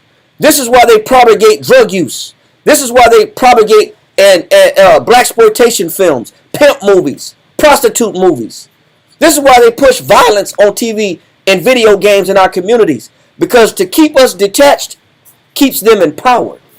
To keep us detached from the Most High keeps them wealthy. We have to be in a state of demise and deprivation in order for them to exist in control and power and resources. But when we plug back in as a nation back to the Most High, their resources comes back to us. It's going to say that. Read on. now if the fall of them be the riches of the world, And that's what happens. The world gets rich. Read on. and the diminishing of them the riches of the Gentiles, And the Gentiles, which is the no-name nations, our fall enhances them. Read on. how much more their fullness, It says, how much more rich shall we be? Read on. how much more their fullness. For I speak to you Gentiles, inasmuch as I am the apostle of the Gentiles. He's saying that the Gentiles, not the Gentiles of the nations, he understands that there's a diaspora. There is a group of Gentiles or Jews that have been conquered by the nations. They've been conquered and colonized by the nations, and they call themselves by the nations and the names that they've been colonized by. They call themselves Americans. They call themselves Negroes. They call themselves Mexicans. They call themselves Indians, which means savages. They call themselves Puerto Rican. They call themselves Cubans. So what he's saying is the wealth and the resources were really made for you. But because when we fall, the nations get rich. So how much more shall the ones that it was meant for inherit when we get back in power? See, a lot of people think Paul was preaching for the Gentiles and the other nations. Paul knew that the other nations get rich when we fall. So he understood he was going to teach the Jews that were in a Gentile state of mind. The ones that had fallen, that was disrupted by their resources and overthrown by in their wealth. So this happens to us every time we unplug from the Father. Let that go, and let's finish this in we're going to finish this in Jeremiah chapter 52. We're almost done. 21. The two pillars. No, it says 20 one more time. Jeremiah chapter 52, verse 20. The two pillars, one sea and 12 brazen bulls. And if you remember the brazen altar with the boat that carried the baths of water. I mean, I forgot how many baths. I think it said it carried 1,000 to 2,000 baths of water, whatever the equation of what a bath is. One bath of weight of water is worth. The brass laver. It said it held up to 2,000 baths of water inside that big old bowl, that brass bowl that Solomon made for purification purposes for the priests. And it sat on 12 bulls. They were all made out of brass. He says when Nebuchadnezzar came in, he brought his army in, and they started tearing that brass bowl down.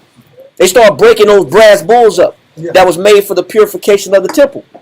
All the stationary bowls and the lavers that were made for washing of the hands of the purification when they did the sacrifices to the Most High, all the utensils, all the cups, all the bowls, all the vases, all that was made out of gold, silver, and brass.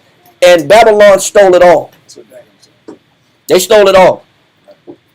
And also Solomon had built these brass pillars, these columns that went up from the floor to the wall that were about 15 feet high. Read verse 21. Verse 21. Jeremiah chapter 52, verse 21. And concerning the pillars, the height of one pillar was 18 cubits. A cubit is 18 to 24 inches. So what's that? What's that in feet? It says 15 feet? Say 18 inches is 1 cubit. That's about an average, right? And so it said, on average, it was 18 inches. The height of one pillar was 18 cubits. So 18 times 18 is what? 324 divided by 12. 27 feet tall. These pillars were about 27 feet tall. Read. And a fillet of 12 cubits did compass it. A fillet is a thread. It had a rope made out of brass around the top of the crown of the pillars. Oh, wow. Okay, connected. Right? Read. And the thickness thereof was 4 fingers. How thick was this brass 27-foot tall pillars? That's crazy. 4 fingers, bro. Can you imagine how thick the brass pillar got to be if it's 4 fingers thick? Beautiful. He said they stole them too. They broke the brass pillars down. 4 fingers thick. That's crazy. That's down there thicker than a water tower. Yeah. But a water tower is only about 4 inches thick. Man, you talking about these brass, beautiful 27 feet tall brass pillars in the temple. The Babylonians came and broke those down and took them. Now when you carry them in the desert. Man, they dragging them, bro. Come on, bro, they dragging them. They said that's why I said our fall is the riches of who? Gentiles, man. You can't. It says the number was the value was without weight. They stole so much you couldn't even weigh it all. The treasure was immense. Read on. And the thickness thereof was 4 fingers. It was hollow. And a chapter of brass. Chapter. And a chapiter of brass That's was upon it. that's the crown. It had a crown molded on top, but it was made out of. It was crowned with brass also. Read. And a chapiter of brass was upon it. And the height of one chapiter was 5 cubits, with network and pomegranates upon the chapiters round about, all of brass. So it's beautified too. Man, this thing was gorgeous, bro. Shining. The second pillar also and the pomegranates were like unto these. And there were 96 pomegranates on a side. And all the pomegranates upon the network were 100 round about. So it's showing you the pomegranates were also made out of brass, and these also encased the crown of the top of the pillars. That's some crazy metal work. Bro, that's Make it out of brass. you can't even make that nowadays with modern day equipment, bro. Crazy, But just to show you the amount of detail that went into the building of the temple. So when the temple fell and it was destroyed, it shows you that we had to go into slavery simply because we wouldn't follow the commandments of the Most High. And other people had to reap the benefits of all the hard work. 470 years of work that David put in. 470 years of work that Solomon put in. 470 years, that's about on average from when Solomon built the temple to the fall in 586. About 470 years of destruction, of hard work being brought down to nothing. All that hard work for nothing. So, finish that now yet? Verse 24. Now, let that go. And go to Lamentations chapter 2. We'll end it with Lamentations chapter 2. I want you to read 1 through 17 real quick. All right. Lamentations chapter 2, verse 1. And you got the Most High got to be upset to let this happen, man. We had to make the Most High angry.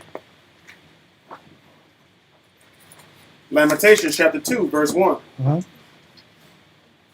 How hath the Lord covered the daughter of Zion with a cloud in his anger? So the Most High covered the daughter of Zion with the cloud of his anger, completely encapsulated the people with his wrath.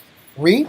And cast down from heaven unto the earth the beauty of Israel. So at one point we were the perfection of beauty, according to Scripture, and that being that perfection of beauty, we diminished. We are no longer that estate. And the perfection of beauty is not just talking about the physical beauty. It was the inner working of our city, the structure of our society, and the culture and the fluctuation of the nation, how the nation operated. All that caliber and structure and beauty has diminished to where we are a completely dysfunctional society, to the point where we're a mockery worldwide. Where we're at now. Read. And cast down from heaven unto the earth the beauty of Israel. And remembered not his footstool in the day of his anger. And remembered not his footstool in the day of his anger. I'm not going to sit here and remember you and think about you, because you didn't remember or think about me. It's only fair, right? You forsake me, I'll forsake you. You come nigh to me, I'll come nigh to you. He's like this. He's like that with all of us individually. How we deal with him, how he gonna deal with us? He's merciful, but there's a line. There's a border. There's a crossing point. Read. Verse 2. The Lord has swallowed up all the habitations of Jacob. Not some. All. The entire nation, every demographic felt it. Because that was the last house that the Most High had left in Jerusalem. Remember, the 9.5 tribes were taken in 722 BC. They were taken by the Assyrians. So then the northern kingdom of Israel had already been removed because the Most High was already fed up with them. Now, the southern kingdom of Judah, the Most High got fed up with them too. He said, y'all got to go too. So they only lasted about 200 more years, and the Most High was done with both of them. All 12 tribes had to get shaken up. Yep, all the houses. They had to get deported and go into slavery. The Lord has swallowed up all the habitations of Jacob, and have not pitied. He hath thrown down in his wrath the strongholds of the daughter of Judah. He hath brought them down to the ground. The stronghold is Jerusalem, and he took them down to the ground. Read. He hath polluted the kingdom and the princes thereof. He hath cut off in his fierce anger all the horn of Israel. That horn represents power. All the power of Israel had to be removed and destroyed. Read. What verse you on? Verse 3. He hath drawn back his right hand from before the enemy, and he burned against Jacob like a flaming fire which devoureth round about. When the Most High removes his right hand, then what hand does he allow to be on people? His left hand. And his left hand represents who? Satan. The Most High let Satan get a hold of you. When the Most High take his right hand off, then the Most High let that left hand activate. That's why Satan in Job, Satan told the Most High, put forth thine hand now and touch all he got. What he was saying was, let me loose on Job. See, the Most High got a right hand of protection. But when he take that off, you're in trouble. Because now Satan, you're exposed to whatever Satan want to do to you. So that's why he said, he took that right hand off Jerusalem. Now they're exposed to the devils, the Gentiles. Read on. Verse 3. He hath cut off in his fierce anger all the horn of Israel. He hath drawn back his right hand from before the enemy, and he burned against Jacob like a flaming fire which devoureth round about. So because the Most High burned with anger like a fire, the Most High allowed the nation to set Jerusalem on fire. Because it matched his anger. That makes sense. The fire of Jerusalem matched the anger of the Most High and the fire that burned in him. So we had to make the Most High angry for the Most High to burn that temple up. That stood for 21 kings, 21 descendants of David. 470 years of hard work brought down to nothing. You had to make the Most High angry. Read on. He hath bent his bow like an enemy. He stood with his right hand as an adversary, and slew all that were pleasant to the eye in the tabernacle of the daughter of Zion. He poured out his fury like fire. Man, you got to understand why Jerusalem had been burnt. It symbolized the Most High's anger. We anger the Most High, man. He's not one to provocate. The Most High is not one to disrupt or to cause to be your adversary. You're not going to win this battle. Yeah, he's not one to offend. You're not going to win that battle. Read on. Verse 5. The Most High was an enemy. So the Most High became an enemy to the children of Israel. Not just because the nations were there. The Most High activated the nations because we became an enemy to the Father. Because we wanted to serve other gods. We didn't want to take care of the poor and the needy. We didn't want to look out for the fatherless. We didn't want to look out for the widows. We want to enrich ourselves off of their resources in their back. Read on. He hath swallowed up Israel. He hath swallowed up all her palaces. He hath destroyed his strongholds, and hath increased in the daughter of Judah mourning and lamentation. And he hath violently taken away his tabernacle, as if it were of a garden. He hath destroyed his places of the assembly. The Most High hath caused the solemn feasts and Sabbaths to be forgotten in Zion, and hath despised in the indignation of his anger the king and the priest. The Lord hath cast off his altar. He hath abhorred his sanctuary. He hath given up into the hand of the enemy the walls of her palaces. They have made a noise in the house of the Most High, as in the day of a solemn feast. It said, but that feast was not a feast of joy. That feast, that solemn feast was a noise of sorrow and weeping and lamentations and tears, while the enemies rejoiced. Go to verse 15. We're almost done. Go to verse 15. Lamentations 2 and 15. All that passed by clapped their hands. All the other nations was clapping, celebrating the fall of our headquarters, the fall of the house of the Most High sanctuary. They all passed by clapping. They loved it. Round of applause. They enjoyed it. They enjoyed it. Yeah. Right. He said they all passed by clapping their hands. Go ahead. They hiss and wag their head at the daughter of Jerusalem, saying, is this the city that men call the perfection of beauty? Now they mocking it. Now they mocking Jerusalem as it's on fire. Is this the perfection of beauty? While it's burning. Read on. The joy of the whole earth. Go ahead. All thine enemies have opened their mouth against thee. They hiss and gnash the teeth. They say, we have swallowed her up. Got him. Read. Certainly this is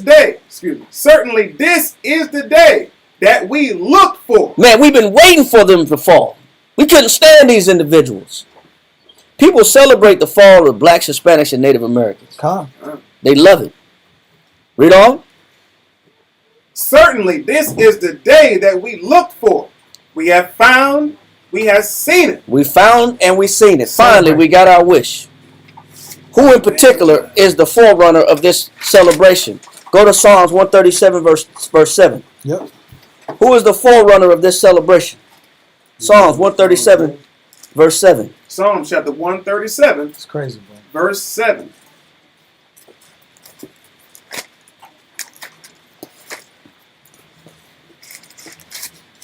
$137, right? Mhm. Psalm chapter 137, verse 7.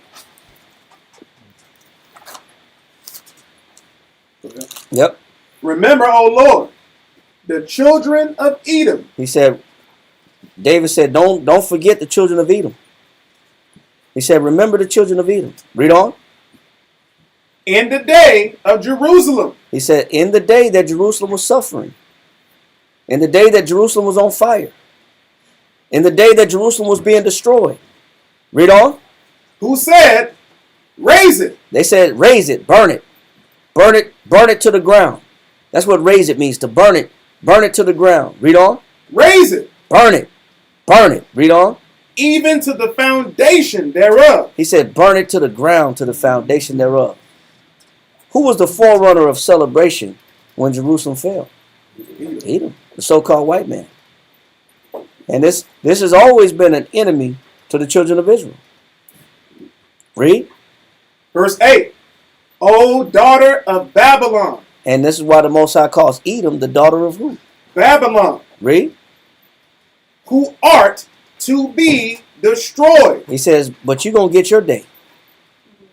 You know, Edom is known as the daughter of Babylon because the sorcery and the magic that it sustained and that it continues to use, such as the Kabbalah and the mysticism that survived ancient Babylon, Yeah. that was handed down to the Greeks, that the Greeks used in their Western civilization and culture, in their pantheon of gods. It's the sorcery that sustained itself and survived through their research of Babylonian and Egyptian history. Read. O daughter of Babylon, who art to be destroyed. Go ahead. Happy shall he be that rewardeth thee as thou hast served us. He said, yeah, you're going to get your day. You're going to get your day. And you know what? That day is coming. That day is coming soon. Because it's their turn now to burn. Because we had our time in Jerusalem. And they enjoyed us. They enjoyed the fall of it. You know, you look at that it was destroyed the first time. The first temple was destroyed. It was rebuilt by Zerubbabel. And then it was destroyed again by the Romans. Which we know the Romans were also who? Edom. They destroyed it again. They destroyed it themselves during 70 AD. And General Titus, under the orders of his father Vespasian, ransacked and pillaged Jerusalem for the third time. All right. So let's let that go, and let's finish that in. We'll be done. Let's finish that back in Lamentations chapter 2, verse 17. Lamentations chapter 2, verse 17. The Most High hath done that which he had devised. He hath fulfilled his word. And all this was in preparation. It could have been avoided. After Josiah, it could have been avoided by Shalom. He chose not to stay diligent and keep the Most High's commandments. It could have been avoided by Jehoiachin. He chose to defraud the commandments of the Most High. It could have been done by Jehoiakim.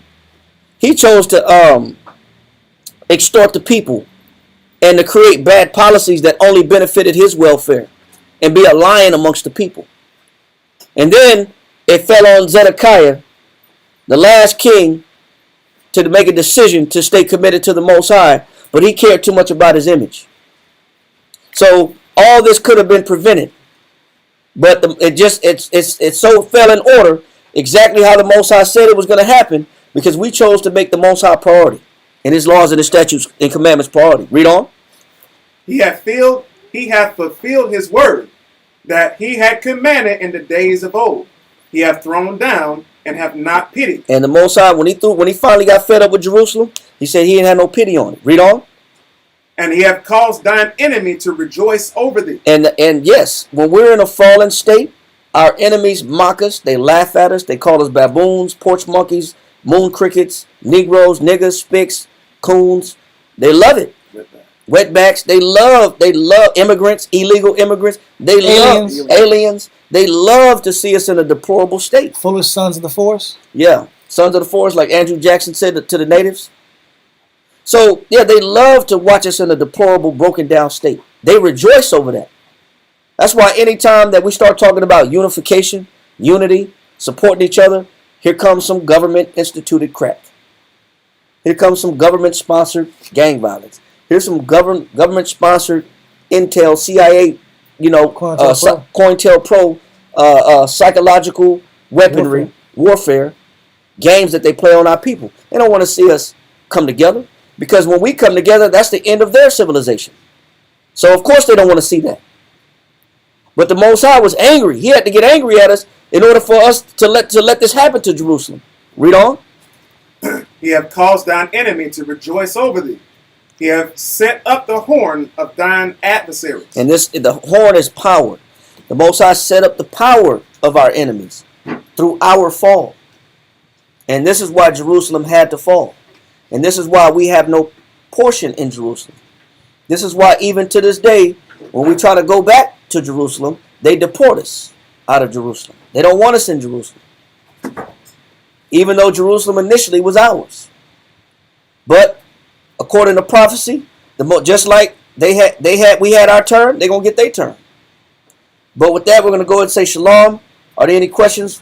We'll pick up with the rest of this next week, next Saturday. There's no questions. Imagine we're pointing with Yerushalayim, rise and face Jerusalem. Yeah, I found it recently. Come.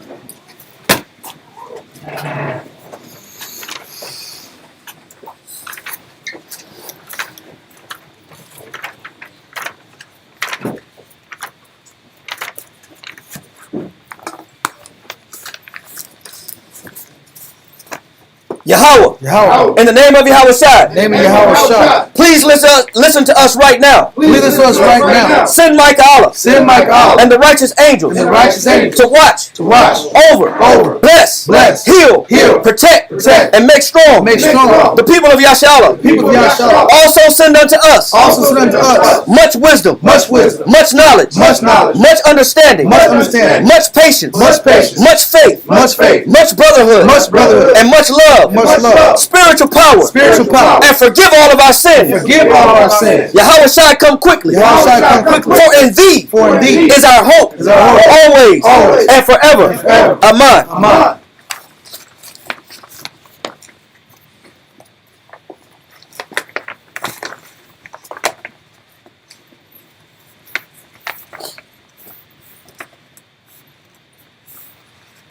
Rakata Yahweh Ba'Shem Yahweh Shai. Latananawa. Hatawa'ah. Bless you, Yahweh, in the name of Yahweh Shai, that gives us the law. Rakata Yahweh Ba'Shem Yahweh Shai. Hawa'ah. Latananawa. Lawa'ah. Bless you, Yahweh, in the name of Yahweh Shai, that gives us the light to see. Rakata Yahweh Ba'Shem Yahweh Shai. Latananawa. Ha'ayon. Korah. Lakwara. Ha'aim. Bless you, Yahweh, in the name of Yahweh Shai, that gives us the ram's horn to call the people. Rakata Yahweh Ba'Shem Yahweh Shai. Ha'awa'ah. Latananawa. Shemai. Zayah. Lamashah. Yasha'Allah. Bless you, Yahweh, in the name of Yahweh Shai, that gives us the olive oil to anoint Israel. All right. Psalms 92. It is a good thing to give thanks unto the Lord. It is a good thing to give thanks unto the Lord. And to sing praises unto thy name. And to sing praises unto thy name. O Yahweh. O Yahweh. To show forth thy loving kindness. Show forth thy loving kindness. In the morning. In the morning. And thy faithfulness. Thy faithfulness. Every night. Every night. Upon an instrument of 10 strings. Upon an instrument of 10 strings. And upon the psaltery. And upon the psaltery. Upon the harp. Upon the harp. With the solemn sound. The solemn sound. For thou Yahweh. Thou Yahweh. Hast made me glad through thy work. And made me glad to thy works. I will triumph in the works of thy hands. I will triumph in the works of thy hands. O Yahweh. O Yahweh. How great are thy works. How great are thy works. And thy thoughts are very deep. Thy thoughts are very deep. A brutish man knoweth not. A brutish man knoweth not. Neither does a fool understand this. Neither does the fool understand this. When the wicked springeth the grass. When the wicked springeth the grass. And when all the workers of iniquity do flourish. And when all the works of iniquity do flourish. It is that they shall be destroyed forever. Is that they shall be destroyed forever. But thou Yahweh. But thou Yahweh. Art most high forevermore. Are most high forevermore. For lo thine enemies. For lo thy enemies. O Yahweh. O Yahweh. For lo thine enemies. For lo thy enemies. Shall perish. Shall perish. All the workers of iniquity shall be scattered. All the workers of iniquity shall be scattered. But mine horn. But my horn Shalt thou exalt. shalt thou exalt. Like the horn of a unicorn. The horn of a unicorn. I shall be anointed with fresh oil. I shall be anointed with fresh oil. Mine eye also shall see. My eye also shall see. My desire. My desire. On mine enemies. On my enemies. And mine enemies. And my enemies. Shall hear my desire. Shall hear my desire. Of the wicked. Of the wicked. That rise up against me. That rise up against me. The righteous shall flourish like the palm tree. The righteous shall flourish like the palm tree. He shall grow like a cedar in Lebanon. He shall grow like a cedar in Lebanon. Those that be planted in the house of Yahweh. Those that be planted in the house of Yahweh. Shall flourish in the courts of our power. Shall flourish in the courts of our power. They shall still bring forth fruit in old age. They shall still bring forth fruit in old age. They shall be fat and flourishing. They shall be fat and flourishing. To show that the Lord is upright. To show that the Lord is upright. He is my rock. He is my rock. And there is no unrighteousness in him. And there is no unrighteousness in him. By Shem Yahushua. By Shem Yahushua. Psalms 133. Shayar, Hama Ayawa, Ladawad, Hana, Ma, Tawad, Wama, Ma'ayam, Shabbat, Akim, Gam, Yachad, Chashaman, Hatawad, Ayam, Harash, Yerad, Ayam, Hazakwan, Zakwan, Aharan, Shayarad, Ayam, Payah, Marawathua, Katol, Karamwan, Shayarad, Ayam, Haharya, Tazawan, Kaya, Sham, Tazawan, Yahweh, Ath, Habaraka, Kayayim, Ai, Hawalam, Bashem Yahushua. Behold, how good and how pleasant it is for brethren to dwell together in unity. It is like the precious ointment upon the head that ran down upon the beard, even Aaron's beard that went down to the skirts of his garments, as the dew of Hermon, and as the dew that descended upon the mountains of Zion. For there the Lord commanded the blessing, even life evermore. Amen. Amen. Yahweh, Basham, Yahushai, Rakanawa, Washiala, Wahabiyah, Saparium, turn. Yahweh, Basham, Yahushai, Rakanawa, Washiala, Wahabiyah, Saparium. Yahweh, Basham, Yahushai, Rakanawa, Washiala, Wahabiyah, Saparium, turn. Yahweh, Basham, Yahushai, Rakanawa, Washiala, Wahabiyah, Saparium, turn. Barakatah Yahweh, Barakatah Yahushai, the one of Yahweh, the one of Yahushai, all love, all mercy, all truth, all piety, all justice, all patience, all forgiveness, all mercy, all power is from Yahweh. All power is from Yahweh. All power is from Yahweh. In Yahushai's name we pray. In Yahweh's name we pray. The water, the Yad, Aman. Men circle up, sisters have a seat.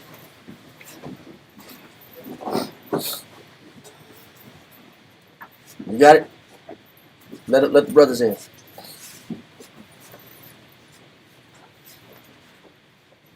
Salute out in the heavenly order. Yahweh, by Yahushua, Uko Yisrael, in Israel, Major, Rock, Yahweh, Bashem Yahushua, turn to face sisters. Sisters, please stand. You got it.